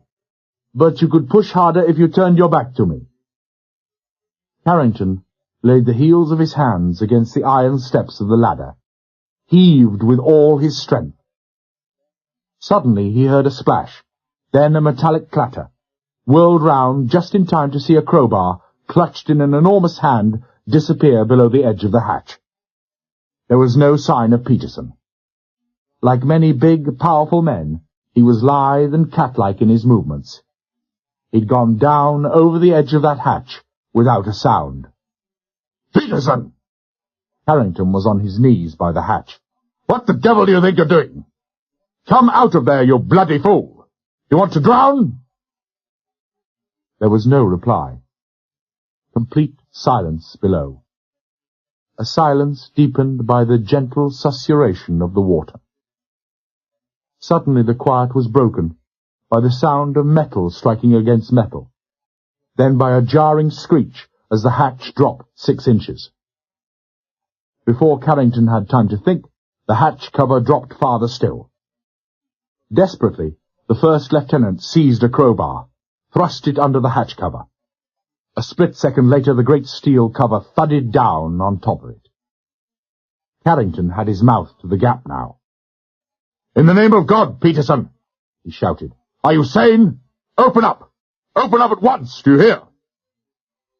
"I can't." The voice came and went, as the water surged over the stoker's head.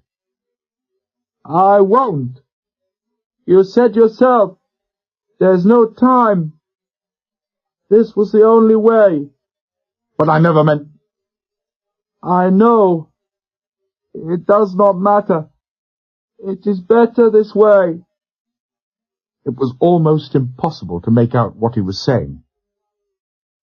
"Tell Captain Vallery that Peterson says he is very sorry.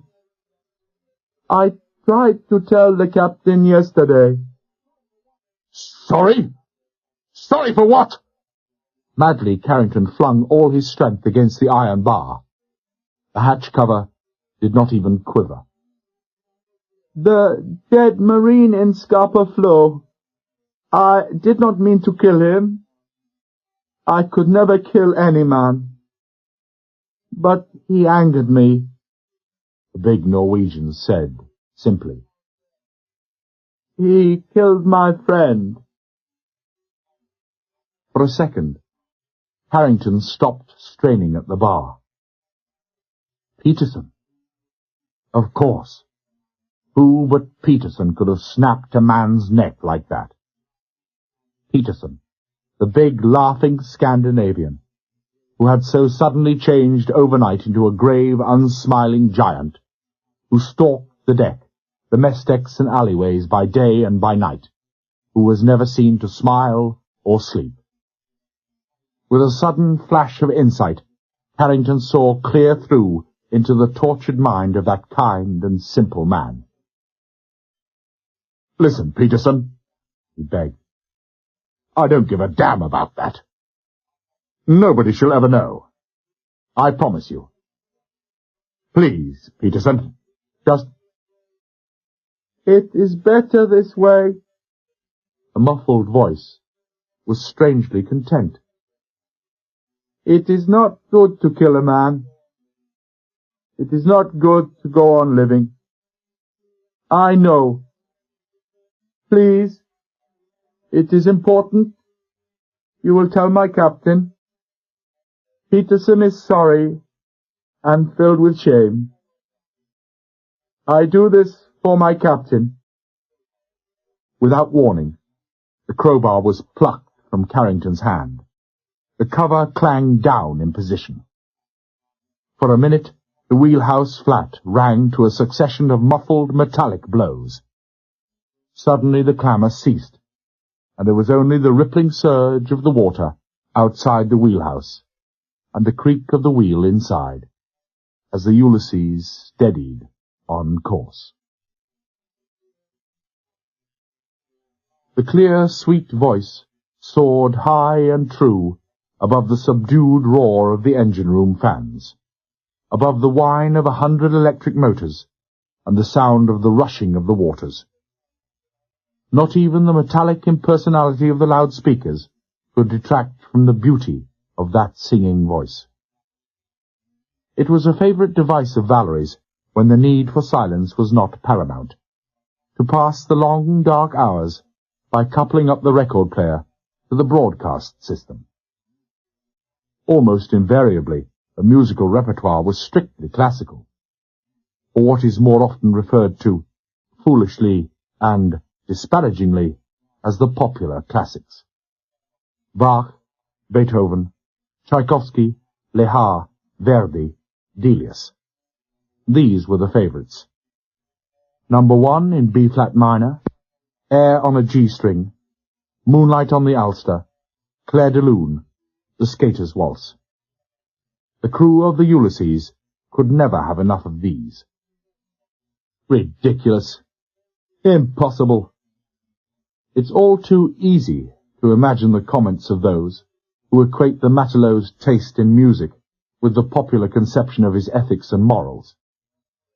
But those same people have never heard the hushed cathedral silence in the crowded hangar of a great aircraft carrier in Scapa Flow, as Yehudi Menuhin's magic bow sang across the strings of the violin, swept 1,000 men away from the harsh urgencies of reality, from the bitter memories of the last patrol or convoy, into the golden land of music.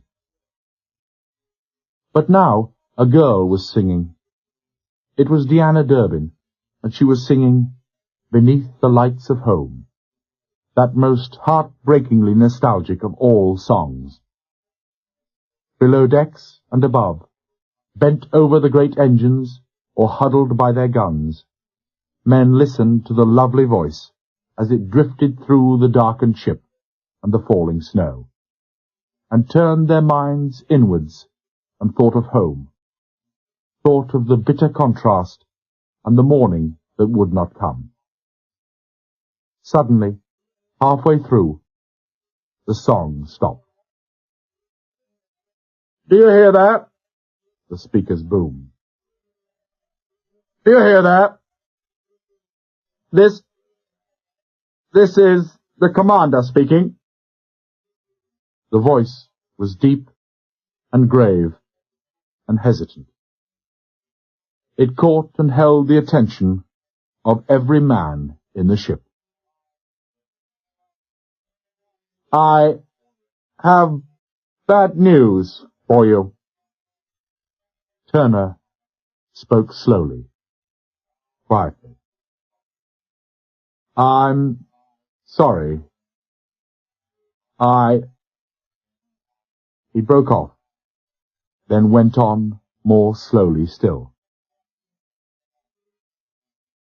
"Captain Vallery died 5 minutes ago." For a moment, the speaker was silent, then crackled again. "He died on the bridge, in his chair. He knew he was dying, and I don't think he suffered at all. He insisted that I thank you for the way you all stood by him. Tell them," these were his words as far as I remember. "Tell them," he said, "that I couldn't have carried on without them. That they're the best crew that God ever gave a captain." Then he said, it was the last thing he said, "Give them my apologies. After all they've done for me, well, tell them I'm terribly sorry to let them down like this." 16. Richard Vallery was dead. He died grieving, stricken at the thought that he was abandoning the crew of the Ulysses, leaving them behind, leaderless. But it was only for a short time, and he did not have to wait long.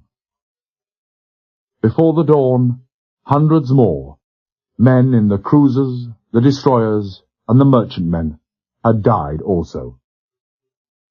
And they did not die as he had feared under the guns of the Tirpitz.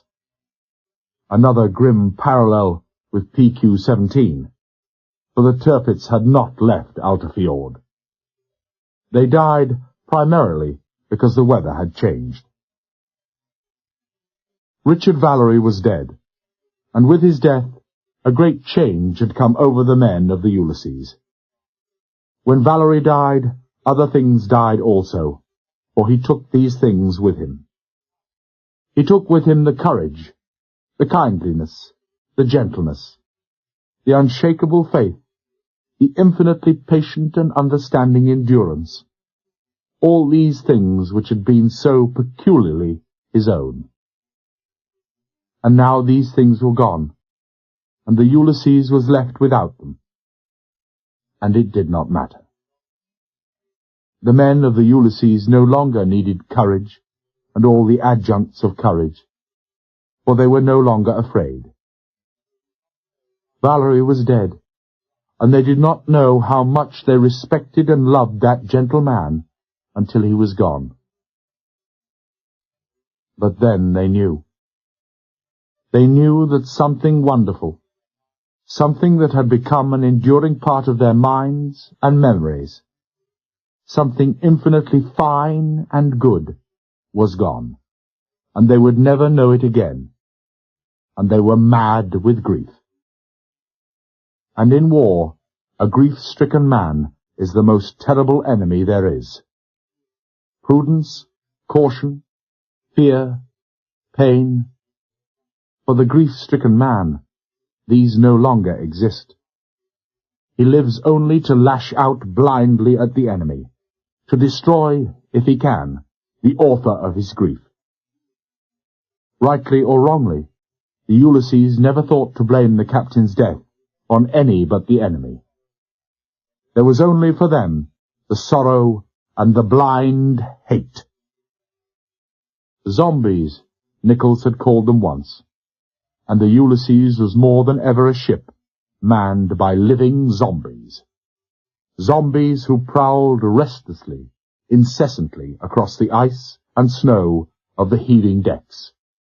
Automatons living only for revenge. The weather changed just before the end of the middle watch. The seas did not change. FR-77 was still butting into the heavy rolling swell from the north, still piling up fresh sheets of glistening ice on their labouring forecastles. But the wind dropped, and almost at once the snowstorm blew itself out, the last banks of dark, heavy cloud drifting away to the south. By 4 o'clock, the sky was completely clear.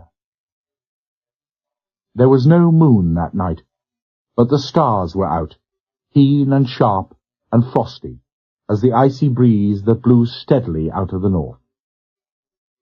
Then, gradually, the sky began to change. At first, there was only a barely perceptible lightening on the northern rim. Then, slowly, a pulsating, flickering band of light began to broaden and deepen and climb steadily above the horizon, climbing higher to the south with the passing of every minute. Soon that pulsating ribbon of light was paralleled by others, streamers in the most delicate pastel shades of blue and green and violet, but always and predominantly white. And always, too, these lanes of multicolored light grew higher and stronger and brighter. At the climax, a great band of white stretched high above the convoy, extending from horizon to horizon. These were the northern lights, at any time a spectacle of beauty and wonder, and this night surpassing lovely. Down below, in ships clearly illuminated against the dark and rolling seas, the men of FR-77 looked up and hated them. On the bridge of the Ulysses, Chrysler of the uncanny eyesight and supersensitive hearing, was the first to hear it. Soon everyone else heard it too, the distant roar, throbbing and intermittent, of a condor approaching from the south. After a time, they became aware that the condor was no longer approaching, but sudden hope died almost as it was born. There was no mistaking it now, the deeper, heavier note of a Focke-Wulf in maximum climb. The commander turned wearily to Carrington. "It's Charlie, all right," he said grimly. "The bastard's spotted us. He'll already have radioed Alta Fjord, and 100 to 1 in anything you like that he's going to drop a marker flare at 10,000 feet or so. It'll be seen 50 miles away. Your money's safe." The first lieutenant was withering. "I never bet against dead certs. And then, by and by, maybe a few flares at a couple of thousand." "Exactly," Turner nodded. "Pilot, how far do you reckon we're from Alta Fjord? In flying time, I mean." "For a 200-knot plane, Just over an hour, the Kapok Kid said quietly. His ebullience was gone. He had been silent and dejected since Vallery had died 2 hours previously. An hour? Carrington exclaimed. And they'll be here? My God, sir, he went on wonderingly. They're really out to get us. We've never been bombed nor torpedoed at night before. We've never had the Tirpitz after us before. The Tirpitz? Turner interrupted. Just where the hell is that ship? She's had time to come up with us. Oh, I know it's dark and we've changed course, he added, as Carrington made to object. But a fast destroyer screen would have picked us. Preston, he broke off, spoke sharply to the signal petty officer. Look alive, man. That ship's flashing us. Sorry, sir. The signalman, swaying on his feet with exhaustion, raised his aldus, clacked out an acknowledgment. Again the light on the merchantman began to wink furiously. Transverse fracture engine bed plate, Preston read out. Damage serious. Shall have to moderate speed. Acknowledge, said Turner curtly. What ship is that, Preston? The Ohio freighter, sir. The one that stopped at Tin Fish a couple of days back? That's her, sir. Make a signal. Essential, maintain speed and position. Turner swore. What a time to choose for an engine breakdown. Pilot, when do we rendezvous with the fleet? 6 hours' time, sir. Exactly. 6 hours. Turner compressed his lips. Just 6 hours. Perhaps, he added bitterly. Perhaps, Carrington murmured. Perhaps, Turner affirmed. Depends entirely on the weather. C&C won't risk capital ships so near the coast, unless he can fly off fighter cover against air attack. And if you ask me, that's why the Tirpitz hasn't turned up yet. Some wandering U-boats tipped him off that our fleet carriers are steaming south. He'll be waiting on the weather. What's he saying, Preston? The Ohio's signal lamp had flashed briefly, then died. Imperative, slow down, Preston repeated. Damage severe. Am slowing down. He is too, Carrington said quietly. He looked up at Turner, at the set face and dark eyes, and knew the same thought was in the commander's mind as was in his own. He's a goner, sir.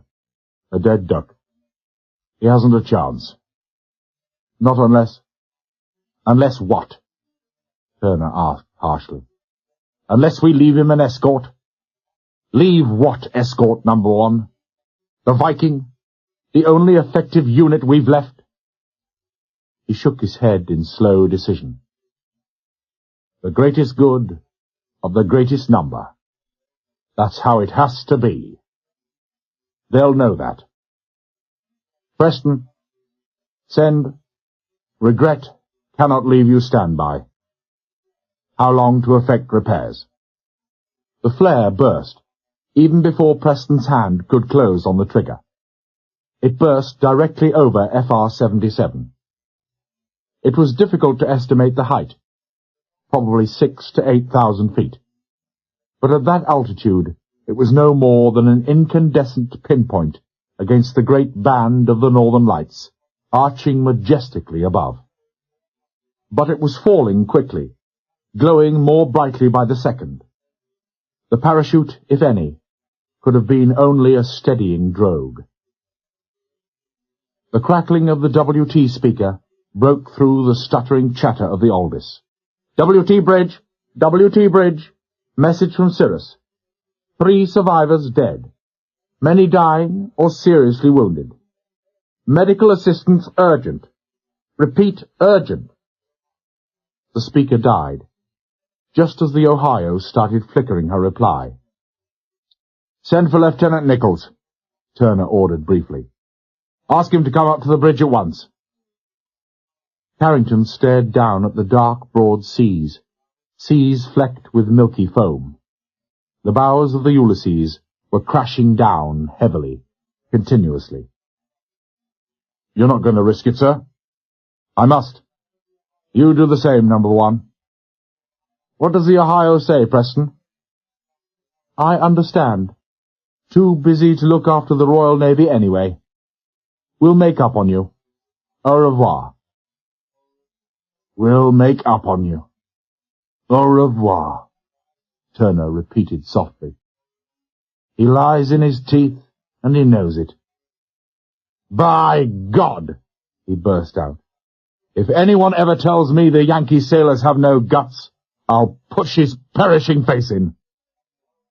"Preston, send au revoir, good luck." "Number one, I feel like a murderer."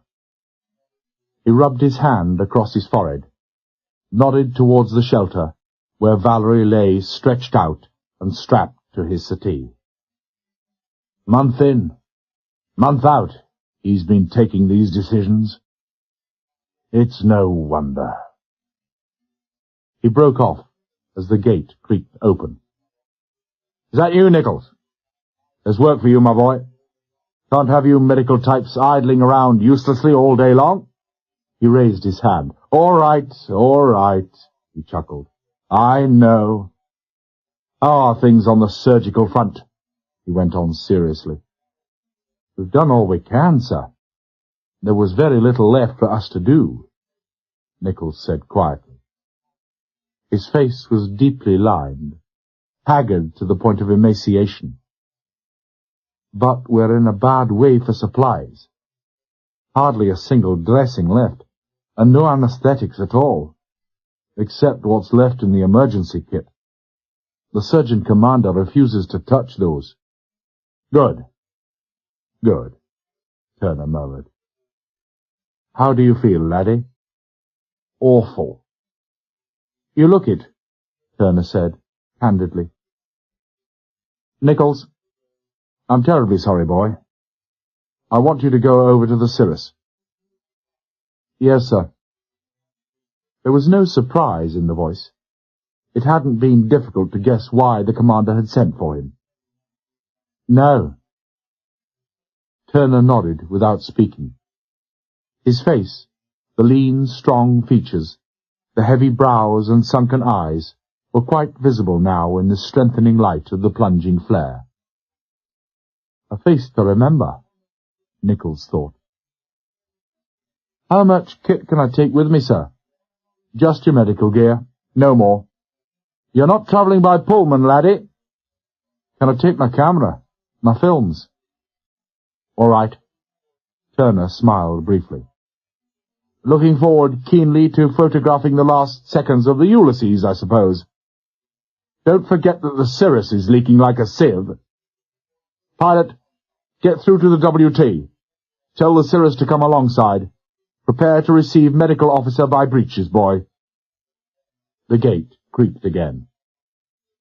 Turner looked at the bulky figure, stumbling wearily onto the compass platform.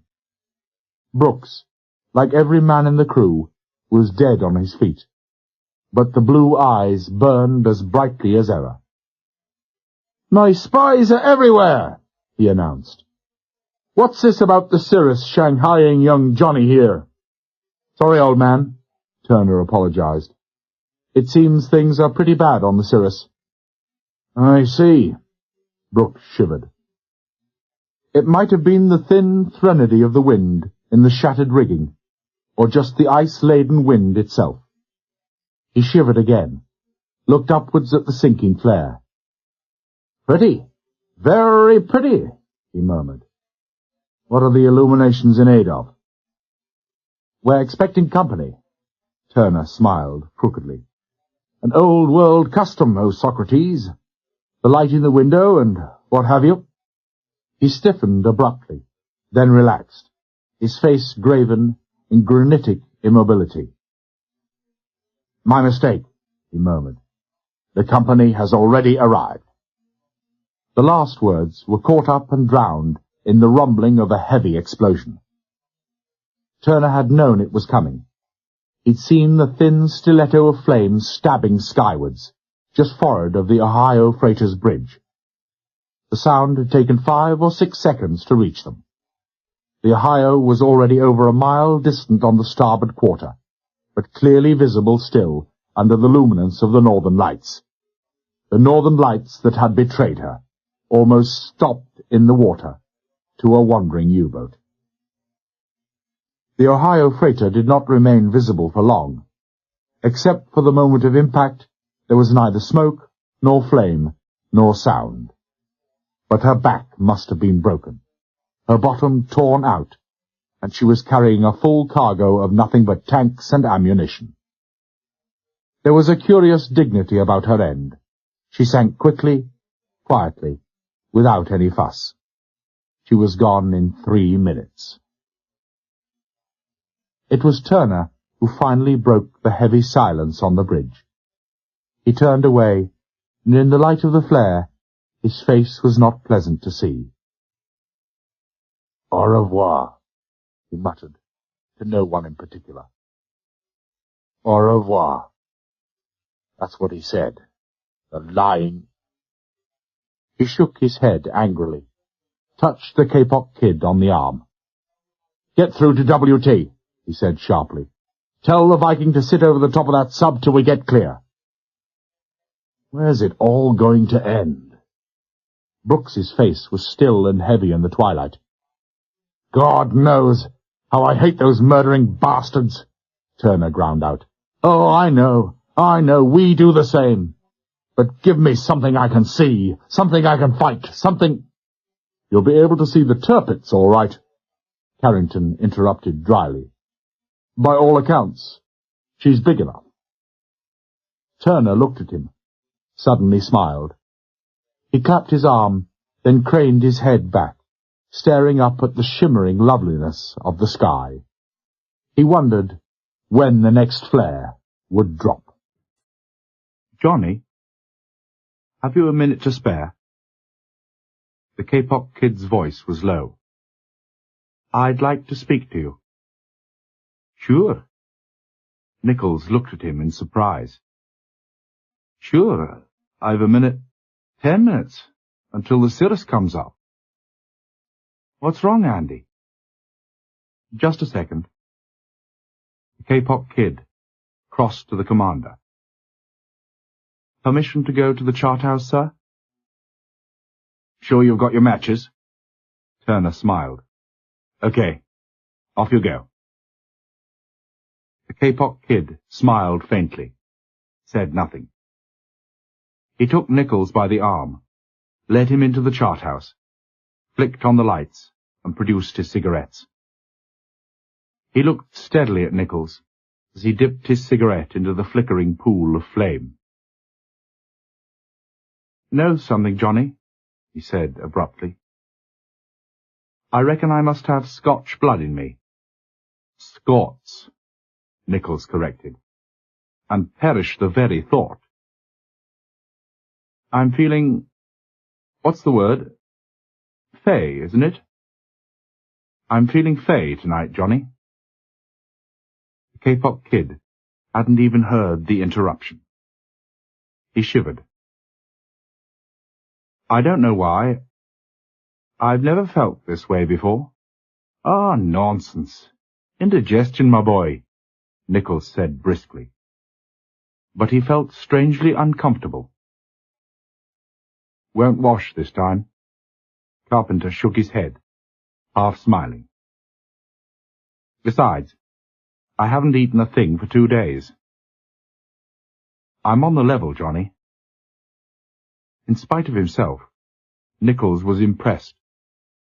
Emotion, gravity, earnestness, these were utterly alien to the Kapok Kid. "I won't be seeing you again," the Kapok Kid continued softly. "Will you do me a favor, Johnny?" "Don't be so bloody silly," Nichols said angrily. "How the hell do you—" "Take this with you." The Kapok Kid pulled out a slip of paper.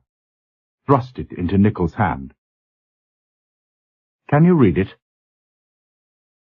"I can read it." Nichols had stilled his anger. "Yes, I can read it." There was a name and address on the sheet of paper, a girl's name and a Surrey address. "So that's her name," he said softly. "Juanita. Juanita." He pronounced it carefully, accurately, in the Spanish fashion. "My favorite song, and my favorite name," he murmured. "Is it?" the Kapok kid asked eagerly. "Is it indeed?" "And mine, Johnny." He paused.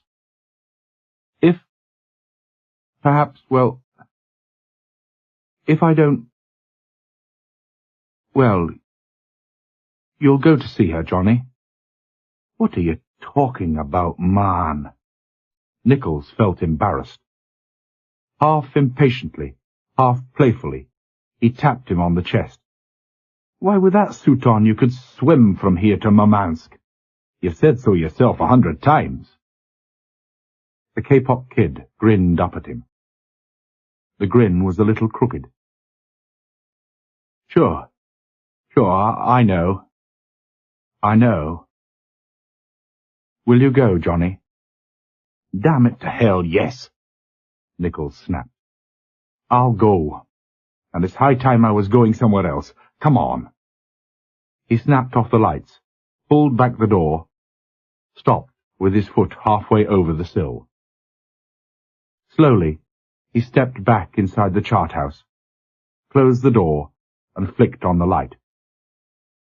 The Kapok kid hadn't moved, was gazing quietly at him. "I'm sorry, Andy," Nichols said sincerely. "I don't know what made me—" "Bad temper," said the Kapok kid cheerfully. "You always did hate to think that I was right, and you were wrong." Nichols caught his breath, closed his eyes for a second. Then he stretched out his hand. "All the best, Vasco." It was an effort to smile. "And don't worry. I'll see her if... Well, I'll see her. I promise you. Juanita. But if I find you there," he went on threateningly, "I'll... Thanks, Johnny. Thanks a lot." The Kapok kid was almost happy. "Good luck, boy. Vaya con Dios." That's what she always said to me. What she said before I came away. Vaya con Dios. 30 minutes later, Nichols was operating aboard the Cirrus. The time was 0445 hours. It was bitterly cold, with a light wind blowing steadily from the north. The seas were heavier than ever, longer between the crests, deeper in their gloomy troughs, and the damaged Cirrus, labouring under a mountain of ice, was making heavy weather of it. The sky was still clear, a sky of breathtaking purity, and the stars were out again, for the northern lights were fading. The fifth successive flare was drifting steadily seawards. It was at 0445 hours that they heard it, the distant rumble of gunfire far to the south. Perhaps a minute after they had seen the incandescent brilliance of a burning flare on the rim of the far horizon. There could be no doubt as to what was happening. The Viking, still in contact with the U-boat, although powerless to do anything about it, was being heavily attacked. And the attack must have been short, sharp, and deadly, for the firing ceased soon after it had begun. Ominously, nothing came through on the WT. No one ever knew what had happened to the Viking, for there were no survivors. The last echo of the Viking's guns had barely died away before they heard the roar of the engines of the Condor, at maximum throttle in a shallow dive. For 5, perhaps 10 seconds, it seemed longer than that, but not long enough for any gun in the convoy to begin tracking him accurately. The great Focke-Wulf actually flew beneath his own flare, and then was gone. Behind him, the sky opened up in a blinding coruscation of flame, more dazzling, more hurtful than the light of the noonday sun. So intense, so extraordinary the power of those flares, so much did pupils contract and eyelids narrow in instinctive self-protection, that the enemy bombers were through the half-circle of light and upon them before anyone fully realized what was happening. The timing, the split-second cooperation between marker planes and bombers were magnificent. There were 12 planes in the first wave. There was no concentration on one target as before. Not more than 2 attacked any ship. Turner, watching from the bridge, watching them swoop down steeply and level out before even the first gun in the Ulysses had opened up, caught his breath in sudden dismay. There was something terribly familiar about the speed, the approach, the silhouette of these planes. Suddenly he had it. Heinkel's, by God! Heinkel 111s. And the Heinkel 111 Turner knew carried that weapon he dreaded above all others, the glider bomb. And then, as if he had touched a master switch, every gun on the Ulysses opened up. The air filled with smoke, the pungent smell of burning cordite. The din was indescribable. And all at once, Turner felt fiercely, strangely happy. To hell with them and their glider bombs, he thought. This was war as he liked to fight it. Not the cat and mouse, hide-and-seek frustration of trying to outguess the hidden wolf packs, but war out in the open, where he could see the enemy and hate him and love him for fighting as honest men should, and do his damnedest to destroy him. And Turner knew, if they could at all, the crew of the Ulysses would destroy him. It needed no great sensitivity to detect the sea change that had overtaken his men. Yes, his men now. They no longer cared for themselves. They had crossed the frontier of fear and found that nothing lay beyond it, and they would keep on feeding their guns and squeezing their triggers until the enemy overwhelmed them. The leading Heinkel was blown out of the sky, and fitting enough it was X-turret that destroyed it. X-turret, the turret of dead Marines, the turret that had destroyed the Condor, and was now manned by a scratch Marine crew. The Heinkel behind lifted sharply to avoid the hurtling fragments of fuselage and engines, dipped, flashed past the cruiser's bows less than a boat length away, banked steeply to port under maximum power, and swung back in on the Ulysses. Every gun on the ship was caught on the wrong foot, and seconds passed before the first one was brought to bear. Just time to spare for the Heinkel to angle in at 60 degrees, drop his bomb, and slew frantically away as the concentrated fire of the Oerlikons and pom-poms closed in on him. Miraculously, he escaped. The winged bomb was high, but not high enough.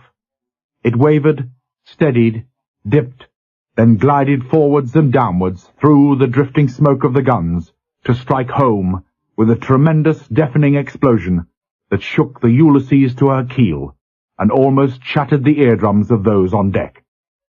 To Turner, looking aft from the bridge, it seemed that the Ulysses could never survive this last assault.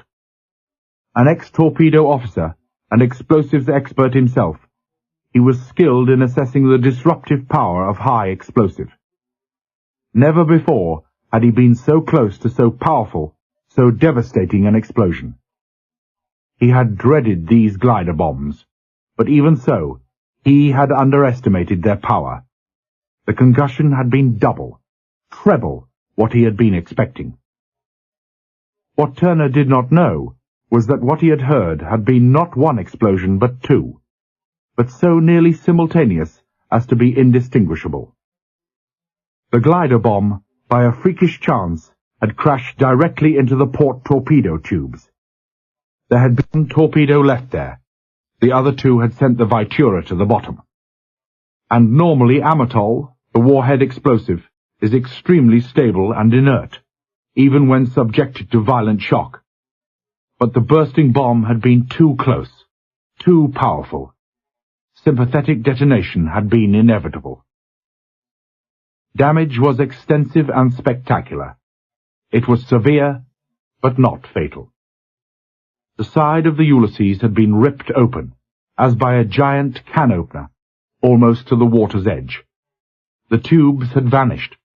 The decks were holed and splintered. The funnel casing was a shambles. The funnel itself tilting over to port, almost to 15 degrees. But the greatest energy of the explosion had been directed aft, most of the blast expending itself over the open sea, while the galley and canteen, severely damaged already, were no more than a devil's scrapyard. Almost before the dust and debris of the explosion had settled, the last of the Heinkels was disappearing, skimming the waves, weaving and twisting madly in evasive action, pursued and harried by 100 glowing streams of tracer. Then, magically, they were gone, and there was only the sudden deafening silence and the flares drooping slowly to extinction, lighting up the pall above the Ulysses, the dark clouds of smoke rolling up from the shattered Sterling, and a tanker with its after-superstructure almost gone. But not one of the ships in FR-77 had faltered or stopped, and they had destroyed 5 Heinkels. A costly victory, Turner mused, if it could be called a victory. But he knew the Heinkels would be back. It was not difficult to imagine the fury, the hurt pride of the High Command in Norway. As far as Turner knew, no Russian convoy had ever sailed so far south before. Riley eased a cramped leg, stretched it gently, so as to avoid the great spinning shaft. Carefully he poured some oil onto the bearing, carefully, so as not to disturb the engineer commander, propped in sleep between the tunnel wall and Riley's shoulder. Even as Riley drew back, Dobson stirred, opened heavy gummed lids. "Good God above," he said wearily. "You still here, Riley?" It was the first time either of them had spoken for hours. "It's a bloody good job I am here," Riley growled. He nodded towards the bearing. "Bloody difficult to get a fire hose down to this place, I should think." That was unfair, Riley knew. He and Dobson had been taking it in half-hour turns to doze and feed the bearing. But he felt he had to say something. He was finding it increasingly difficult to keep on being truculent to the engineer commander. Dobson grinned to himself, said nothing. Finally he cleared his throat, murmured casually, "Tirpitz is taking its time about making its appearance, don't you think?" "Yes, sir." Riley was uncomfortable. "Should have been here long ago, dammer." "Him?" Dodson corrected absently. "Admiral von Tirpitz, you know." "Why don't you give up this foolishness, Riley?" Riley grunted, said nothing. Dobson sighed, then brightened. "Go and get some more coffee, Riley. I'm parched." "No." Riley was blunt. "You get it." "As a favour, Riley." Dobson was very gentle. "I'm damn thirsty." "Oh, all right." The big stoker swore, climbed painfully to his feet. "Where'll I get it?" "Plenty in the engine room. If it's not ice water they're swigging, it's coffee. But no ice water for me." Dobson shivered. Riley gathered up the thermos, stumbled along the passage. He had only gone a few feet when they felt the Ulysses shudder under the recoil of the heavy armament. Although they did not know it, it was the beginning of the air attack. Dobson braced himself against the wall, saw Riley do the same, pause a second, then hurry away in an awkward, stumbling run. There was something grotesquely familiar in that awkward run, Dobson thought. The guns surged back again, and the figure scuttled even faster, like a giant crab in a panic. Panic, Dobson thought. That's it. Panic-stricken. Don't blame the poor bastard.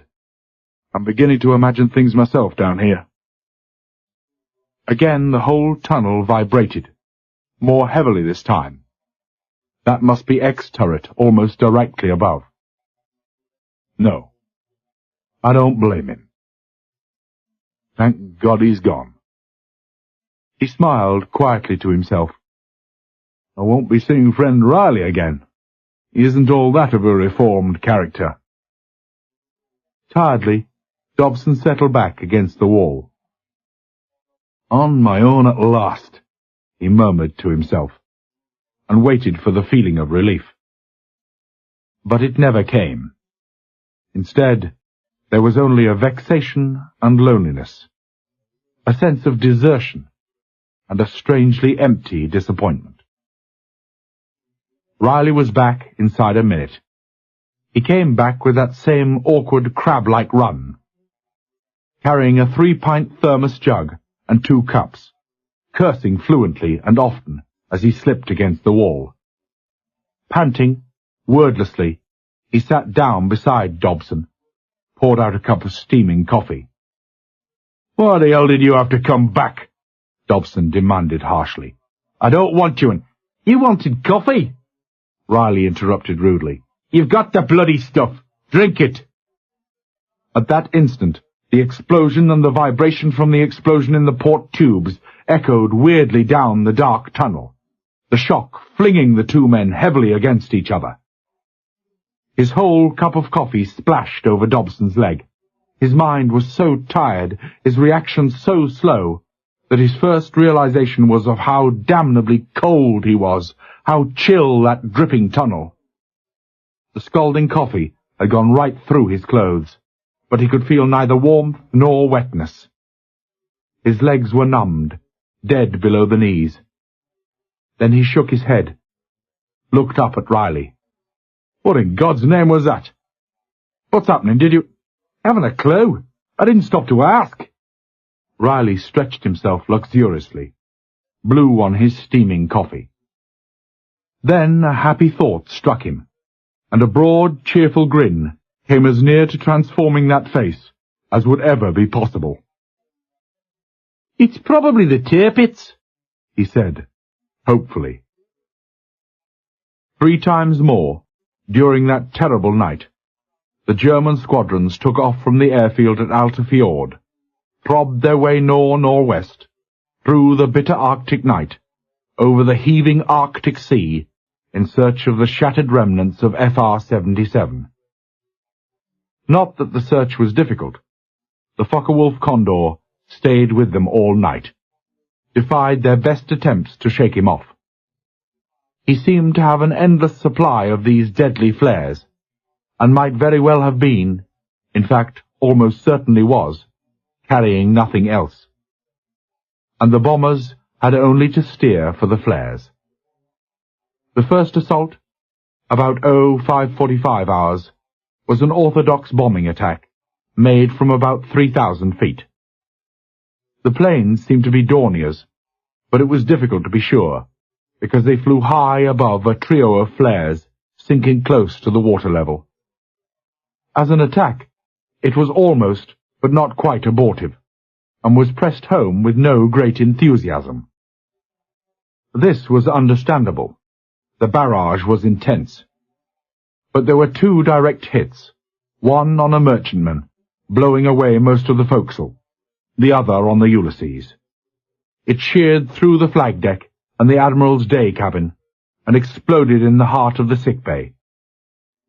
The sick bay was crowded with the sick and dying, and for many that bomb must have come as a God-sent release, for the Ulysses had long since run out of anesthetics. There were no survivors. Among the dead was Marshall, the torpedo officer, Johnson, the leading SBA, the master-at-arms, who had been likely wounded an hour before by a splinter from the torpedo tubes, Burgess, strapped helplessly in a straitjacket. He had suffered concussion on the night of the great storm and gone insane. Brown, whose hip had been smashed by the hatch cover of Y magazine, and Brierly, who was dying anyway, his lungs saturated and rotted away with fuel oil. Brooks had not been there. The same explosion had also shattered the telephone exchange.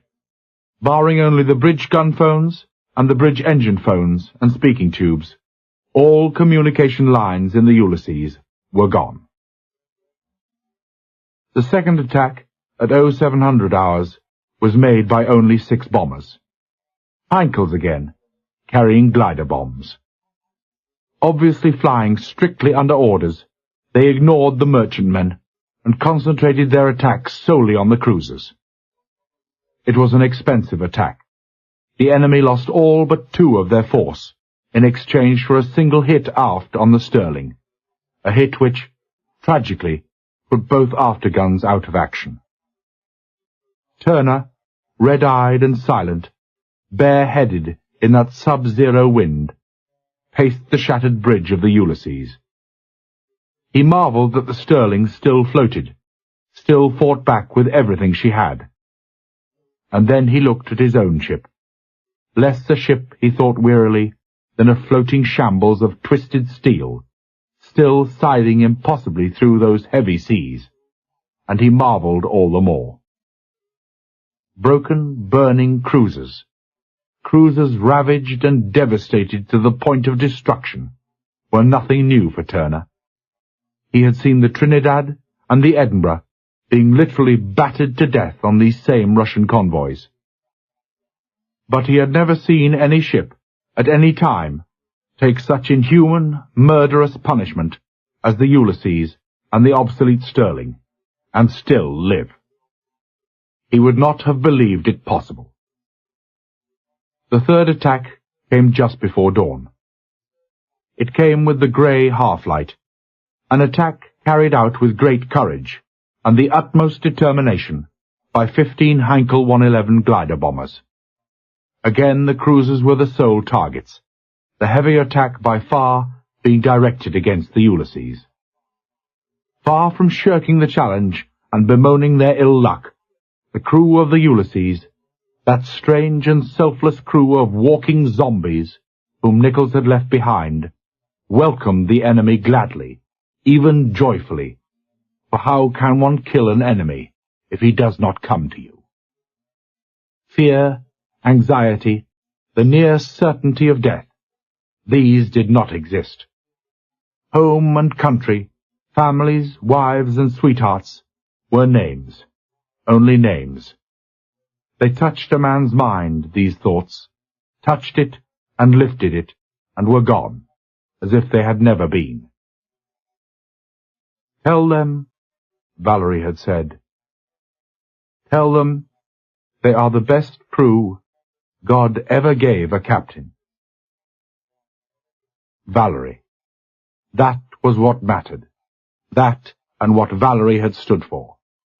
That something that had been so inseparably a part of that good and kindly man, that you never saw it, because it was Vallery.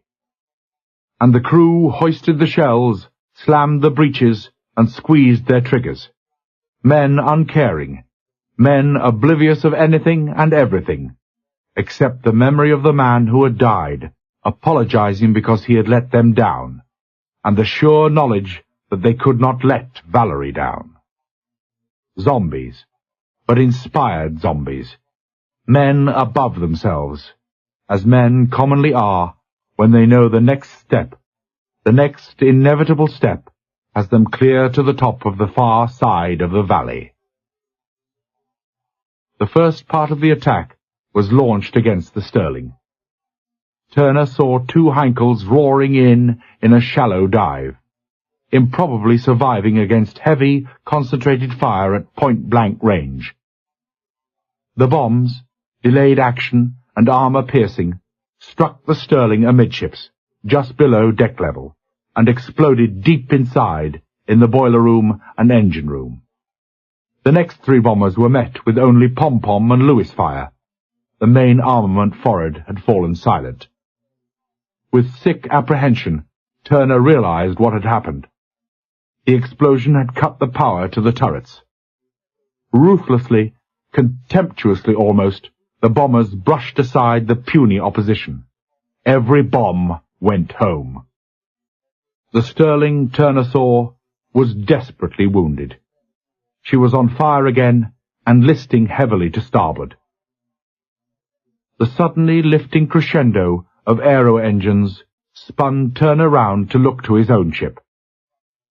There were 5 Heinkels in the first wave, at different heights and approach angles, so as to break up the pattern of AA fire, but all converging on the after end of the Ulysses. There was so much smoke and noise that Turner could only gather confused, broken impressions. Suddenly it seemed the air was filled with glider bombs, and the tearing staccato crash of the German cannon and guns. One bomb exploded in mid-air, just forward of the after funnel, and feet away from it. A maiming, murderous storm of jagged steel scythed across the boat deck, and all Oerlikons and the pom-poms fell immediately silent, their crews victim to shrapnel or concussion. Another plunged through the deck, an engineer's flat, and turned the WT office into a charnel house. The remaining 2 that struck were higher, smashing squarely into X gun deck and X turret. The turret was split open around the top and down both sides as by a giant cleaver, and blasted off its mounting, to lie grotesquely across the shattered poop. Apart from the boat deck and turret gunners, only one other man lost his life in that attack, but that man was virtually irreplaceable. Shrapnel from the first bomb had burst a compressed air cylinder in the torpedo workshop, and Hartley, the man who, above all, had become the backbone of the Ulysses, had taken shelter there only seconds before. The Ulysses was running into dense black smoke now. The Sterling was heavily on fire, her fuel tanks gone. What happened in the next 10 minutes, no one ever knew. In the smoke and flame and agony, they were moments borrowed from hell, and men could only endure. Suddenly, the Ulysses was out in the clear, and the Heinkels, all bombs gone, were harrying her, attacking her incessantly with cannon and machine gun, ravening wolves with their victim on its knees, desperate to finish it off. But still, here and there, a gun fired on the Ulysses. Just below the bridge, for instance, there was a gun firing there. Turner risked a quick glance over the side, saw the gunner pumping his tracers into the path of a swooping Heinkel. And then the Heinkel opened up, and Turner flung himself back, knocking the Kapok Kid to the deck. Then the bomber was gone, and the guns were silent. Slowly, Turner hoisted himself to his feet, peered over the side. The gunner was dead, his harness cut to ribbons. He heard a scuffle behind him, saw a slight figure fling off a restraining hand, and climb to the edge of the bridge. For an instant, Turner saw the pale, staring face of Chrysler. Chrysler, who had neither smiled nor even spoken since they had opened up the Aztec cabinet. At the same time, he saw 3 Heinkels forming up to starboard for a fresh attack. "Get down, you young fool!" Turner shouted. "Do you want to commit suicide?" Chrysler looked at him, eyes wide and devoid of recognition, looked away and dropped down to the sponson below. Turner lifted himself to the edge of the bridge and looked down. Chrysler was struggling with all his slender strength, struggling in a strange and frightening silence to drag the dead man from his Oerlikon cockpit. Somehow, with a series of convulsive, despairing jerks, he had him over the side, had laid him gently to the ground, and was climbing into the cockpit. His hand, Turner saw, was bare and bleeding, stripped to the raw flesh. Then out of the corner of his eyes he saw the flame of the Heinkel's guns and flung himself backward. 1 second passed. 2, 3. 3 seconds during which cannon shells and bullets smashed against the reinforced armour of the bridge. Then, as a man in a daze, he heard the twin Oerlikons opening up. The boy must have held his fire to the very last moment. 6 shots the Oerlikons fired, only 6, and a great grey shape, stricken and smoking, hurtled over the bridge barely at head height, sheared off its port wing on the director tower, and crashed into the sea on the other side. Chrysler was still sitting in the cockpit. His right hand was clutching his left shoulder, a shoulder smashed and shattered by a cannon shell, trying hopelessly to stem the welling arterial blood. Even as the next bomber straightened out on its strafing run, even as he flung himself backwards, Turner saw the mangled, bloody hand reach out for the trigger grip again. Flat on the duckboards beside Carrington and the Kapok Kid, Turner pounded his fist on the deck in terrible frustration of anger. He thought of Starr, the man who had brought all this upon them, and hated him as he would never have believed he could hate anyone. He could have killed him then. He thought of Chrysler, of the excruciating hell of that gun rest pounding into that shattered shoulder, of brown eyes glazed and shocked with pain and grief. If he himself lived, Turner swore, he would recommend that boy for the Victoria Cross. Abruptly the firing ceased, and the Heinkel swung off sharply to starboard, smoke pouring from both its engines. Quickly, together with the Kapok Kid, Turner scrambled to his feet, hoisted himself over the side of the bridge. He did it without looking, and he almost died then. A burst of fire from the third and last Heinkel, the bridge was always the favourite target, whistled past his head and shoulders. He felt the wind of their passing fan his cheek and hair. Then, winded from the convulsive back thrust that had sent him there, he was stretched full length on the duckboards again. They were only inches from his eyes, these duckboards, but he could not see them. All he could see was the image of Chrysler, a gaping wound the size of a man's hand in his back, slumped forward across the Oerlikons, the weight of his body tilting the barrels grotesquely skywards. Both barrels had still been firing, were still firing, would keep on firing until the drums were empty, for the dead boy's hand was locked across the trigger. Gradually, one by one, the guns of the convoy fell silent. The clamour of the aero engines began to fade in the distance. The attack was over. Turner rose to his feet, slowly and heavily this time. He looked over the side of the bridge, stared down into the Oerlikon gun pit, then looked away, his face expressionless.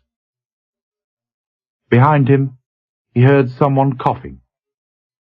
It was a strange, bubbling kind of cough. Turner whirled round, then stood stock still, his hands clenched tightly at his sides. The Kapok Kid, with Carrington kneeling helplessly at his side, was sitting quietly on the boards, his back propped against the legs of the Admiral's chair. From left groin to right shoulder, through the middle of the embroidered J on the chest, stretched a neat, straight, evenly spaced pattern of round holes, stitched in by the machine gun of the Heinkel. The blast of the shells must have hurtled him right across the bridge. Turner stood absolutely still. The kid, he knew with sudden sick certainty, had only seconds to live. He felt that any sudden move on his part would snap the spun silk thread that held him onto life. Gradually, the Kapok kid became aware of his presence, of his steady gaze, and looked up tiredly. The vivid blue of his eyes was dulled already, the face white and drained of blood.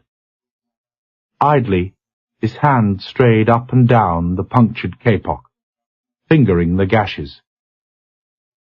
Suddenly he smiled, looked down at the quilted suit.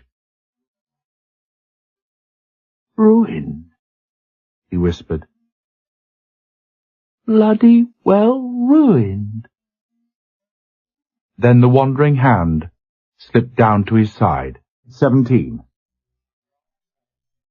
The Sterling died at dawn.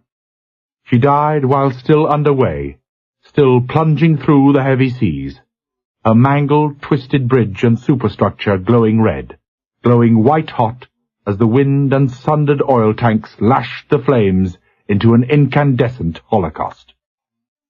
A strange and terrible sight, but not unique. Thus the Bismarck had looked, whitely incandescent, just before the Shropshire's torpedoes had sent her to the bottom. The Sterling would have died anyway, but the Stukas made sure. The northern lights had long since gone.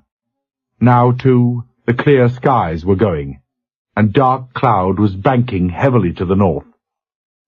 Men hoped and prayed that the cloud would spread over FR-77 and cover it with blanketing snow. But the Stukas got there first. The Stukas, the dreaded gull-winged Junkers 87 dive bombers, came from the south, flew high over the convoy, turned, flew south again.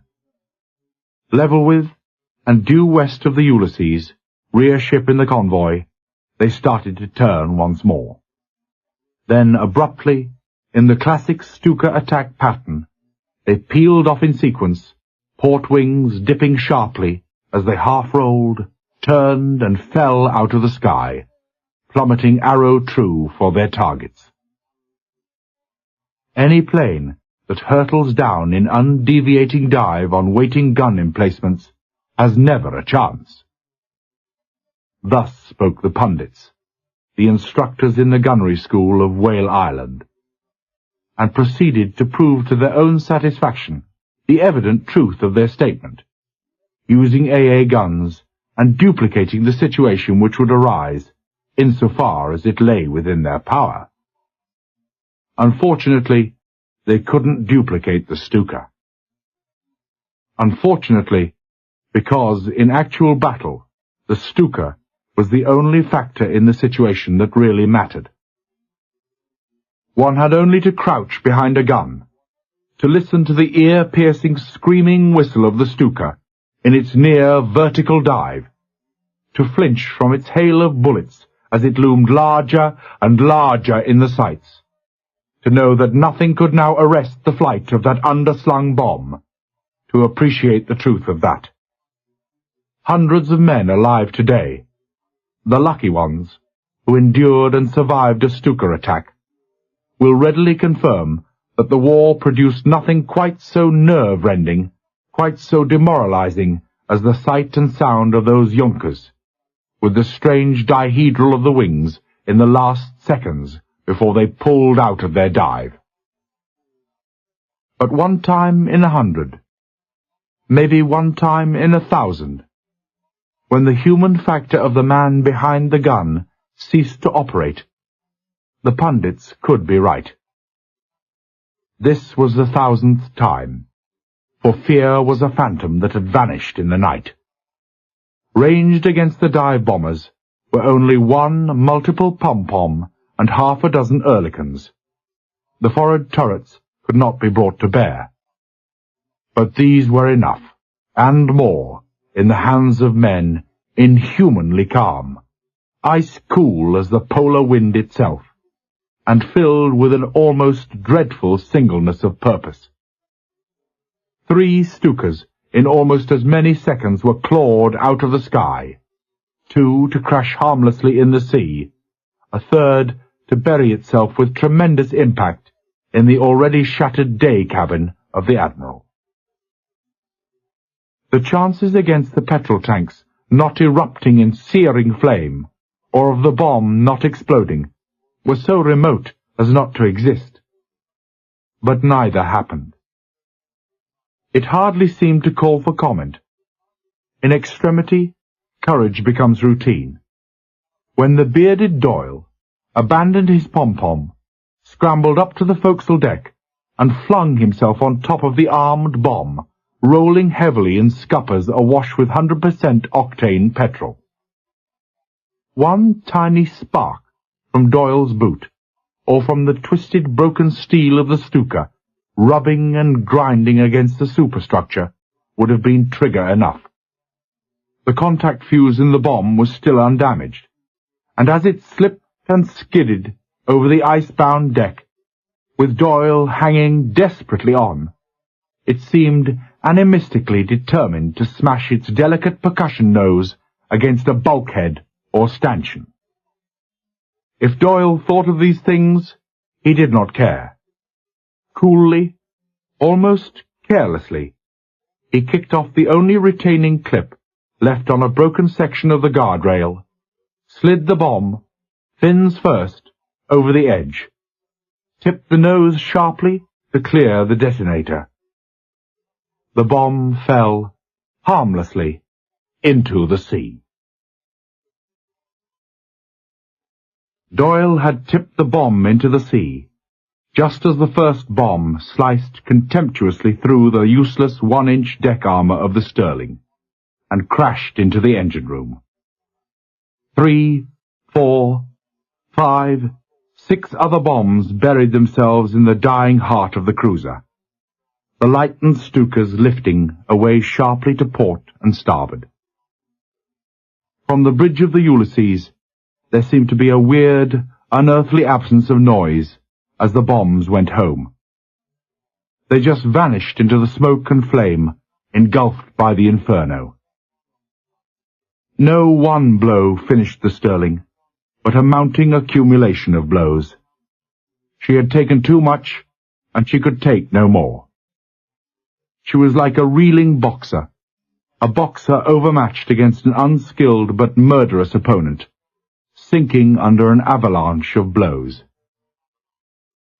Stony-faced, bitter beyond words at his powerlessness, Turner watched her die. Funny, he thought tiredly. She's like all the rest. Cruisers, he mused in a queerly detached abstraction, must be the toughest ships in the world. He'd seen many go, but none easily, cleanly, spectacularly. No sudden knockout, no coup de grace for them. Always, they had to be battered to death, like the Sterling. Turner's grip on the shattered windscreen tightened till his forearms ached. To him, to all good sailors, a well-loved ship was a well-loved friend. For 15 months now, the old and valiant Sterling had been their faithful shadow, had shared the burden of the Ulysses in the worst convoys of the war. She was the last of the old guard, for only the Ulysses had been longer on the blackout run. It was not good to watch a friend die. Turner looked away, stared down at the ice-covered duckboards beneath his feet, his head sunk between hunched shoulders. He could close his eyes, but he could not close his ears. He winced, hearing the monstrous roaring hiss of boiling water and steam as the white-hot superstructure of the Sterling plunged deeply into the ice-chilled Arctic. For 15, 20 seconds, that dreadful, agonized sibilation continued, then stopped in an instant, the sound sheared off as by a guillotine. When Turner looked up, slowly, there was only the rolling, empty sea ahead, the big, oil-slicked bubbles rising to the top. Bubbles rising only to be punctured as they broke the surface by the fine rain falling back into the sea from the great clouds of steam already condensing in that bitter cold. The Sterling was gone, and the battered remnants of FR-77 pitched and plunged steadily onwards to the north. There were 7 ships left now, the 4 merchantmen, including the Commodore's ship, the tanker, the Cirrus, and the Ulysses. None of them was whole. All were damaged, heavily damaged, but none so desperately hurt as the Ulysses. 7 ships. Only 7. 36 had set out for Russia. At 0800 hours, Turner signalled the Cirrus. WT gone. Signal C&C course, speed, position. Confirm 0930 hours as rendezvous. Code. The reply came exactly an hour later. Delayed heavy seas. Rendezvous approximately 10:30 hours. Impossible fly-off air cover. Keep coming. C&C. Keep coming, Turner repeated savagely. Would you listen to him? Keep coming, he says. What the hell does he expect us to do? Scuttle ourselves? He shook his head in angry despair. I hate to repeat myself, he said bitterly, but I must. Too bloody late, as usual. Dawn and daylight had long since come, but it was growing darker again. Heavy grey clouds, formless and menacing, blotted out the sky from horizon to horizon. They were snow clouds, and please God, the snow would soon fall.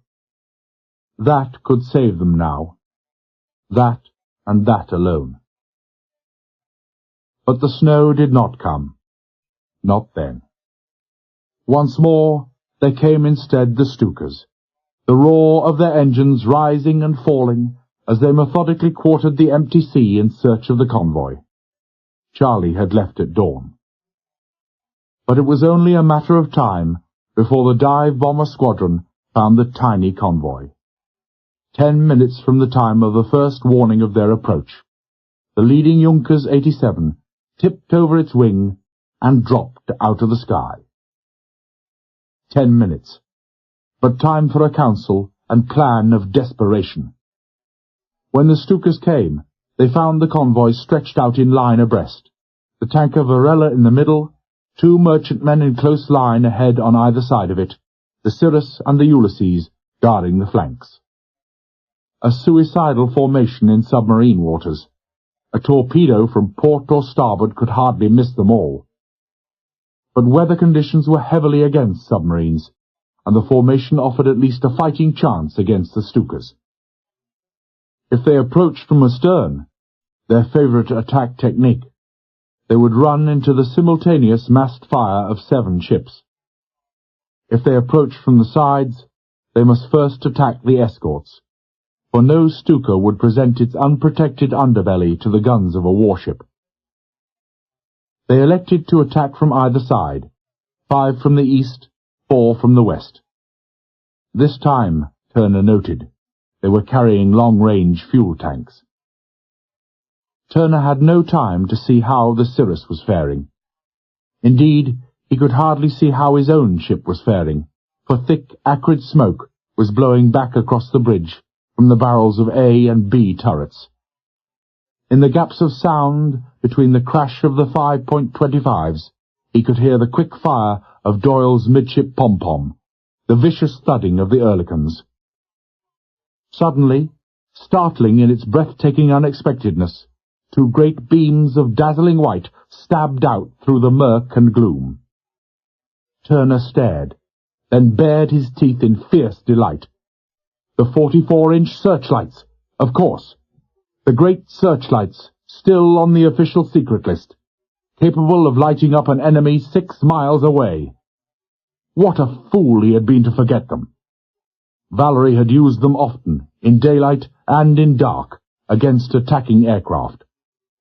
No man could look into those terrible eyes, those flaming arcs across the electrodes, and not be blinded. Blinking against the eye-watering smoke, Turner peered aft to see who was manning the control position. But he knew who it was before he saw him. It could only be Ralston. Searchlight control, Turner remembered, was his day action station. Besides, he could think of no one other than the big blonde torpedo man with the gumption, the quick intelligence to burn the lamps on his own initiative. Jammed in the corner of the bridge, by the gate, Turner watched him. He forgot his ship, forgot even the bombers. He personally could do nothing about them anyway, as he stared in fascination at the man behind the controls. His eyes were glued to the sights, his face expressionless absolutely, but for the gradual stiffening of back and neck as the sight dipped in docile response to the delicate caress of his fingers on the wheel. He might have been carved from marble. The immobility of the face, the utter concentration, was almost frightening. There was not a flicker of feeling or emotion.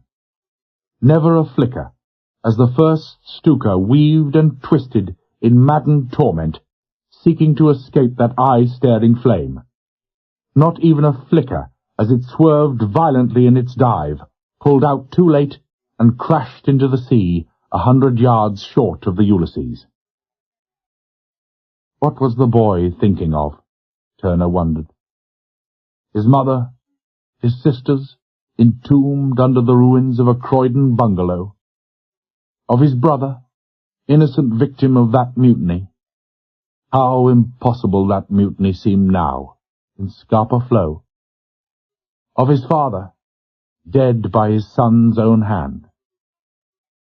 Turner did not know, could not even begin to guess. Clairvoyantly almost, he knew that it was too late, that no one would ever know now. The face was inhumanly still. There wasn't a shadow of feeling as the second Stuka overshot the Ulysses, dropped its bomb into the open sea. Not a shadow as a third blew up in mid-air. Not a trace of emotion when the guns of the next Stuka smashed one of the lights. Not even when the cannon shells of the last smashed the searchlight control, tore half his chest away. He died instantaneously, stood there a moment as if unwilling to abandon his post, then slumped back quietly onto the deck. Turner bent over the dead boy, looked at the face, the eyes upturned, the first feathery flakes of falling snow. The eyes, the face, were still the same, mask-like, expressionless. Turner shivered and looked away. One bomb, and one only, had struck the Ulysses. It had struck the forecastle deck just forward of A turret. There had been no casualties, but some freak of vibration and shock had fractured the turret's hydraulic lines. Temporarily at least, B was the only effective remaining turret in the ship. The Cirrus hadn't been quite so lucky. She had destroyed one Stuka. The merchantmen had claimed another, and had been hit twice, both bombs exploding in the after mess deck. The Cirrus, overloaded with survivors, was carrying double her normal complement of men, and usually that mess deck would have been crowded. During action stations it was empty. Not a man had lost his life. Not a man was to lose his life on the destroyer Cirrus. She was never damaged again on the Russian convoys. Hope was rising fast. Less than an hour to go now, and the battle squadron would be there.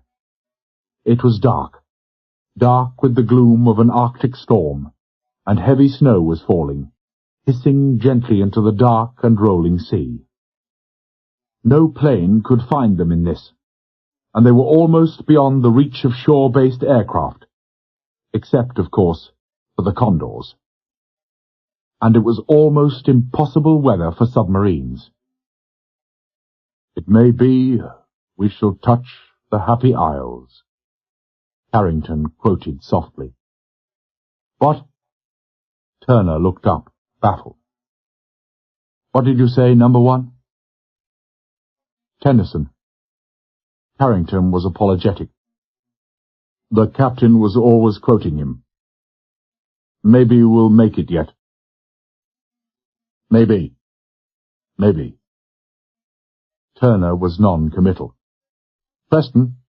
"Yes, sir, I see it." Preston was staring to the north, where the signal lamp of the Cirrus was flickering rapidly. "A ship, sir," he reported excitedly. "Cirrus says naval vessel approaching from the north." "From the north? Thank God! Thank God!" Turner shouted exultantly. "From the north! It must be them! They're ahead of time! I take it all back. Can you see anything, number one?" "Not a thing, sir. Too thick. But it's clearing a bit, I think. There's the Cirrus again." "What does she say, Preston?" Turner asked anxiously. "Contact. Sub. Contact. Green 30. Closing." "Contact? At this late hour?" Turner groaned, then smashed his fist down on the binnacle. He swore fiercely. "By God, she's not going to stop us now!" "Preston, signal the Cirrus to stay." He broke off, looked incredulously to the north. Up there in the snow and gloom, stilettos of white flame had lanced out briefly, vanished again. Carrington by his side now, he stared unwinkingly north, saw shells splashing whitely in the water under the bows of the Commodore's ship, the Cape Hatteras. Then he saw the flashes again, stronger, brighter this time, flashes that lit up for a fleeting second the bows and superstructure of the ship that was firing. He turned slowly, to find that Carrington too had turned, was gazing at him with set face and bitter eyes. Turner, grey and haggard with exhaustion and the sour foretaste of ultimate defeat, looked in turn at his first lieutenant in a long moment of silence. "The answer to many questions," he said softly. "That's why they've been softening up the Sterling and ourselves for the past couple of days. The Fox is in among the chickens. It's our old pal, the Hipper cruiser, come to pay us a social call." "It is. So near, and yet—" Turner shrugged. "We deserved better than this." He grinned crookedly. "How would you like to die a hero's death?"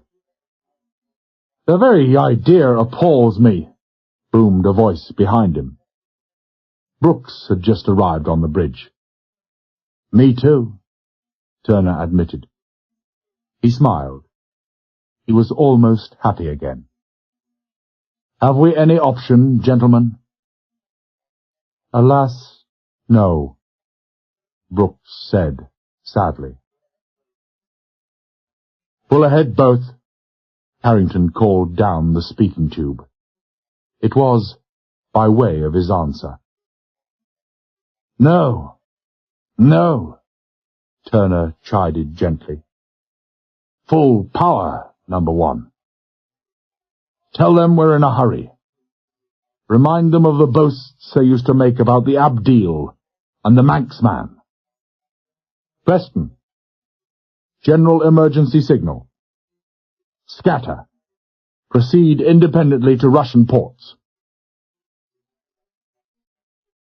The upper deck was thick with freshly fallen snow, and the snow was still falling. The wind was rising again, and after the warmth of the canteen, where he had been operating, it struck at Johnny Nichols' lungs with sudden, searing pain. The temperature, he guessed, must be about 0.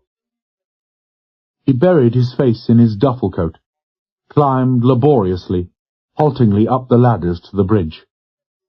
He was tired, deadly weary, and he winced in agony every time his foot touched the deck. His splinted left leg was shattered just above the ankle, shrapnel from the bomb in the after mess deck. Peter Orr, commander of the Cirrus, was waiting for him at the gate of the tiny bridge. "I thought you might like to see this, Doc." The voice was strangely high-pitched for so big a man. "Rather, I thought you would want to see this," he corrected himself. "Look at her go," he breathed. "Just look at her go." Nichols looked out over the port side. Half a mile away on the beam, the Cape Hatteras was blazing furiously, slowing to a stop. Some miles to the north, through the falling snow, he could barely distinguish the vague shape of the German cruiser, a shape pinpointed by the flaming guns still mercilessly pumping shells into the sinking ship. Every shot went home. The accuracy of their gunnery was fantastic. Half a mile astern, on the port quarter, the Ulysses was coming up. She was sheeted in foam and spray, the bows leaping almost clear of the water, then crashing down with a pistol-shot impact easily heard, even against the wind, on the bridge of the Cirrus, as the great engines thrust her through the water, faster, faster, with the passing of every second. Nichols gazed, fascinated. This was the first time he'd seen the Ulysses since he'd left her, and he was appalled. The entire upperworks, fore and aft, were a twisted, unbelievable shambles of broken steel. Both masts were gone, the smokestacks broken and bent, the director tower shattered and grotesquely askew. Smoke was still pluming up from the great holes in forecastle and poop. The after turrets, wrenched from their mountings, pitched crazily on the deck. The skeleton of the Condor still lay athwart Y turret. A Stuka was buried to the wings in the forecastle deck, and she was, he knew, split right down to the water level abreast the torpedo tubes. The Ulysses was something out of a nightmare. Steadying himself against the violent pitching of the destroyer, Nichols stared and stared, numbed with horror and disbelief. Orr looked at him, looked away as a messenger came to the bridge. "Rendezvous 10:15 hours," he read. 10:15? Good Lord! 25 minutes time! You hear that, Doc? 25 minutes time. "Yes, sir," Nichols said absently. He hadn't heard him. Orr looked at him, touched his arm, pointed to the Ulysses. "Bloody well incredible, isn't it?" he murmured. "I wish to God I was aboard her," Nichols muttered miserably. "Why did they send me—" "Look! What's that?" A huge flag, a flag 20 feet in length, was streaming out below the yardarm of the Ulysses, stretched taut in the wind of its passing. Nichols had never seen anything remotely like it. The flag was enormous, red and blue and whiter than the driving snow. "The battle ensign," Orr murmured. "Bill Turner's broken out the battle ensign." He shook his head in wonder. It'd take time off to do that now. Well, Jock, only Turner would do that. You know him well? Nichols nodded silently. Me too, Orr said simply. We are both lucky men. The Cirrus was still doing 15 knots, still headed for the enemy, when the Ulysses passed them by a cable length away, as if they were stopped in the water. Long afterwards, Nichols could never describe it all accurately. He had a hazy memory of the Ulysses no longer plunging and lifting, but battering through waves and troughs on a steady, even keel, the deck angling back sharply from a rearing forefoot to the counter buried deep in the water, 15 feet below the great boiling, tortured sea of white that arched up in seething magnificence above the shattered poop deck. He could recall, too, that B turret was firing continuously, shell after shell, screaming away through the blinding snow, to burst in brilliant splendor over and on the German cruiser. For B turret had only star shells left. He carried, too, a vague mental picture of Turner waving ironically from the bridge, of the great ensign streaming stiffly astern, already torn and tattered at the edges. But what he could never forget, what he would hear in his heart and mind as long as he lived, was the tremendous frightening roar of the great boiler room intake fans as they sucked in mighty draughts of air for the starving engines. For the Ulysses was driving through the heavy seas at maximum power at a speed that should have broken her shuddering back, should have burnt out the great engines. There was no doubt as to Turner's intentions. He was going to ram the enemy, to destroy him and take him with him, at a speed of just on or over 40 incredible knots. Nichols gazed and gazed, and did not know what to think. He felt sick at heart, for that ship was part of him now. His good friends, especially the Kapok Kid, for he did not know that the kid was already dead. They, too, were part of him, and it is always terrible to see the end of a legend, to see it die, to see it going into the gulfs. But he felt, too, a strange exultation. She was dying, but what a way to die! And if ships had hearts, had souls, as the old sailing men declared, surely the Ulysses would want it this way too. She was still doing 40 knots when, as if by magic, a great gaping hole appeared in her bows just above the waterline.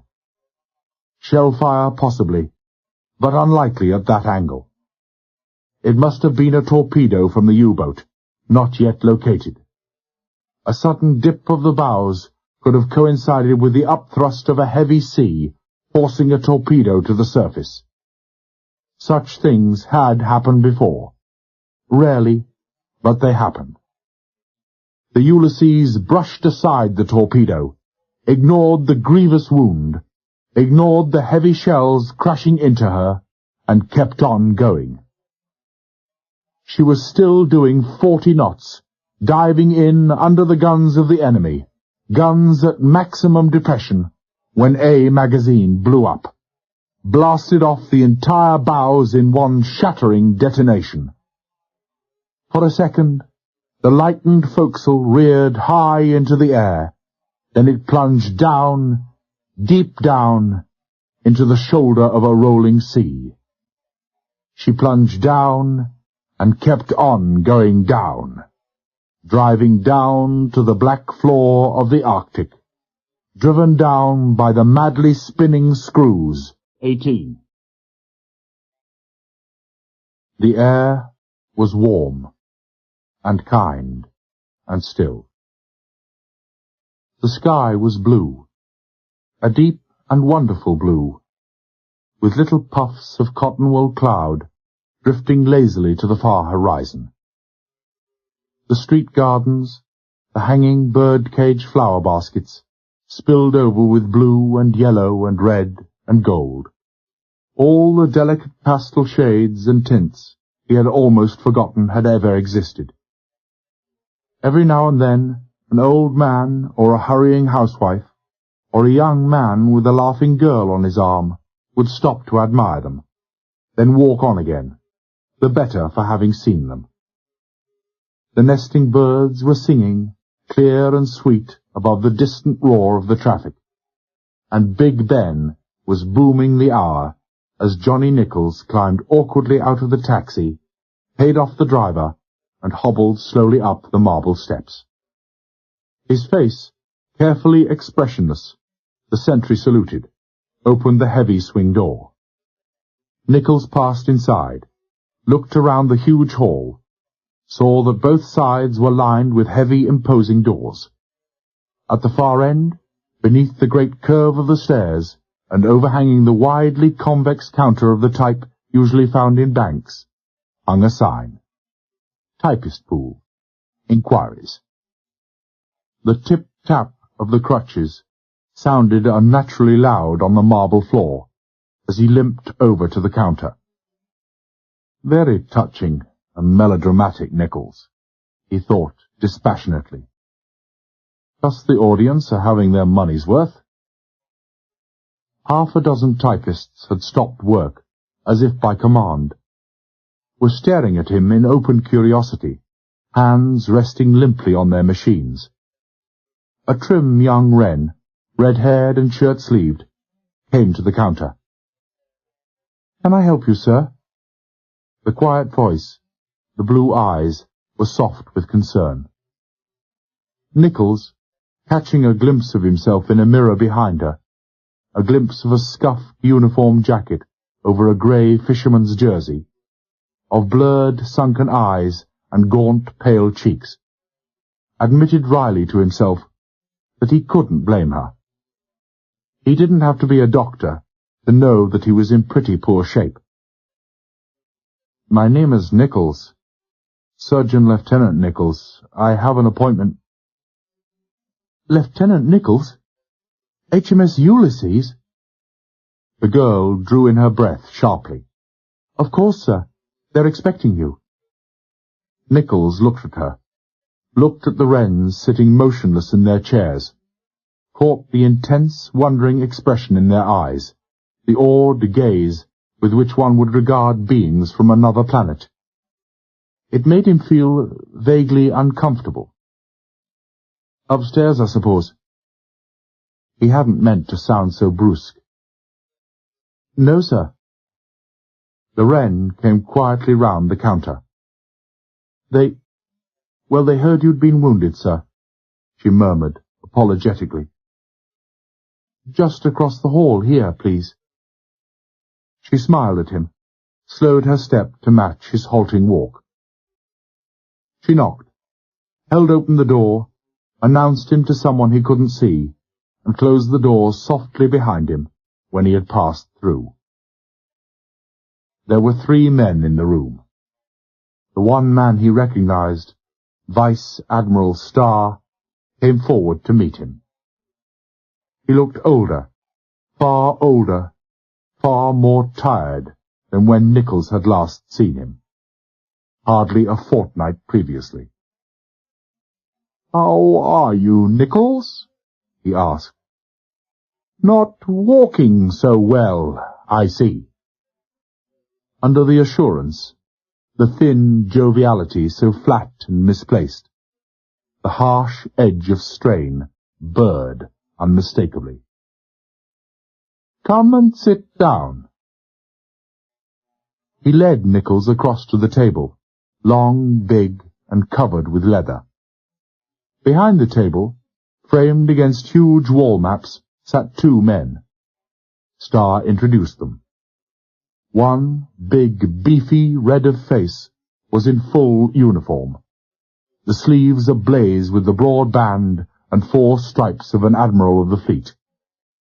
The other was a civilian, a small, stocky man, with iron-grey hair, eyes still and wise and old. Nichols recognized him immediately, would have known anyway from the deference of both the admirals. He reflected wryly that the Navy was indeed doing him proud. Such receptions were not for all. But they seemed reluctant to begin the reception, Nichols thought. He had forgotten the shock his appearance must give. Finally, the grey-haired man cleared his throat. "How's the leg, boy?" he asked. "Looks pretty bad to me." His voice was low, but alive with controlled authority. "Not too bad, thank you, sir," Nichols answered. 2-3 weeks should see me back on the job." "You're taking 2 months, laddie," said the grey-haired man quietly. "More if you want it." He smiled faintly. "If anyone asks, just tell 'em I said so." "Cigarette?" He flicked the big table lighter, sat back in his chair. Temporarily he seemed at a loss as to what to say next. Then he looked up abruptly. "Had a good trip home?" "Very fair, sir. VIP treatment all the way. Moscow, Tehran, Cairo, Jib." Nichols' mouth twisted. "Much more comfortable than the trip out." He paused, inhaled deeply on his cigarette, looked levelly across the table. "I would have preferred to come home in the cirrus." "No doubt," Starr broke in acidly. "But we cannot afford to cater for the personal prejudices of all and sundry. We were anxious to have a first-hand account of FR-77, and particularly the Ulysses, as soon as possible." Nichols' hands clenched on the edge of his chair. The anger had leapt in him like a flame, and he knew that the man opposite was watching closely. Slowly he relaxed, looked at the grey-haired man, interrogative eyebrows mutely asking confirmation. The grey-haired man nodded. "Just tell us all you know," he said kindly. "Everything. About everything. Take your time." "From the beginning?" Nichols asked in a low voice. "From the beginning." Nichols told them. He would have liked to tell the story, right as it fell out, from the convoy before FR-77, straight through to the end. He did his best, but it was a halting story, strangely lacking in conviction. The atmosphere, the surroundings were wrong. The contrast between the peaceful warmth of these rooms and the inhuman cold and cruelty of the Arctic was an immense gulf that could be bridged only by experience and understanding. Down here, in the heart of London, the wild, incredible tale he had to tell fell falsely, incredibly, even on his own ears. Halfway through, he looked at his listeners, almost gave up. Incredulity? No, it wasn't that. At least, not with the grey-haired man and the Admiral of the fleet. Just a baffled incomprehension, an honest failure to understand. It wasn't so bad when he stuck to the ascertainable facts. The facts of carriers crippled by seas, of carriers mined, stranded, and torpedoed. The facts of the great storm, of the desperate struggle to survive.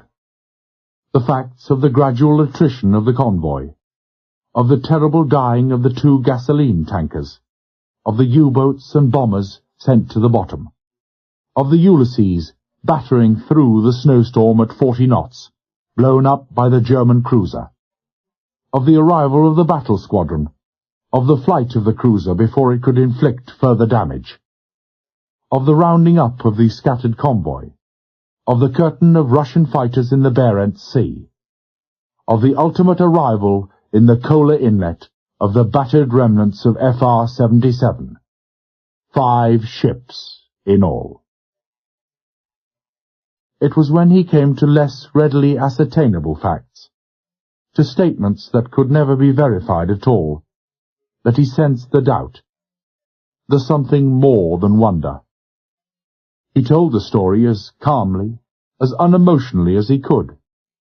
The story of Ralston of the fighting lights and the searchlights, of his father and family, of Riley, the ringleader of the mutiny, and his refusal to leave the shaft tunnel, of Peterson, who had killed a Marine and gladly given his own life, of MacQuater and Chrysler and Doyle and a dozen others. For a second, his own voice broke uncertainly as he told the story of the half-dozen survivors from the Ulysses, picked up by the Cirrus soon afterwards.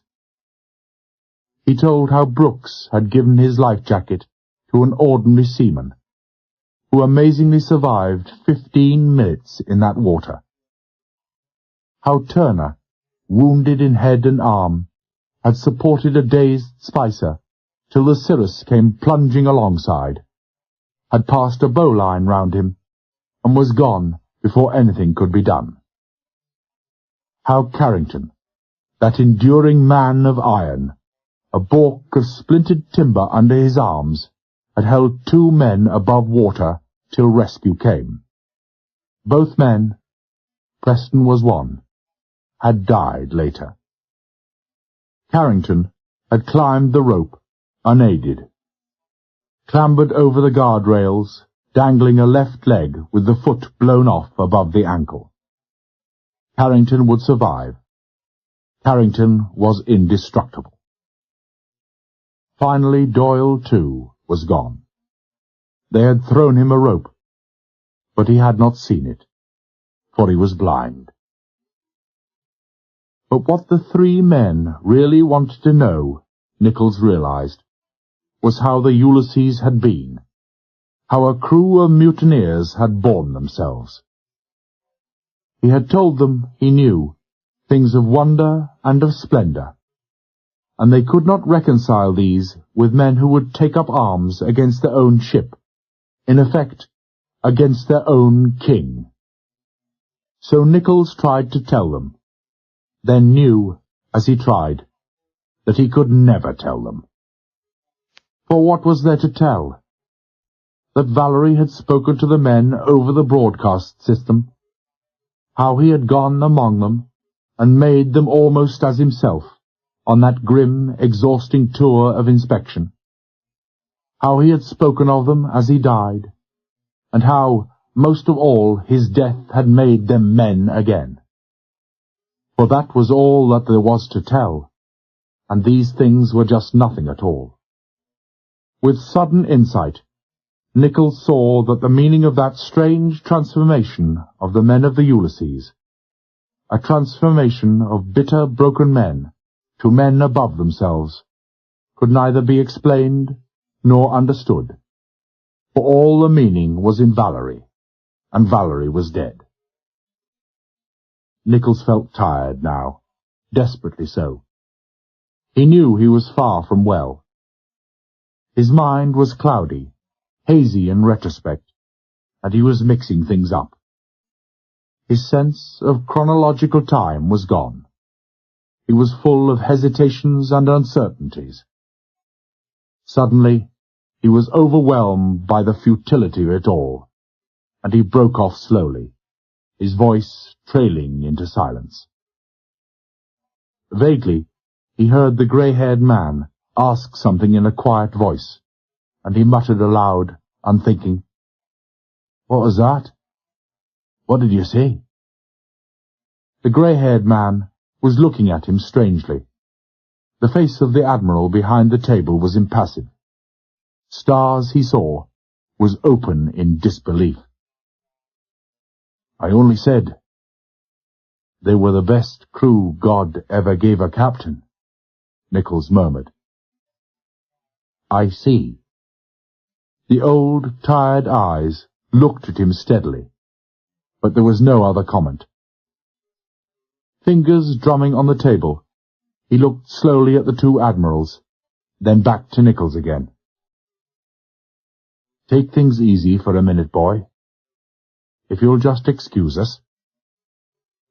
He rose to his feet, walked slowly over to the big bay windows at the other end of the long room, the others following. Nichols made no move, did not even look after them. He sat slumped in the chair, looking dejectedly, unseeingly, at the crutches on the floor between his feet. From time to time, he could hear a murmur of voices. Star's high-pitched voice, carried most clearly. Mutiny ship, sir. Never the same again. Better this way. There was a murmured reply, too low to catch. Then he heard Star saying, Finished as a fighting unit. The grey-haired man said something rapidly, his tone sharp with disagreement, but the words were blurred. Then the deep, heavy voice of the fleet admiral said something about expiation, and the grey-haired man nodded slowly. Then Star looked at him over his shoulder, and Nichols knew they were talking about him. He thought he heard the words, not well and frightful strain, but perhaps he was imagining it. Anyway, he no longer cared. He was anxious for one thing only, and that was to be gone. He felt an alien in an alien land, and whether they believed him or not no longer mattered. He did not belong here, where everything was so sane and commonplace and real, and withal a world of shadows. He wondered what the Kapok Kid would have said had he been here, and smiled in fond reminiscence. The language would have been terrible, the comments rich and barbed and pungent. Then he wondered what Vallery would have said, and he smiled again at the simplicity of it all, for Vallery would have said, Do not judge them, for they do not understand. Gradually, he became aware that the murmuring had ceased, that the three men were standing above him. His smile faded, and he looked up slowly to see them looking down strangely at him, their eyes full of concern. I'm damnably sorry, boy, the grey-haired man said sincerely. You're a sick man, and we've asked far too much of you. A drink, Nichols? It was most No, thank you, sir. Nichols straightened himself in his chair. I'll be perfectly all right. He hesitated. Is there anything else? No, nothing at all. The smile was genuine, friendly. You've been a great help to us, Lieutenant. A great help. And a fine report. Thank you very much indeed. A liar and a gentleman, Nichols thought gratefully. He struggled to his feet, reached out for his crutches. He shook hands with Star and the Admiral of the fleet, and said goodbye. The grey-haired man accompanied him to the door, his hand beneath Nichols' arm. At the door, Nichols paused. Sorry to bother you, but when do I begin my leave, sir? As from now, the other said emphatically. And have a good time. God knows you've earned it, my boy. Where are you going? Henley, sir. Henley? I could have sworn you were Scots. I am, sir. I have no family. Oh. A girl, Lieutenant? Nichols nodded silently.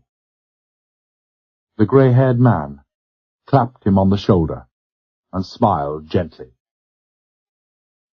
Pretty, I'll be bound. Nichols looked at him, looked away to where the sentry was already holding open the street doors, and gathered up his crutches. I don't know, sir, he said quietly. I don't know at all. I've never seen her. He tip-tapped his way across the marble flags, passed through the heavy doors, and glimpsed out into the sunshine. You have been listening to HMS Ulysses by Alistair MacLean.